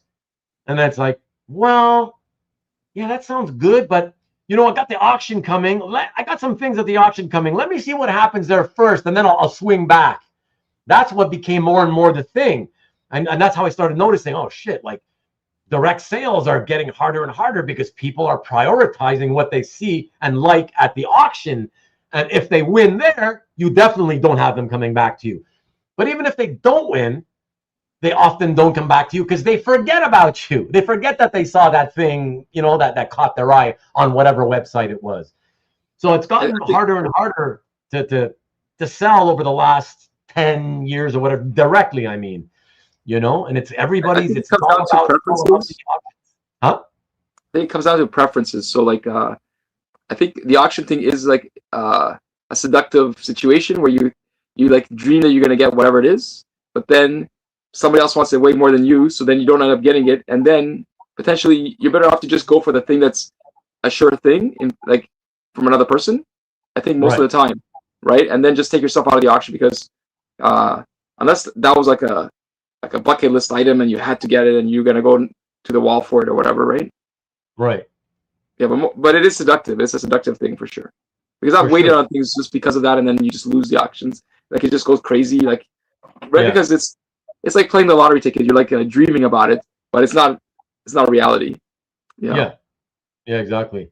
And just FYI, Jeff had answered that he doesn't actually know about the Manara, the cutting of the strips. He says it seems strange to cut it after, but perhaps for shipping purpose, he might have done it. Now he says it was the dealers and collectors that separated them. But do you mean it was the dealers and collectors that cut them? That's what he means. Or were they already cut? Or as you say, Dan, he has them pre-cut into strips, tapes them together for publication, and then collectors and dealers, you know, since they're technically already cut, all they're doing is separating by removing tape. Is that maybe what's happening? That sounds reasonable, yeah. And Jeff says that he thinks that was mostly with his older art too. His newer art might be on pages that don't lend themselves to being cut up in terms of panel layouts. Oh, that's true too. It depends on the layout as well, you know. Right, a lot of the early stuff was just strips. Yeah. Ian says that an early Viz Pokemon page could get marketed right in 20 years, and it could go for something stupid once the next version of Lucas purchasing gets focused on manga art. Sure, anything's possible, right? Anything's possible for sure. Maki is asking, which one you got from Heritage recently? He's trying to get you to reveal stuff you haven't posted, I guess. Me? I don't know. What was I talking about? I wasn't talking about anything from Heritage. You didn't make an offhanded comment about you recently got something at Heritage? No, I don't think so. Oh. I think we're talking about... Yeah, I don't know. I don't know how far back that comment is, so... Okay. Yeah, no worries. I think we're just talking about things being seductive online. Steve says, you can't sell me on sketch cards. Yeah. Only like Tom. My only sketch cards I care for is Hembeck. Aren't you tired? Like, I don't want to harp on this anymore, but like we're all friends. I think I can harp. Seriously, Tom, just be honest. Like, you don't get a little bit tired because it's always the same thing over and over and over and over. It's just these single figure the full figure things that he does on cars. It's like he's hacking them out. It's like he's on autopilot. He's been on autopilot for years. I mean, some of them are still fun, but it's like there's so many of them. It looks like it's just too much. I'm tired, you know? I don't know. That's why I like seeing the Hembeck when he does from time to time you'll see somebody post a Hembeck I don't know, 9x12, piece or whatever with a background and a character, and okay, that has some life to it. It's fun. Rather than, single character, all of which he's done 100 times a piece. You know what I mean? Anyway, sorry, go ahead. Say what you wanted to say then. No, I was going to say it's funny because the guy who collects all one artist is complaining about it. But you made your point there with the standing pose, so. I mean, it's not just that it's a standing pose. It's just that. Yeah, I got you. A single character, full figure, single character, a very, his style is it's a simplistic, cartoony art. And when he's done it 100 times per character, it's just like, I don't know. How do you guys not get tired? I mean, Don't More, you have hey, every more, variation of the character that he's done? huh? Would you want to have every variation of that character that he's done? Well, if I The was character he draws is a little bit different. if I was to collect them, I certainly would try to do something like a little bit different like that, where it's like at least, okay, I'm gonna get my favorite character and see if I can get as many of the costumes that he's worn in comics, you know, and so you make a little subset or whatever. You know, be creative about it. That's pretty fun, you know. Tom is I saying like you're that. not creative. That's what he's saying. Huh? You're just saying Tom is not creative enough. Who's not creative enough? Tom, clearly. Tom? Well, no, it's not Tom. Come on, I don't want to pick on I'm Tom. kidding, of course. So many people still buy all those little Hembeck sketch cards, right? So Yep. Yeah. It appeals to. It's probably, what do they go for? Like $40, $50? I don't even know anymore. I feel like that's There was a time years ago where I would see occasionally some of them go for like $267 on eBay. I mean, like, what the hell's wrong with these people? When I first used to see them, they were like $15 or 10 or $15 or something. You know, I was like, that makes sense to me, you know. But yeah, they go. I think it's like 40, 25, 60. Like, just depends on, I guess, you know, which character it is or whatever. I mean, he's got to use a magnifying glass to draw them, right? So they're like, it's effort. Hey, MLB was answering a question about the music art. He says, not buying much because I don't see it, or it's more than I want to pay. But album cover art, okay, because that's what I love. I always wanted to collect album cover art, but like you said, you can't see it. And if you do see it, and it's fairly even moderately well-known people, it's a lot of money. It's really, really, really rare. But do you even have one album art that you can reveal that I would know? It's very interesting. And by the way, speaking of Matt, David, you'll be happy to hear this. Matt and I will do a show and tell episode, maybe in September, somewhere thereabouts, about music art. So anybody interested in illustration and music, both together, yeah, I'll be doing a show and tell on, like, primarily album art. So I think that'll be fun. Steve said, you have to be comfortable taking a loss down the line on certain things. That's what I'm saying. Sometimes if you just really love it, if you buy it and you just love it and you know it doesn't have a big following, you have to go into it knowing and understanding and being willing to understand that, yeah, I may never get the money back out of this stuff, you know, which was I was telling you earlier, Dan, you know what I mean? Like, again, Sure. If the majority of your collection, you know, you get your money back out of it and, you know, plus your profit or whatever. I mean, as long as you're able to get rid of it one day, and if you got stuck with a few, you know, a small percentage of it because it's hard to sell, whatever, I really don't think you'd be all that like upset about it, you know? Oh yeah. Like, it's just something to work through, I guess. It's interesting. You're Yeah, talking about the album art. I was watching Carl Choi's channel where he's interviewing George H. George Hodge, And- yeah. George Hodge. Sorry, I don't know. I never said it out loud before. But Yeah. I mean, I've said George out loud before, but not the last name. I verified, and it was Hodge indeed, yeah. Well, I mean, I like Haji from Johnny Quest, so I'll think of it. I'll have to try to remind myself. But he's like a musician, and also he collects some art to do with music and album art as well. And I think he has a G.I. Joe type related piece with the band of the fake rock bands from the 1980s from G.I. Joe. You know, Yeah, featured it. I was confused about the piece because I was like, I can't remember what it said, the title. What was the title of it? But I remember thinking, I remember. I just remember thinking, oh, okay, so the title refers to those people, and they're supposed to be somebody, but I was like, well, wait a second, they're mostly men, but the people that they refer to, it just didn't seem to match up with the people on the art. I'm not sure. I have to go back and look at it. Well, basically, there was but a it was real fun- it band was fun to that did a see song. G.I. Joe Sorry? homage. I'm just saying it was fun to see the G.I. Joe homage, though, you know? Well, it made me occur to me that the K-pop Demon Hunters might have ripped off the G.I. Joe episode, is what I was thinking when I was watching the whole thing. Because it's the same concept. In K-pop Demon Hunters, the demons make a fake band to try to get people, to follow them. I thought K-pop Demon Hunters was a band. keep up. Yeah, well, there's the girls, and then there's the guys. The guys are demons. The demons. By the way, girls are bad. by the way, Peter, just quick. I don't want to forget because I want to keep moving on. Go. Peter said something about I didn't see the war page, Dan. What's he talking about? I don't know what the horror page. Who's talking about horror page? Oh, maybe it's another Dan. Is there another Dan here? Okay, I know now. Okay, so at Comic Link, recently they had like the cheap auction, and there was like an amazing page, like the beautiful art. Like it probably wasn't a war comic, but it was a war scene. So like every tier had like soldiers and explosions and just amazing art. And I think it closed for $95. You know, and when I was looking at it, it was $30, and then I looked away. I was following one other specific item, and when that thing ended, I kind of stopped looking. But there was a lot of things going for very little if you just wanted to buy art for art's sake, just like nice looking art. I can find it for you if you want, but I was assuming that you were bidding, and I was like, oh, if he's bidding, I don't want to bid against him, so I better not, you know.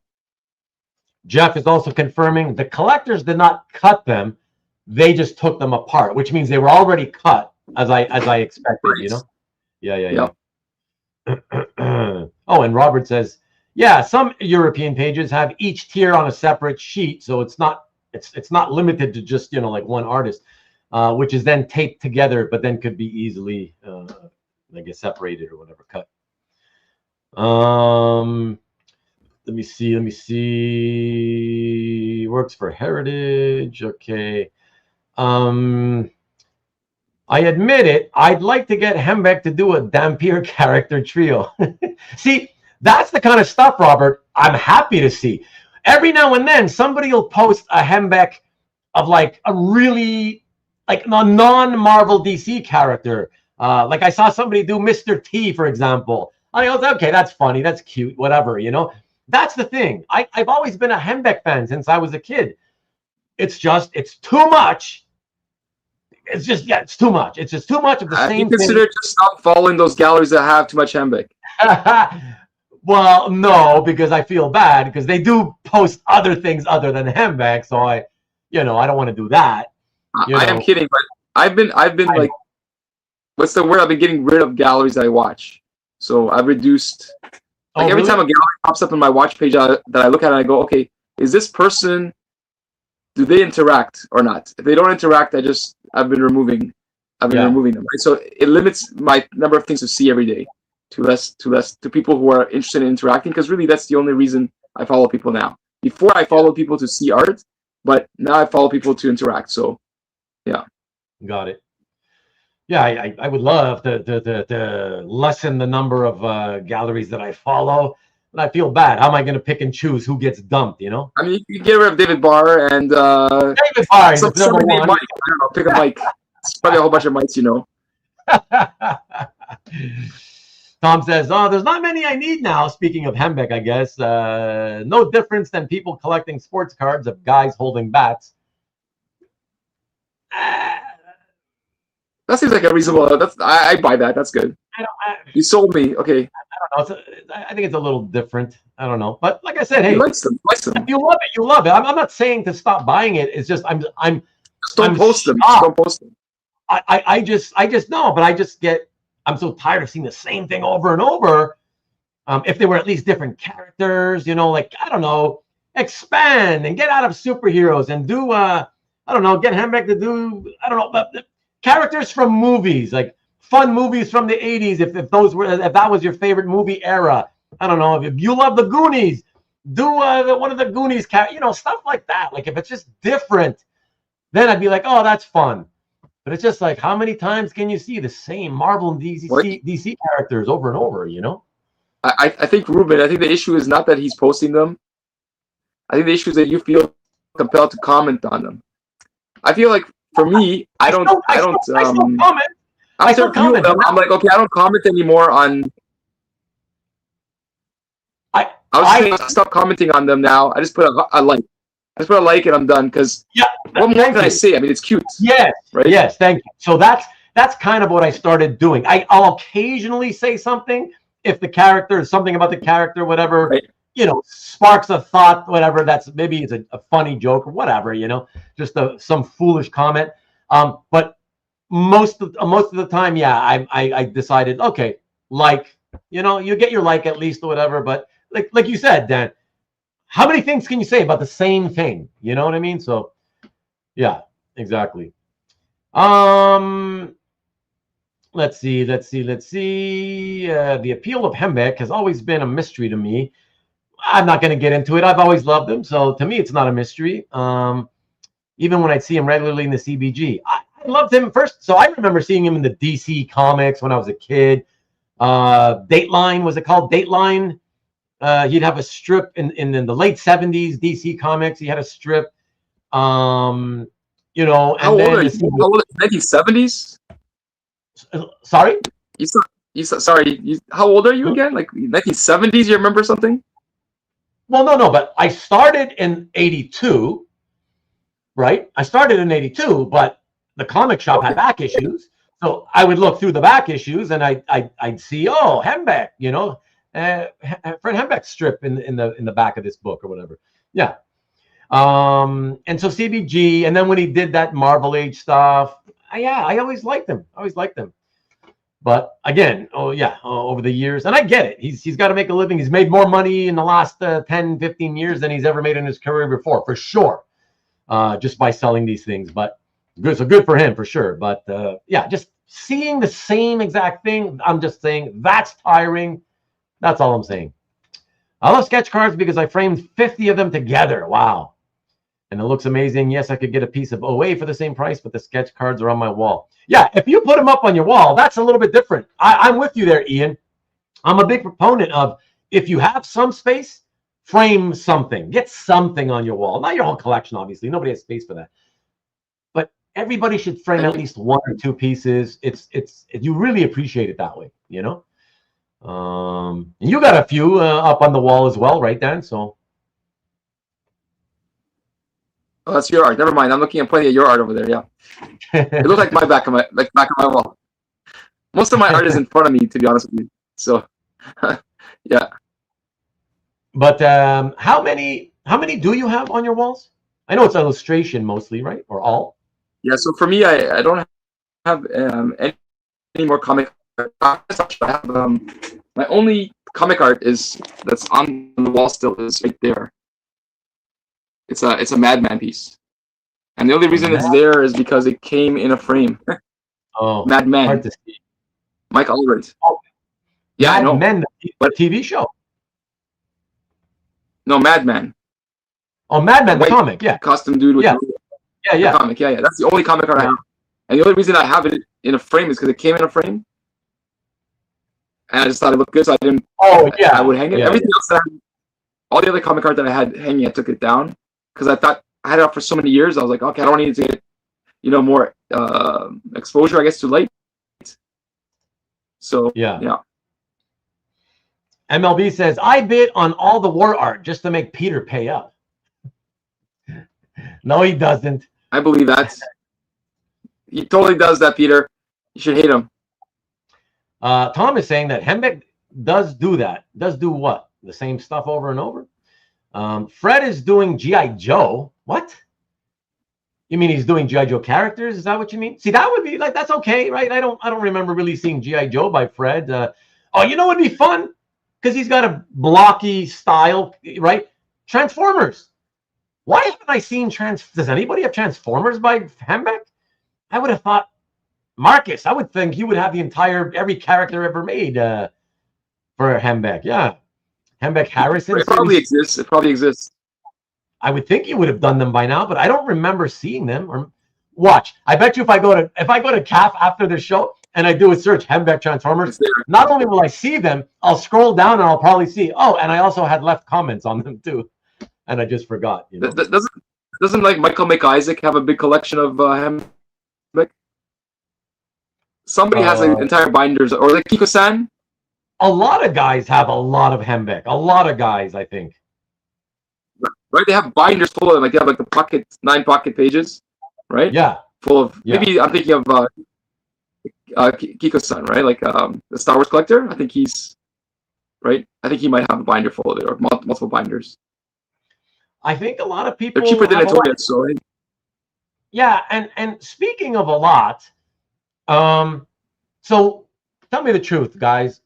was it true or was it bullshit when you guys said a couple of months back or whatever, whenever it was 3 months ago, you guys said that Alberto had bought 120 different sketch cards from the, what was it?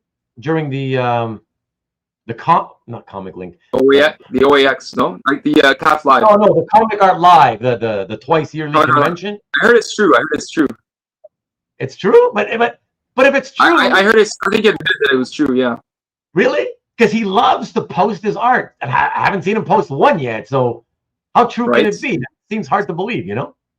I mean, he also likes to joke around, so... He admitted to whether he was joking or not, I don't know.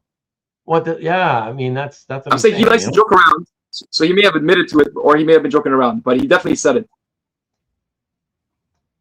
Okay. Transformers have no eyeballs. They got eyes, just no eyeballs. You have 402 Hembecks, Tom?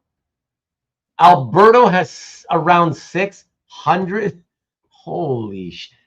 Like, if they were only worth $10 each, that's $4 grand for you and $6 grand for him. At $10. That's like one Whisper cover. What? Oh my gosh. I don't know about that. No, it's not. Yeah. But actually, that would make like imagine like a rain jacket with like the little plastic cards. You know, it would look amazing. Or a dress, a beautiful gown for your wife. You know. Yeah, the mystery sketch event. Oh, so you're saying he claims to have bought 120 sketch cards, and they were all blindly purchased as a mystery thing. So he doesn't know what he's getting, other than he says whatever character he wants, I guess. Holy, if that's true, wow, it's wild. But it's weird. That's why it's hard to believe, because it's like, why haven't you started showing them yet? My God. They're probably all Captain America. Stop talking about Alberto when he's not so mystery. Okay, let's stop. Collectors sit on their cards. Don't post them all the time. You know what? Again, if you're into it for the comments, then maybe you're better off not posting, or at least not posting most of them, because again, you run out of things to say when it's sketch cards, honestly, you know. He said he won't post. Oh, he said he won't post them because it's too much. Interesting. Yeah, I wasn't going to be planning on leaving him comments, other than, you know, if there's some pretty impressive ones, I would, because they're not. I mean, I would think with a scanner, if you have a scanner, you can just put like 10 of them on at a time, or 20 at a time, and just take one scan, so you wouldn't have to post as often. Here are the last 20. Here's the next 20. You know, right? Robert Berman style, right? I did a flip video on CAF a couple of months ago. You did a flip video and you showed all 402 cards, Tom? Holy smokes, man. That's wild. Yes, but it fills the addiction in small increments. $60 a pop? Are you talking about like average? Oh, 60. Oh, for the ones from the CAF thing or whatever, right? Yeah. Oh, and you ended up doing an asterisk, Asterix. Sorry, Asterix with an X at the end. Card for Alberto. Okay, that's cool, yeah. Yeah, that's it. Yeah, that's to me, I'd be more interested in seeing what he has there than another 120 Hembeck cards. No offense, you know. I mean, if everybody would stop posting Hembeck for the next 3 years, then I would miss it. And then it would be fun to see some Hembeck standalone figures again, you know. Yes, MLB, blessing and curse. Alberto was supposed to be on a show ranting about Hake shipping. I know, MLB. Trust me, I hadn't forgotten, and I was planning on bringing that up tonight, but I decided to keep quiet about it because I was hoping that, you know, sometimes he comes in really late. So I thought I'll wait to see if he shows up, and then I'll bring it up, and then to see if he wants to talk. Apparently, people were negotiating with Hakes now, and they were able to lower the prices. Somewhere they were overcharging, and then they got rates down from like $120 or whatever to $40. Or Americans are used to paying very low shipping. You guys are so privileged over there, you don't even know it. Yeah.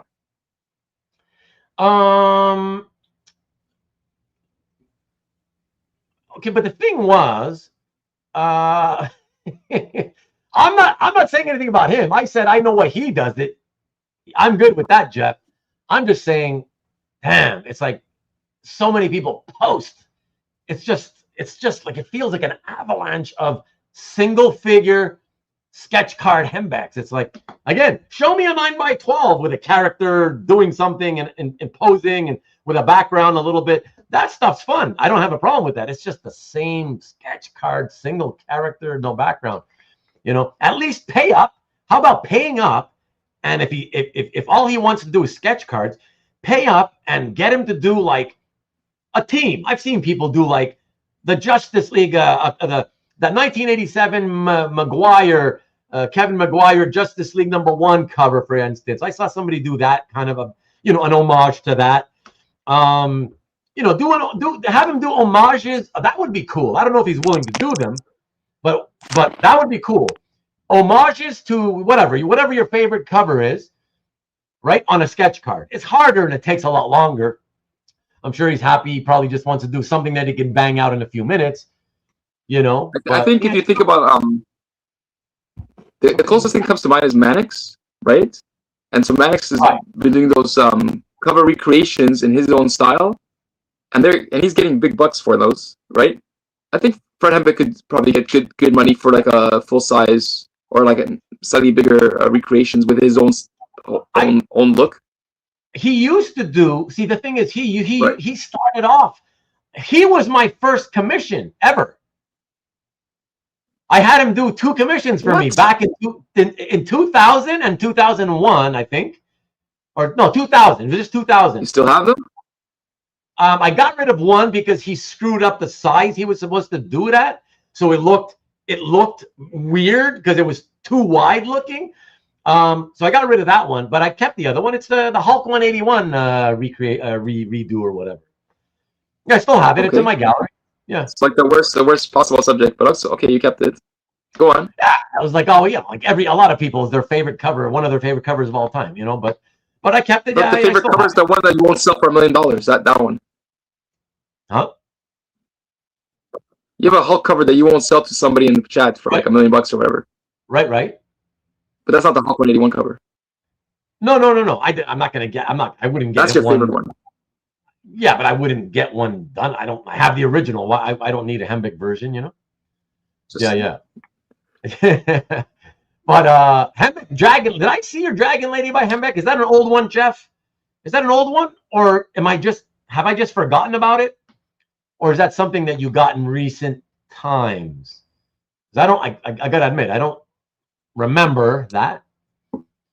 Mind you, you have so many Dragon Ladies. It's hard to forget. Great collection, but hard to remember everything you got because you have so many.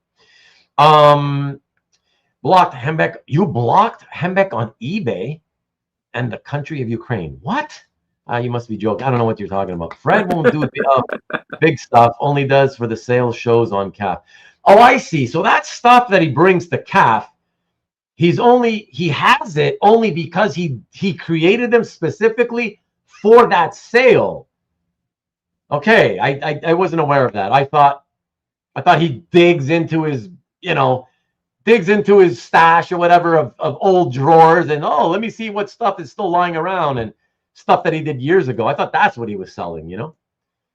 Okay, that's interesting. I guess he's happy enough. It's quick enough to do the small ones, and he gets enough money for them that he can bang them out quickly, and it's enough money, you know.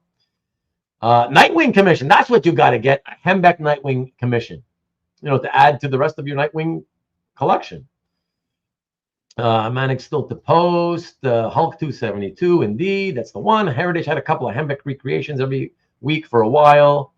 Yeah, see, that was fun. I still enjoyed seeing them, but I think that's where I really do enjoy the small size. Because it's so much more difficult to not have the freedom of size, I find it impressive and more fun when you can get like a cover recreation, cover homage on a small 3x5 or whatever size those little cards are, you know? Yeah, I think that's fun. I was gonna say back in the 90s, It used to be people, they write your name on a grain of rice and they give it to you as a necklace. You would love that because it's like miniature stuff. That exists. I've seen that. It exists, yeah. Yeah. I've seen them where the rice is under the magnifying glass so they can see how to, the paint with the super fine tipped brush or whatever. Yeah. And that's it's pretty. Imagine Jim Lee was doing those. They'll be like big money. Yeah. Yeah. See, look at Tim. Tim says, my Hembeck is the Fantastic Four starring in Shakespeare's A Midsummer Night's Tale. See, that's what I'm saying. That's fun. To me, that's fun. Again, in terms of... Are they all on one card? Huh? Tim, are they together or are they 4 separate cards? That's what I want to know. I bet you it's a larger piece, though. I bet you that's a larger piece. Oh, okay. I mean, who knows? What is Shakespeare anyway? I don't know for sure. Yeah. Right? You're Canadians. How can you dislike Hulk 181? we anybody who loves Wolverine, it's just because he was always... We don't dislike Hulk 181. Listen, I never cared. Hulk 181's cool. I never cared that he was Canadian. It's like, I was like, oh, okay, that's neat, but like, I didn't care. Like, it was just like, whatever. He's just cool. Was the creator of the Hulk... Sorry, was the creator of Wolverine actually Canadian? It was an American company, right? Marvel's American, so Wolverine's an American. Wolverine's only Canadian by name, right? Well, no, by his origin. Not by his origin, yeah. He's got no citizenship. He's not really Canadian. Doesn't count. Well, and I got to tell you, and I've said this before, the most shocking thing is actually that Marvel didn't, like, already 30 whatever years ago, and even to this day, shocked that they didn't what do you call it, not revamp, retroactively change his origin so they could finally claim that he's American. You know what I mean? Because he's one of the most popular heroes that they have. You know what I mean? Shocked, absolutely shocked that they haven't done that. Like, I expected them to do that back in the 80s, but yeah. No, that's because you're paranoid. You're a paranoid person. That's probably why you thought that. Yeah. 2010. The Dragon Lady. I must have seen it then if it's from 2010. All right. I don't know. Is he even doing new Dragon Ladies? Is he still doing that? Well, I don't think so unless somebody asks him. I would think, Fred has plenty of published stuff to sell off.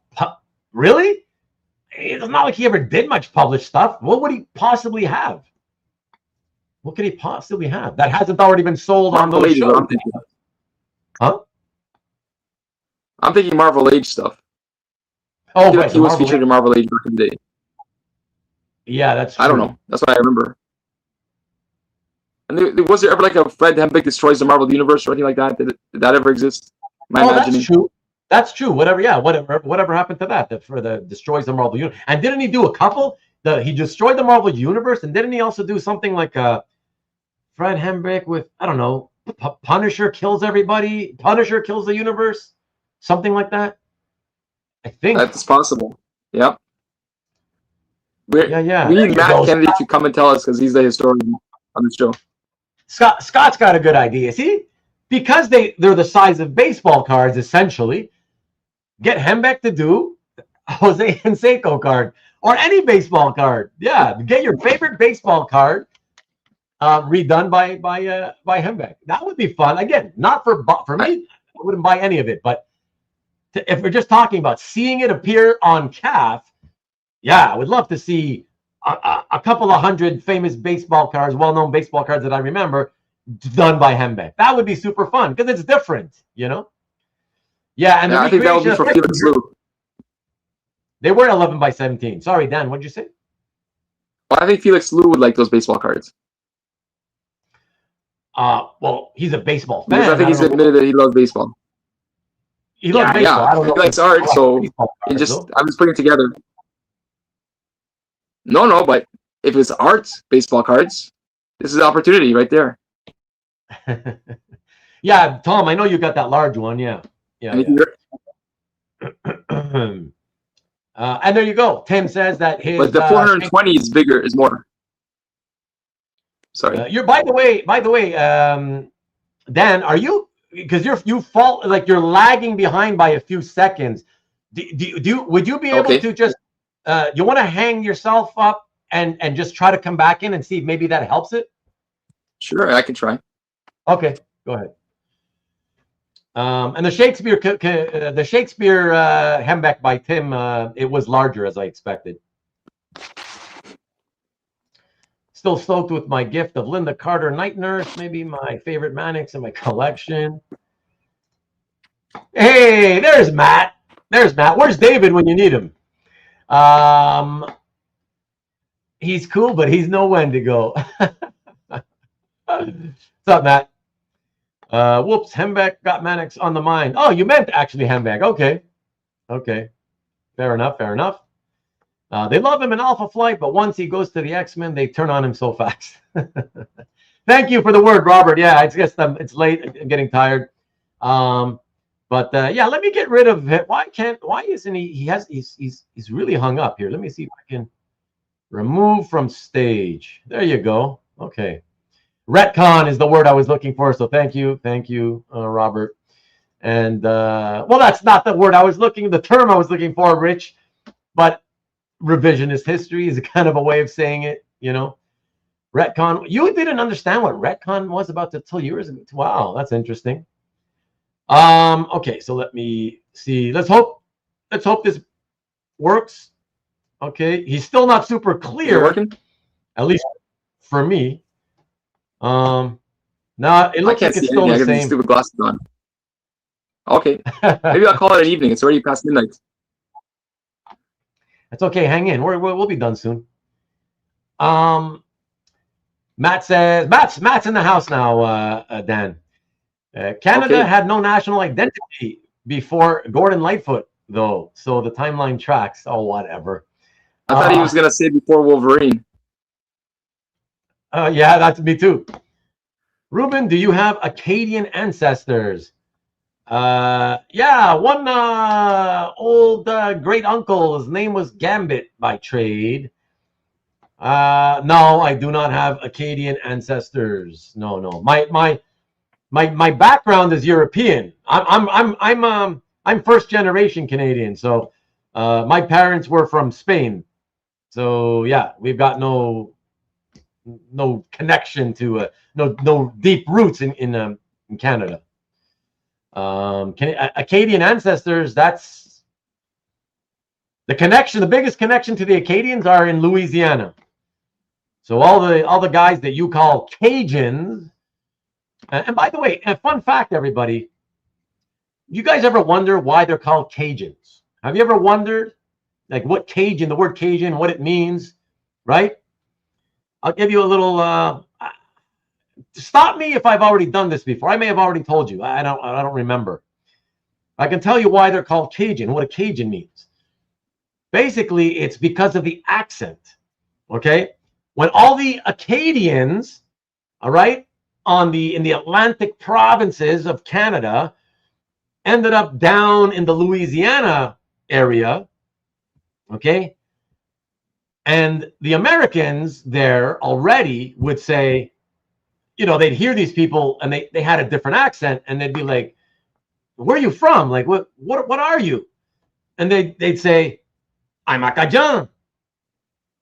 Right? The word Acadian, the way they would pronounce it was Acadian. So the Americans thought they were saying, I'm Acadian. So when another person would say, what did he say? He says it sounds like he said he's a Cajun or something. You know, Acadian, right? I'm Acadian. Yeah, they were saying I'm Acadian. But the Americans that were already there thought they were saying I'm a Cajun. And that's how Cajun, you know, the Acadians became Cajuns, you know. Well, they're interesting, fun fact, you know. Yeah, then. Yeah, you're looking good, by the way. Suddenly, it's pretty clear. So here's a question, because the credit card is MasterCard, is Visa, and then there's American Express, right? American Express. How do you pronounce? Do you say Amex or Amex? We say Amex. Well, I say Amex. What do you say, Dan? Well, I say Amex, but my kids told me that it's Amex, and I'm like, I'm wondering. And then I said, why do you say that? They go, oh, because we're Canadians and we say A. But I mean, it doesn't make any sense. And so No. I wanted to know if anybody heard Amex before. You know. No. And yeah, I that's my favorite Fantastic Four roast cover. That was a dream of mine to get one day. Sorry, Dan. Go ahead. Oh no, Fantastic Four roast. The best one is the is it Mike McDonald has one on YouTube? You can listen to it. He has a Fantastic roast. He has a Fantastic Four spoof. Like, yeah, it's got like he plays all the characters. Oh, the spoof. Okay, yeah. Yeah. It's not a roast really, but they make fun of each other, so they like roasting each other. Yeah. I'd like a Hembeck version of Yaz with the long sideburns. Carl Yastrzemski, of course you would. You old Bostonian, you. Or Massachusetts, anyways. Let's see. Oh, Robert, thanks for all the interest in Dampyr. Checking out for the evening. Oh, I'm sorry I missed you 6 minutes ago, Robert. For a change of pace, I'll be posting Dragonero pages for the next 2 weeks. Okay, I guess we'll find out what that is. Thanks, Robert. Have a good one. Let me see. Comics tropes mentioned and showed feelings. Okay. Hi, MLB. Hey, Matt. Enjoyed Roberts. Thank you. Good night, Robert. Let me jump ahead. Canada, don't get Starlink. We don't, as far as I know. Not clear, but no biggie. Well, it's pretty clear for me now, though. And now it's pretty sharp. Sharper than it was even earlier. Uncle Da Costa. First gen Canuck here, too. Both parents from Holland. There's the Dutchman. You know? Que viva España. I can do the song. It's not the national anthem. I don't know what it is, what you call it, but it's this thing that people, you know, in celebration, they sing. Better than the national anthem. Yeah, World Cup victory for sure. It's short for a word. Let's see if you guys knew about the whole Cajun thing. They hadn't built the big, beautiful wall yet. I have Acadian heritage and long lost family in Louisiana. Nice, Ian. Long lost, though. No offense to Cal for Nick, but only going to get stuff like this right here on RDC podcast. You know what? Like I said, don't call me RDC. Oh, I guess you can do whatever the hell you want. I hate it, though. I don't know, hate it, but I don't know. It's just weird. He said Acadian. Start piling it on now, you know. My dad actually has a map of the Acadian migration in Canada hanging in the house. Wow. Interesting. And that map is cool. Tom is familiar with it. That's even more interesting, actually. He's probably because he doesn't know about collecting art. They came down through Maine, and there's a museum there. Okay. Tom knows. Tom knows more than we think. The Acadian flags are all over Maine. Really? Yeah, okay. I guess that's where they cross through. It makes sense, you know. Acadian National Park. Okay. Won some nice Euro stuff on Catawiki this week. Finally scored a Manara. Speaking of Manara, congrats, Matt. That's nice. Respecha. Ask him if it's a Genius page. Is it a Genius? Well, he can hear you. He can hear me, hey, Matt. Yeah. Who's down with RDC? Yeah, you know me. Long lost and visited by family. Also had long lost in Argentina family and visited them in SF. Wow. It's cool that you visited them. That's pretty cool. Wow. We down with RDC. All right. And thanks, MLB. That was very nice of you to say. That's very cool. Not Genius. Every last lady. All right. But that whole thing. So that whole thing, now that I finally caught up to all the comments, that whole thing with the shipping. See, what Alberto had said was, hey, something like to the effect of, hey, did you guys talk about the shipping? And I said, like, what are you talking about? And he said, like, oh, that was the talk of the hobby all week on social media. And I was like, what do you mean by that? The price went up. And he confirmed the price went up. I think he said for Hakes.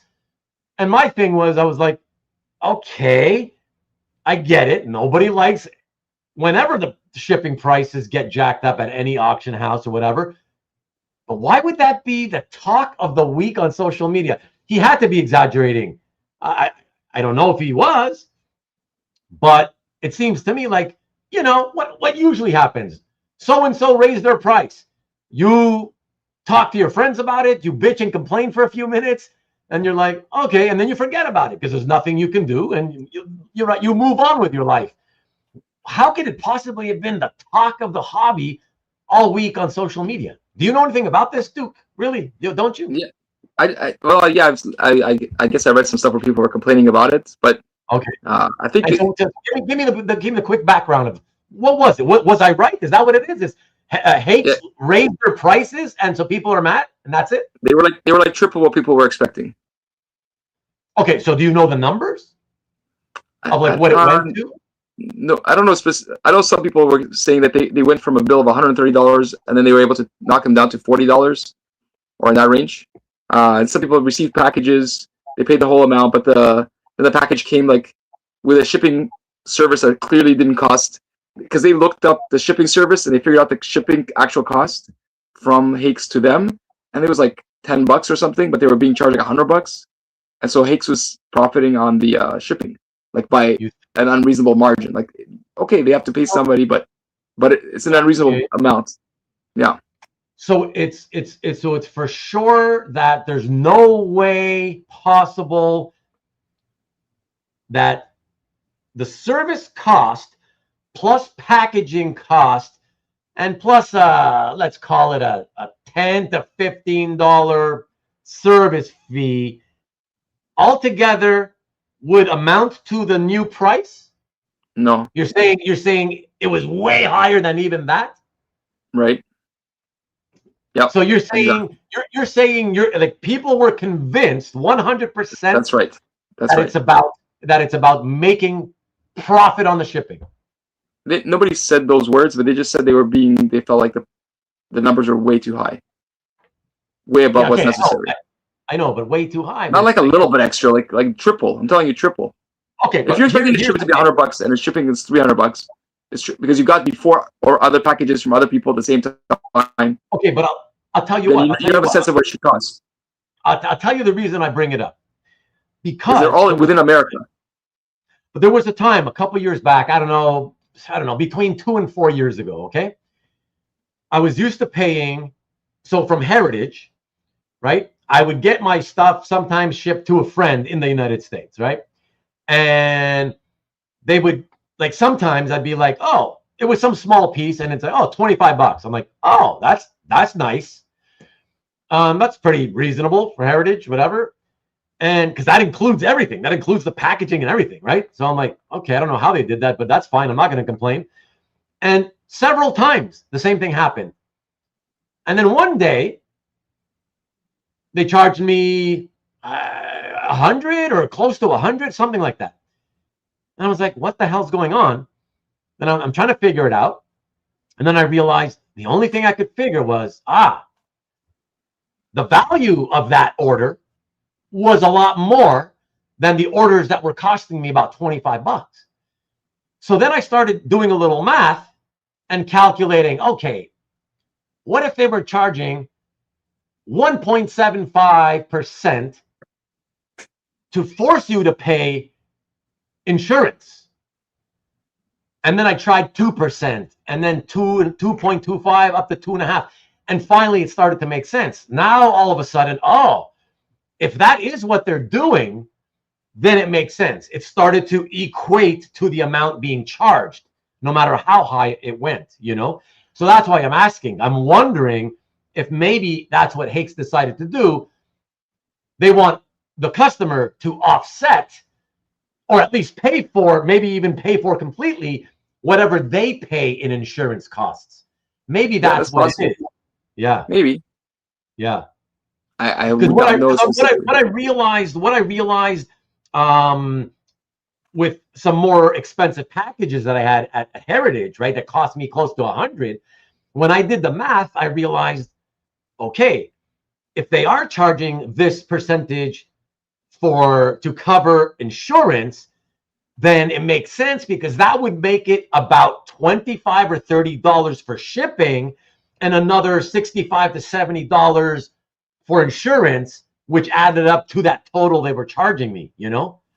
And then I did it again, right, on the future couple of wins after that, and it made sense. It kept following that same sort of percentage as if it was being a charge for insurance coverage. So, Yep. You know what I mean? So I have a feeling that could be what it is. Well, Because nobody I mean, ever thinks about that. I think they did revise some people's invoices down, so I think they did find that there was a problem. Whoever was in charge of it, Sorry, can you repeat they that? did revise some people's bills down. When they complained, they did put them down. Some people did. The people who complained and didn't have anything shipped to them yet, I think some people had it brought down. Yeah. Interesting. Anyway, look, Matt says that he and his Vegas crew of collectors were talking about it in person last week, and they say not only is it expensive, but it's shitty packing too. But now that I've explained my theory with Heritage, what do you guys think in the chat, man? What do you guys think? That, like, maybe if you start calculating, let's say a reasonable shipping, whatever it used to be, right? So calculate whatever the price used to be that they charged, and add now, multiply your cost of your item, of your order, by, say, the highest reasonable insurance cost, 2.5%, and then add it to that shipping, the old shipping cost, and then tell me, do the numbers suddenly make sense now? Does it add up? Because that might be what it is. But if you tell me that you calculate it that way and it still goes even way above that, okay, then there's some kind of crazy thing going on. I have a feeling, though, that you're gonna find out that it was related to insurance costs, you know? I mean, how many people are actually buying from Hake's? Is this even a topic we need to cover? Thank you, Dan. That was the other funny thing, is that when the topic was brought up by Alberto, that was the other thing. I was like, why would you talk about this? First of all, why would you talk about it all week long on social media? Because again, nobody likes shipping costs. You got to pay it, whatever, and you get over it, right? But on top of it, like you said, on top of it, it's Hakes. Most people don't win anything or bid with Hakes. It's like, who cares? Does it really matter? And look, Mickey is saying they only charge him $20 for his win. That's because Mickey's a smart guy. They like him. Much more than when Alex was in charge. Alex Winter, he was a good guy. Sad to hear he left. And they also took 14 days to ship my. That's different, though. You guys were claiming that they changed ownership recently, right? A change in ownership is always going to cause, issues with slowdowns and whatever, I'll try to shorten your show's name. I already watched a show called RLP. Yeah, thanks. My piece was very well packed. See, that's so bizarre, right? You get people saying one thing, and then somebody else will chime in and say the complete opposite. My piece was very well packed, and it cost them $20. It's so bizarre. And then Matt, between 90 and 130, but just thrown in a box with no protection. I'm with you on the no protection thing, the packing. Yeah, that you can bitch about. But calculate the value, take the value of the order of anybody who was charged between 90 and 130, right? Calculate 2.5% on the value of the order, and then tell me if it now makes sense. Because I think that's probably what they're doing.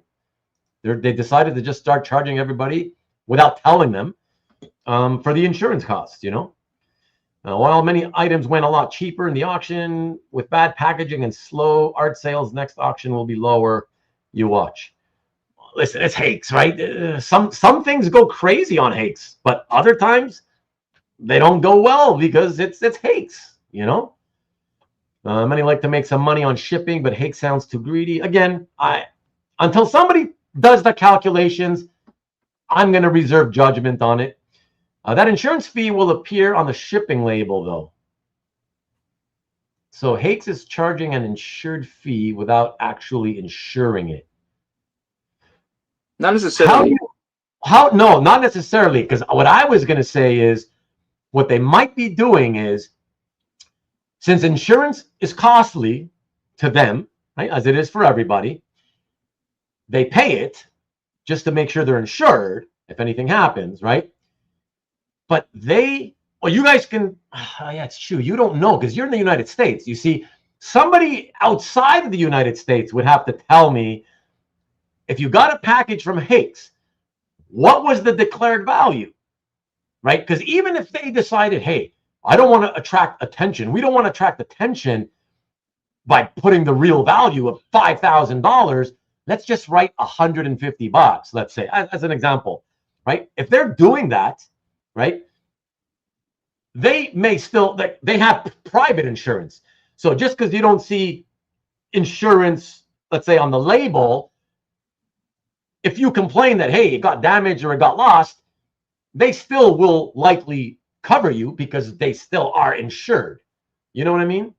So Mickey says, probably correct. My piece costs less than 200. So there you go. See, that sounds very much like the heritage system I was mentioning. You know, at $200, yeah, that's the kind of value that my heritage wins were charging me $25 for shipping. Yeah. So they didn't really have to add any insurance to them, you know. MLV says cost $6 to $8 with $1 added for every 100. No, not at the post office, I'll tell you that much. $5 or something for the signature. So less expensive, 100 is greedy. Again, if people are getting, or that's another thing that kind of shows that it might be what I'm talking about. The fact that it's not a set number for everybody. Matt himself said 90 to 130, right? So that seems to me that it depends on the insurance because of the depending on the value of the item, you know, the order value. So yeah, or huge over 20 inches costs more to ship. Yeah, 115 shipping costs for 3 pages. Okay, very high, but I got good deal. But again, you're not mentioning, Tom, what was the value of that package? Please tell me what the value of the package was, please. Okay, let's just get one example here, and we'll probably be able to solve this one way or another. Tell me what the value of that package was, okay? On your $115 shipping cost for 3 pages. And I know you buy ROM and stuff like that. So I'm going to guess at a minimum, you probably spent $2,500 on that package. But tell me, okay? Existing insurance policy would insure shipping. Right, Peter, but that's my point. All these auction companies, of course they have insurance. They have to insure. They have to, right? They have it. The point is, it's fucking expensive. So at a certain point, they probably decided, we got to cut our costs somehow.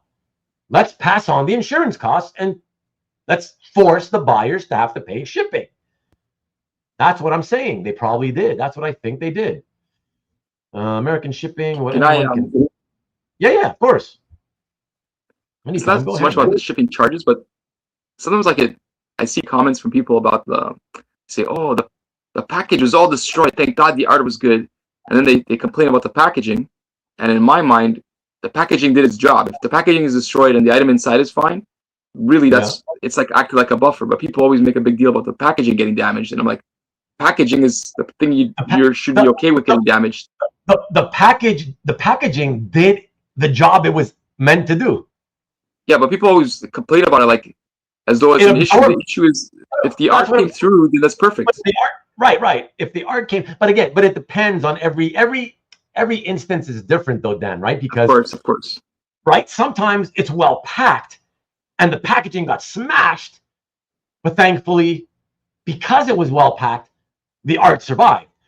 But other times, the packaging is destroyed, but the art miraculously survived because when you look at how they packed it, you're like, I can't believe the art survived somehow because it's right. You can tell it's crappy packaging. You just know it was not good enough, you know? I don't know.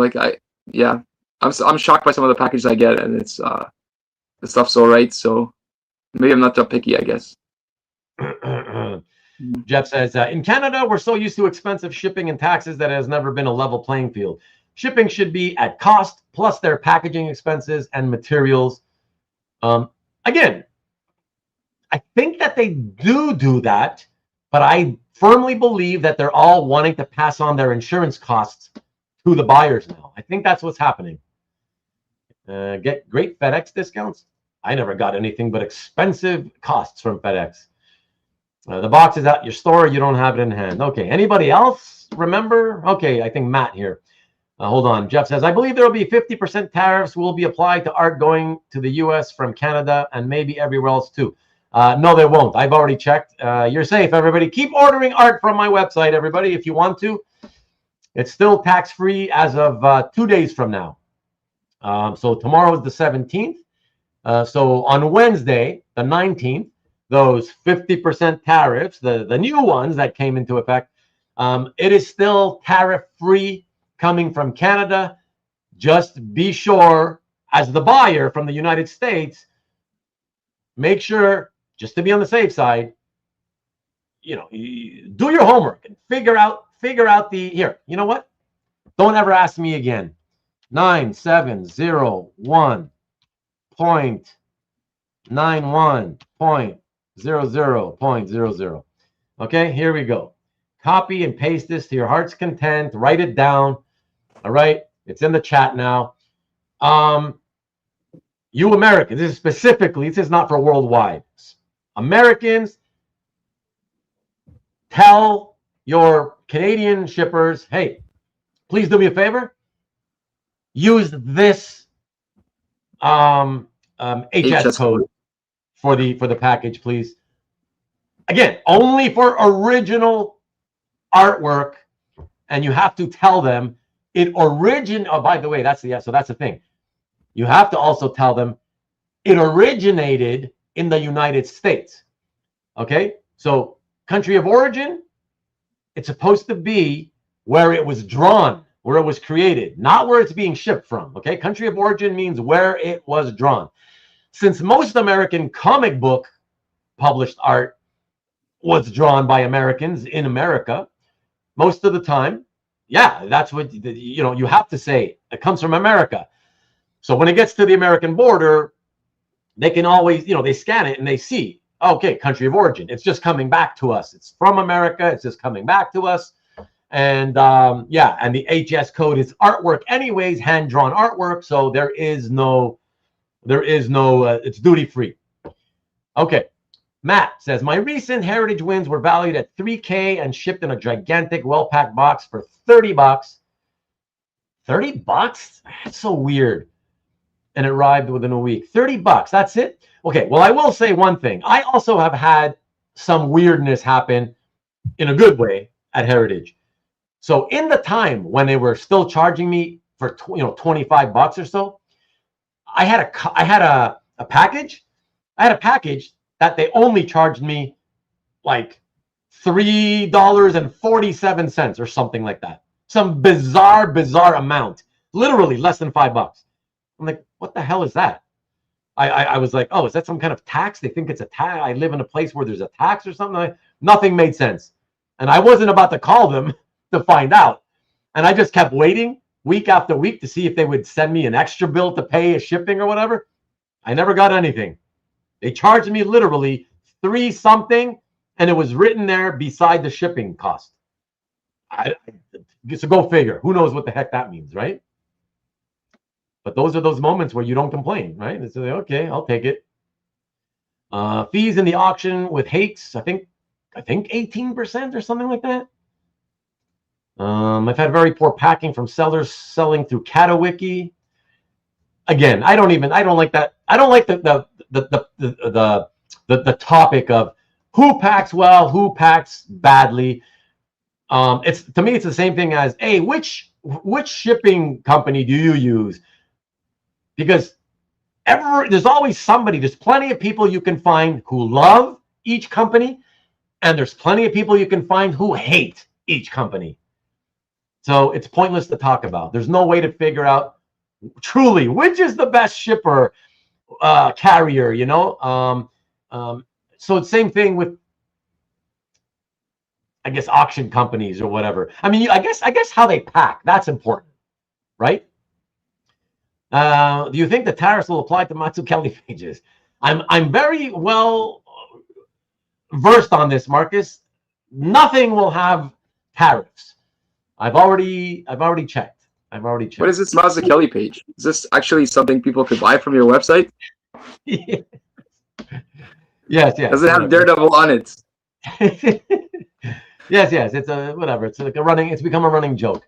I know but I've never looked it up. I don't even know if it's really there. Okay, I don't know if it's there anymore. I think it's there. I think it should be. Well, if anybody should know it, it might be you. I forget. Just like you can't remember what's in your collection. You can't remember what's in your inventory. I have no idea. But I don't even pretend to know. I don't pretend to know. So. Yeah. That's it. Well, I don't pretend. I'd like to know. I mean, you have a more condensed collection, though. I think. Yeah. Yeah. You guys keep waiting on the DD page. Price is going to go up soon. That's true. I'm going to jack it up to $9,000 soon. Can you get Duke to smuggle the Matsu Kelly? I told you. Yes. Duke's not. Duke didn't go. Duke didn't go to. Are you worried? Are you actually worried, Marcus? Are you just clowning, or are you actually worried that you don't trust me when I say you're not going to you wouldn't get charged? What do you call the tariffs? You not trust me? You know the other thing though is, right? Do the Americans know this? If you're getting a package from Canada, the Canadian seller or shipper has to pay the tariffs for you in advance. Yeah, in advance. So the tariffs are paid in advance. That's the other thing. That's the funny thing. What a great point, Dan. Thank you so much. It's true. The dumbest thing in the world for Canadians, but it's a fact. You like him or hate him, Trump figured it out. So yeah, it's true. I don't know why the Canadian the Prime Minister, the Canadian government acquiesced to Trump on that. He sucks. He told them, yeah, you got to collect it at the point of sale, and within weeks they hooked up with some company that has always done logistics for shipping companies or whatever. And yeah, we suddenly, we got to hook up with them. Anybody who ships got to hook up with this company, get an account with this company, connect it to your Canada Post or whatever, whoever you use to ship. It's like, if whatever we ship does have tariffs, we pay it. The shipper pays it. So even if original art was a tariffable product, you guys still have nothing to worry. You wouldn't have anything to worry about, because if we don't pay it online immediately and we try to take the package to the post office to drop it off, as soon as the clerk scans it, it's going to say tariff due, tariff not paid. And they would give it back to you and say, no, you didn't pay the tariffs. So you got to take it back home, pay the tariffs, and then you bring it back. So yeah, you guys have nothing to worry about Canada at all. But like I said, original art still tariff-free, even with this new 50% thing bullcrap he's talking about starting on Wednesday, But a dozen pieces worth $5,000, total of $80. $80 on a $5,000. I mean, there's also a distance. Depends how far the person is, right, from the Hake's location. Yeah, that's true too. Because Matt got $30 for Heritage. Is he close to Heritage? Nevada is close to Texas, yeah? Well, Texas and Las Vegas. No, that's pretty It'll far. Very close, no? Texas to Vegas, that's pretty far. Is it? Yeah. Okay, I mean, it's south, but going east to west, I mean, it's a pretty long distance. They probably know Matt is a VIP, and they just give him good deals. That's probably what it is. Like Jeff, he won't even cross the border for a few more years. Dan is happy. He's helping out the Americans. Dan is happy. The collectors in America. I meant. That's what I meant. Is it true, Dan? Is it true, Dan, that you're happy there's no tariff on blue blocker sunglasses? I would never buy them myself. So Matt, we don't pay tariffs in this country. His name is Geek. He puts them on as a shocker. Man, he loves his blue blockers. I did that on the show once. Nobody knew what the hell I was talking about. I was like, how do you not remember? It's one of the greatest infomercials of the 90s. I only remember like the Floby. The Floby. I remember that too. I remember that too. But how do you not remember blue blockers, man? If that came around during COVID, that would have been a big seller. Because people started cutting their own hair during that period. That's true. That is true. The Floby would have been huge. Pretty good luck with European shippers. For my one time, that Croatian post office lost my dynamite cover. Yeah, I've never actually bought anything from the Eastern European countries ever. What are dynamite covers doing in Croatia is the question. That's another interesting thing. But they have a couple of Croatian artists out there, so maybe that's what it was. Don't give logic. Isad, right? Isad Ribic. He doesn't do dynamite, does he? Or as his former rep used to say, ribbit. As most Americans probably say, ribbit. I don't know. I mean, that's what frogs say.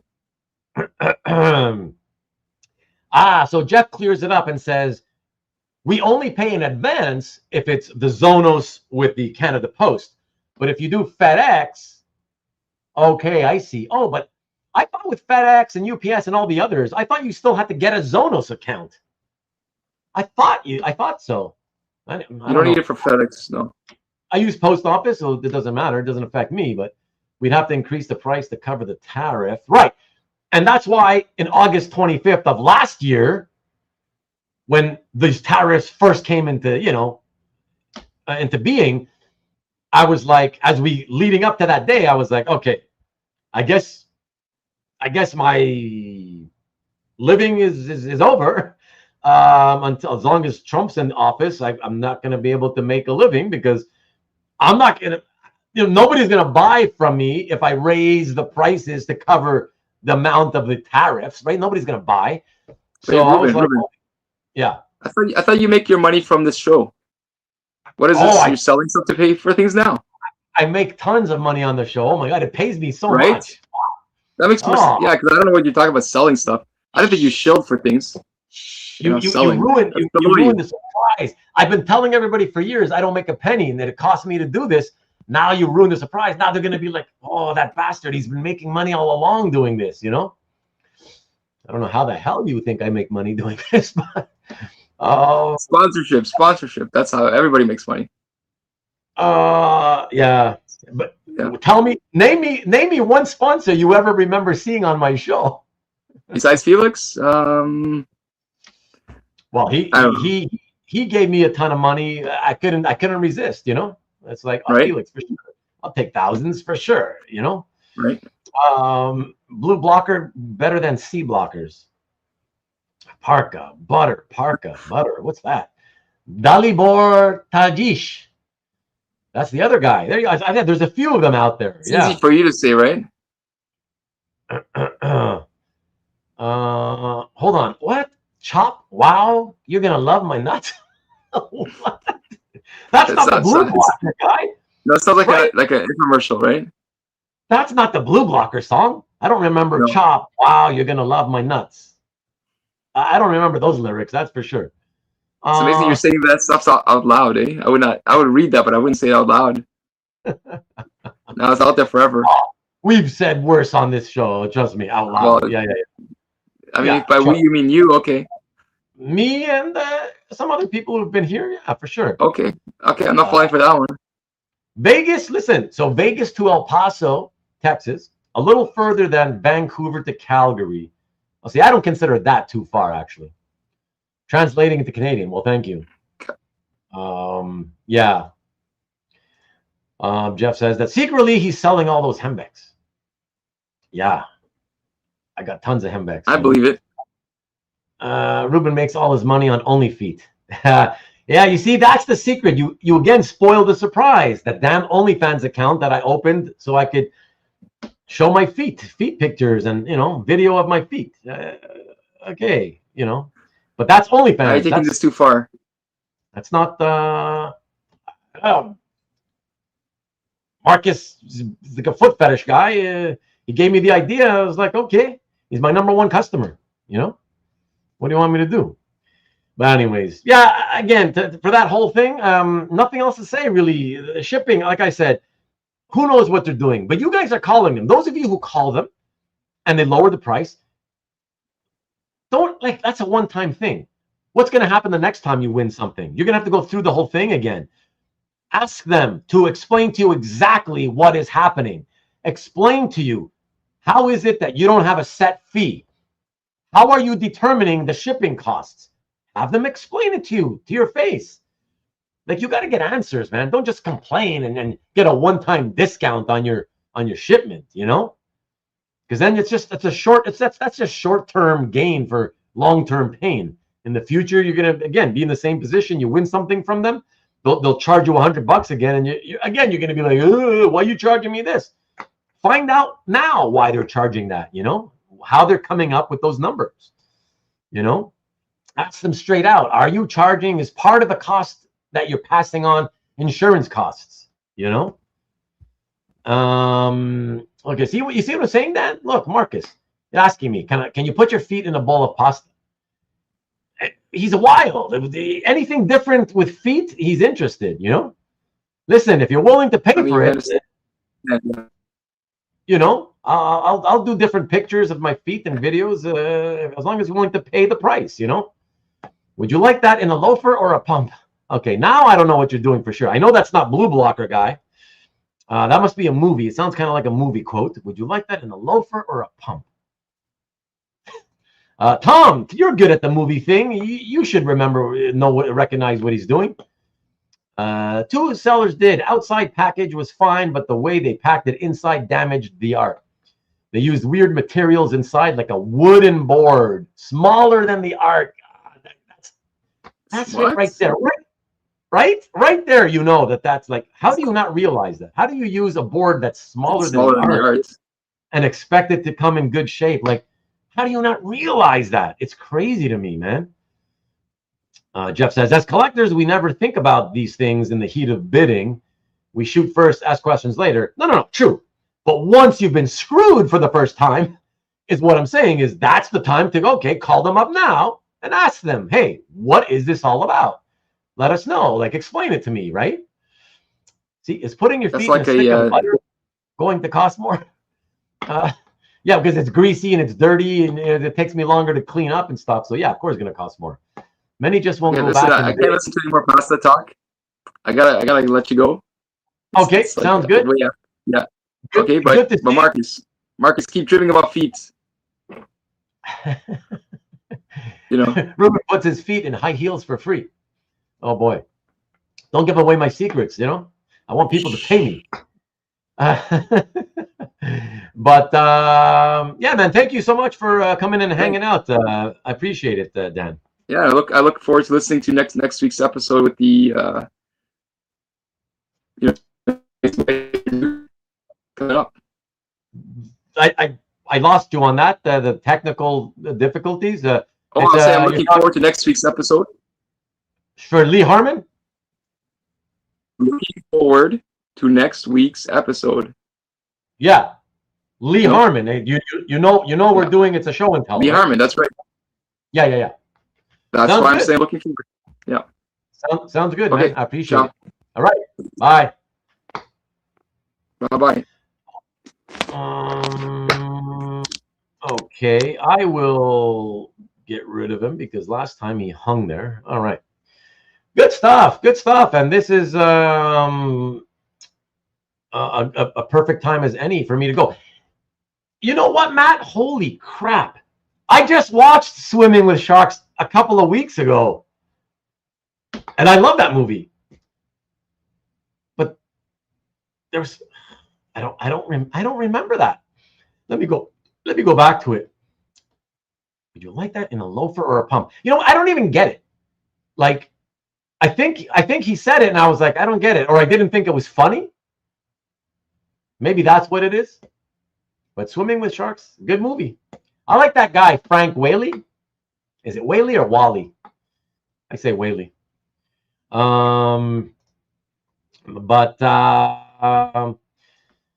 Yeah, no, good movie. But no, it's been a fun night, guys. I'm gonna go because I gotta spend time breaking this this show up into chapters for the rewind people now, and that's it. It's time to go. It's been over 5 hours now anyway, so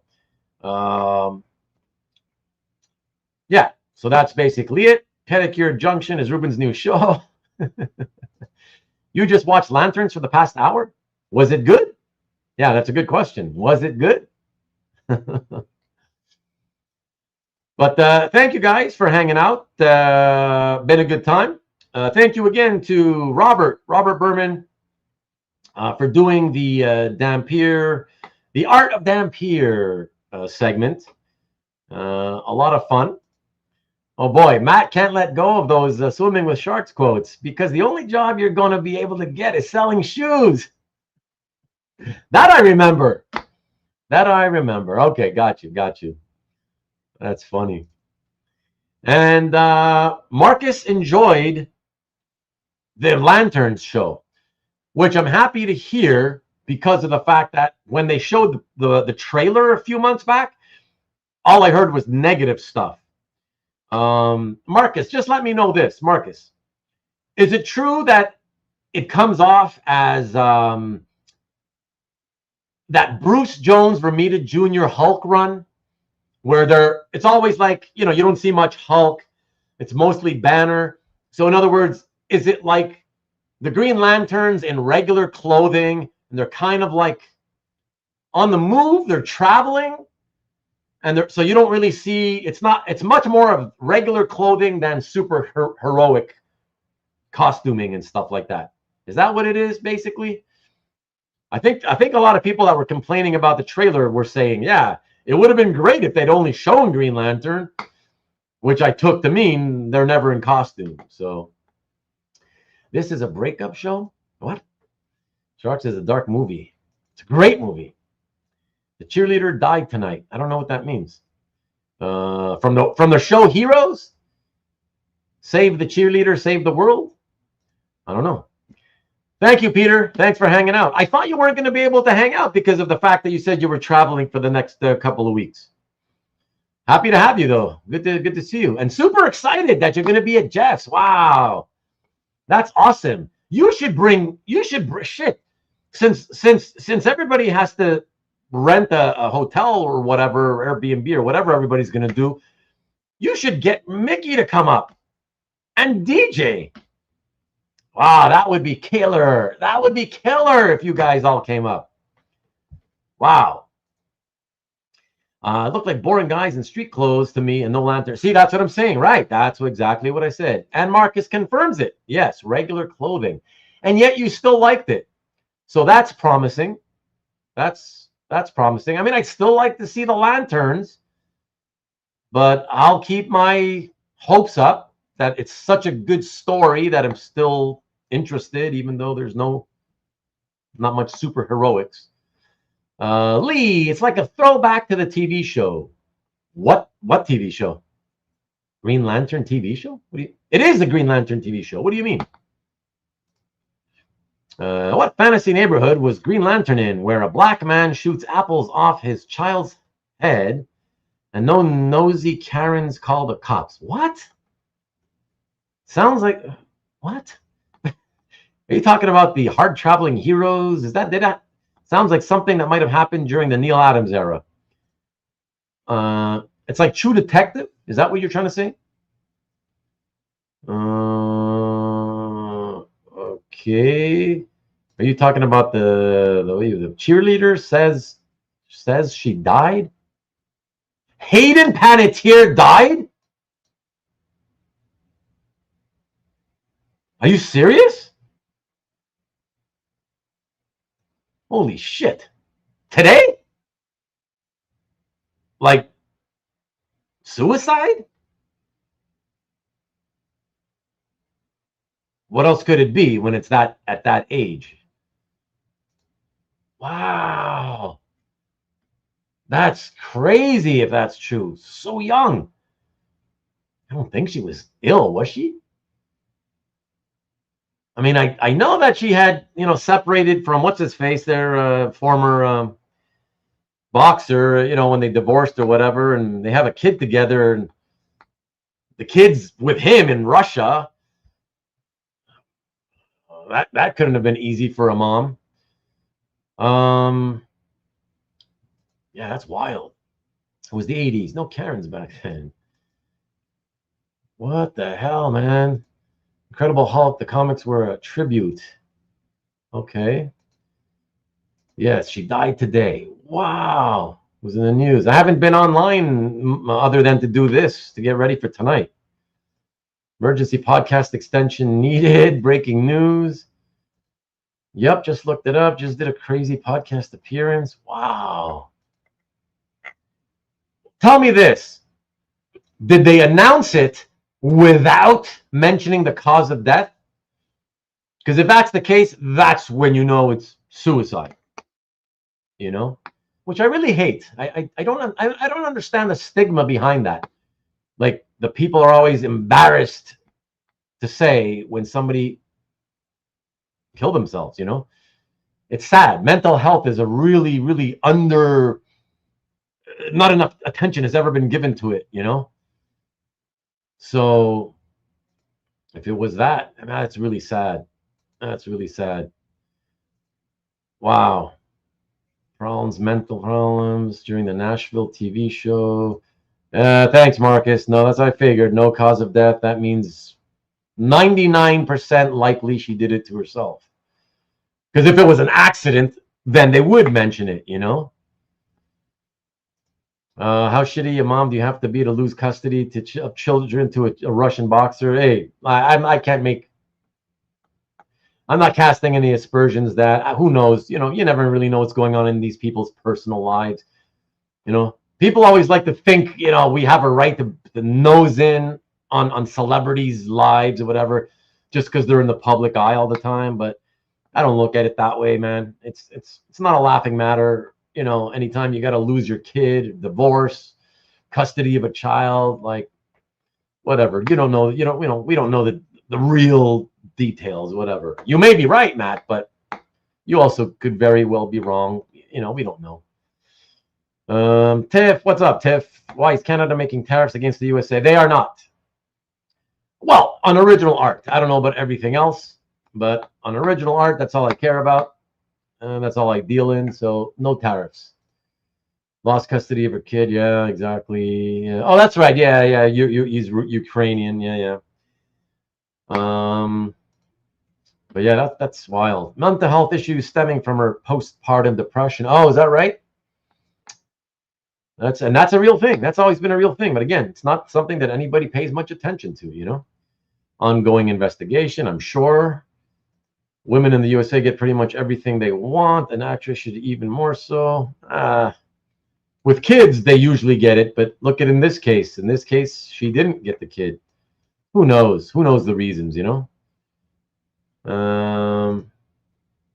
Yeah, Tiff, like they said, when they don't mention it, 99% of the time it was suicide. You know? So I don't know. No point in speculating. They'll mention it soon enough, you know. Anyways, fellas, it's been real. I gotta go. I'm exhausted, and yeah, I gotta continue work and cutting the show up into chapters for everybody. So again, thank you. Yeah, exactly, Lee. Thank you. Yes. Check out her appearance on the Jay Shetty show. I've never heard of Jay Shetty. Must be, is that some local LA personality or something? Yeah. I don't know. Over 5-hour show. Well done. Yeah. Thanks to Dan and Robert for sure on that one, man. Thank you, Tom. Appreciate it. But Jay Shetty, I don't know. I'll write it down. I'll see if it's on YouTube. If it's on YouTube, I'll catch it. If not, I guess I won't. So Jay Shetty. And what's her name again? Sorry, I'm so tired. I'm like Hayden Panettiere, yeah.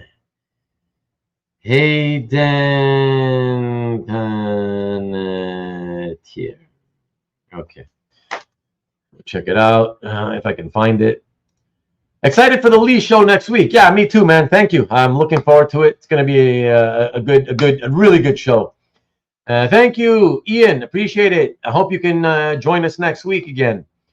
And definitely not time for a giveaway. And Ruben said S word. Wonder if video gets warning message. I've said far worse than S words before. You should know that. Good night, Scott. Thank you for being here. And Peter, thank you. Talk to you soon. And we got a giveaway in Rex Monday. There you go. Give it to the people who can afford the giveaways. This video discusses. Oh, that's the S word. I see what you mean. Okay. Yeah, like I said, we've talked about. I've said murder, rape, incest. You know, we've used all these words. We've talked about all that stuff. Like I said, they haven't ever bothered me, and as I always say, I believe it's because their algorithm is programmed only to search the channels who are monetized, or perhaps even at 1,000 subscribers or more, even if you're not monetized. You know, 1,000 is the minimum, so you can get the monetization. And they've never bothered me on no matter what we talked about. So that's why I want to stay as low as possible. At $7.95. So I picked up a few this week. So close to 800, whatever. So it'll still hopefully be a couple of years before I get to 1,000. And then who knows? Maybe I'll do a show where I beg people to unsubscribe, so we could drop it down to 700 again. Don't push the luck. I know. Not monetized, agree, probably it. Yeah. Everyone says, oh, no, I know. That's why I hate it. You know, they always have to use these stupid words. It's just like, come on. Like, we're adults here. We're all adults. Life and death is a part of life. Suicide's a part of life. Murder is a part of life. Whatever, you know, rape, sexual molestation, it's all a part of life. You can't not have conversations about those topics without saying these words. I mean, that's life. It's like, Jesus, in the 1950s, people still mention those words. Like, what's going on with YouTube? Anyways, whatever. Yeah, grape and corn have a new meaning on YouTube. Exactly. I can't do that. I think I'd rather just stop the channel if it gets to that point, or let them shut me down. You know, if it gets to that point, like, whatever. Do another show complaining about Trump. You know, actually, you know what I could do? If I ever get to 1,000 and they start hassling me, before they shut me down, I guess I can shut down the channel and just start a new one. So I'm starting from scratch again, you know, with 0 subscribers. That's kind of a way around it, you know. And complaining about Trump, and I'm sure many will leave like Sean. Yeah, but Sean came back. It's all good. Remember that time he came back? He came back, Tom, and he said, hey, guys, I just got back from the Trump rally. Remember? That was so funny. Release the files. But seriously, thank you, everybody. The new Ruben Da Costa channel. Exactly. That's what I'll name it the next time, you know? Making YouTube great again. So funny.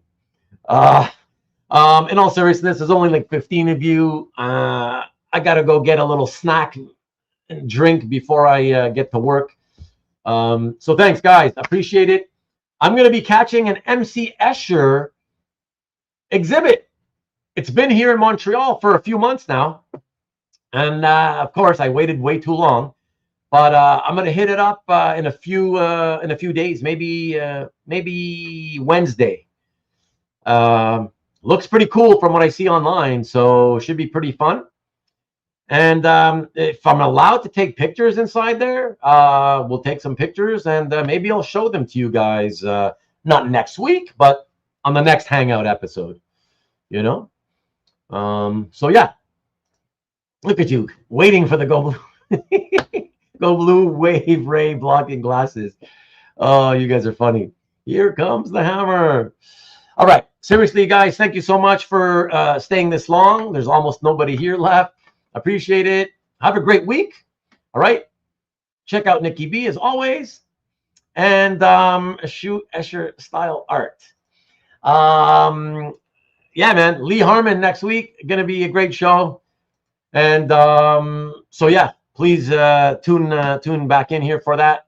And yeah, we'll catch you then. All right, everybody. Have a great one. And as always,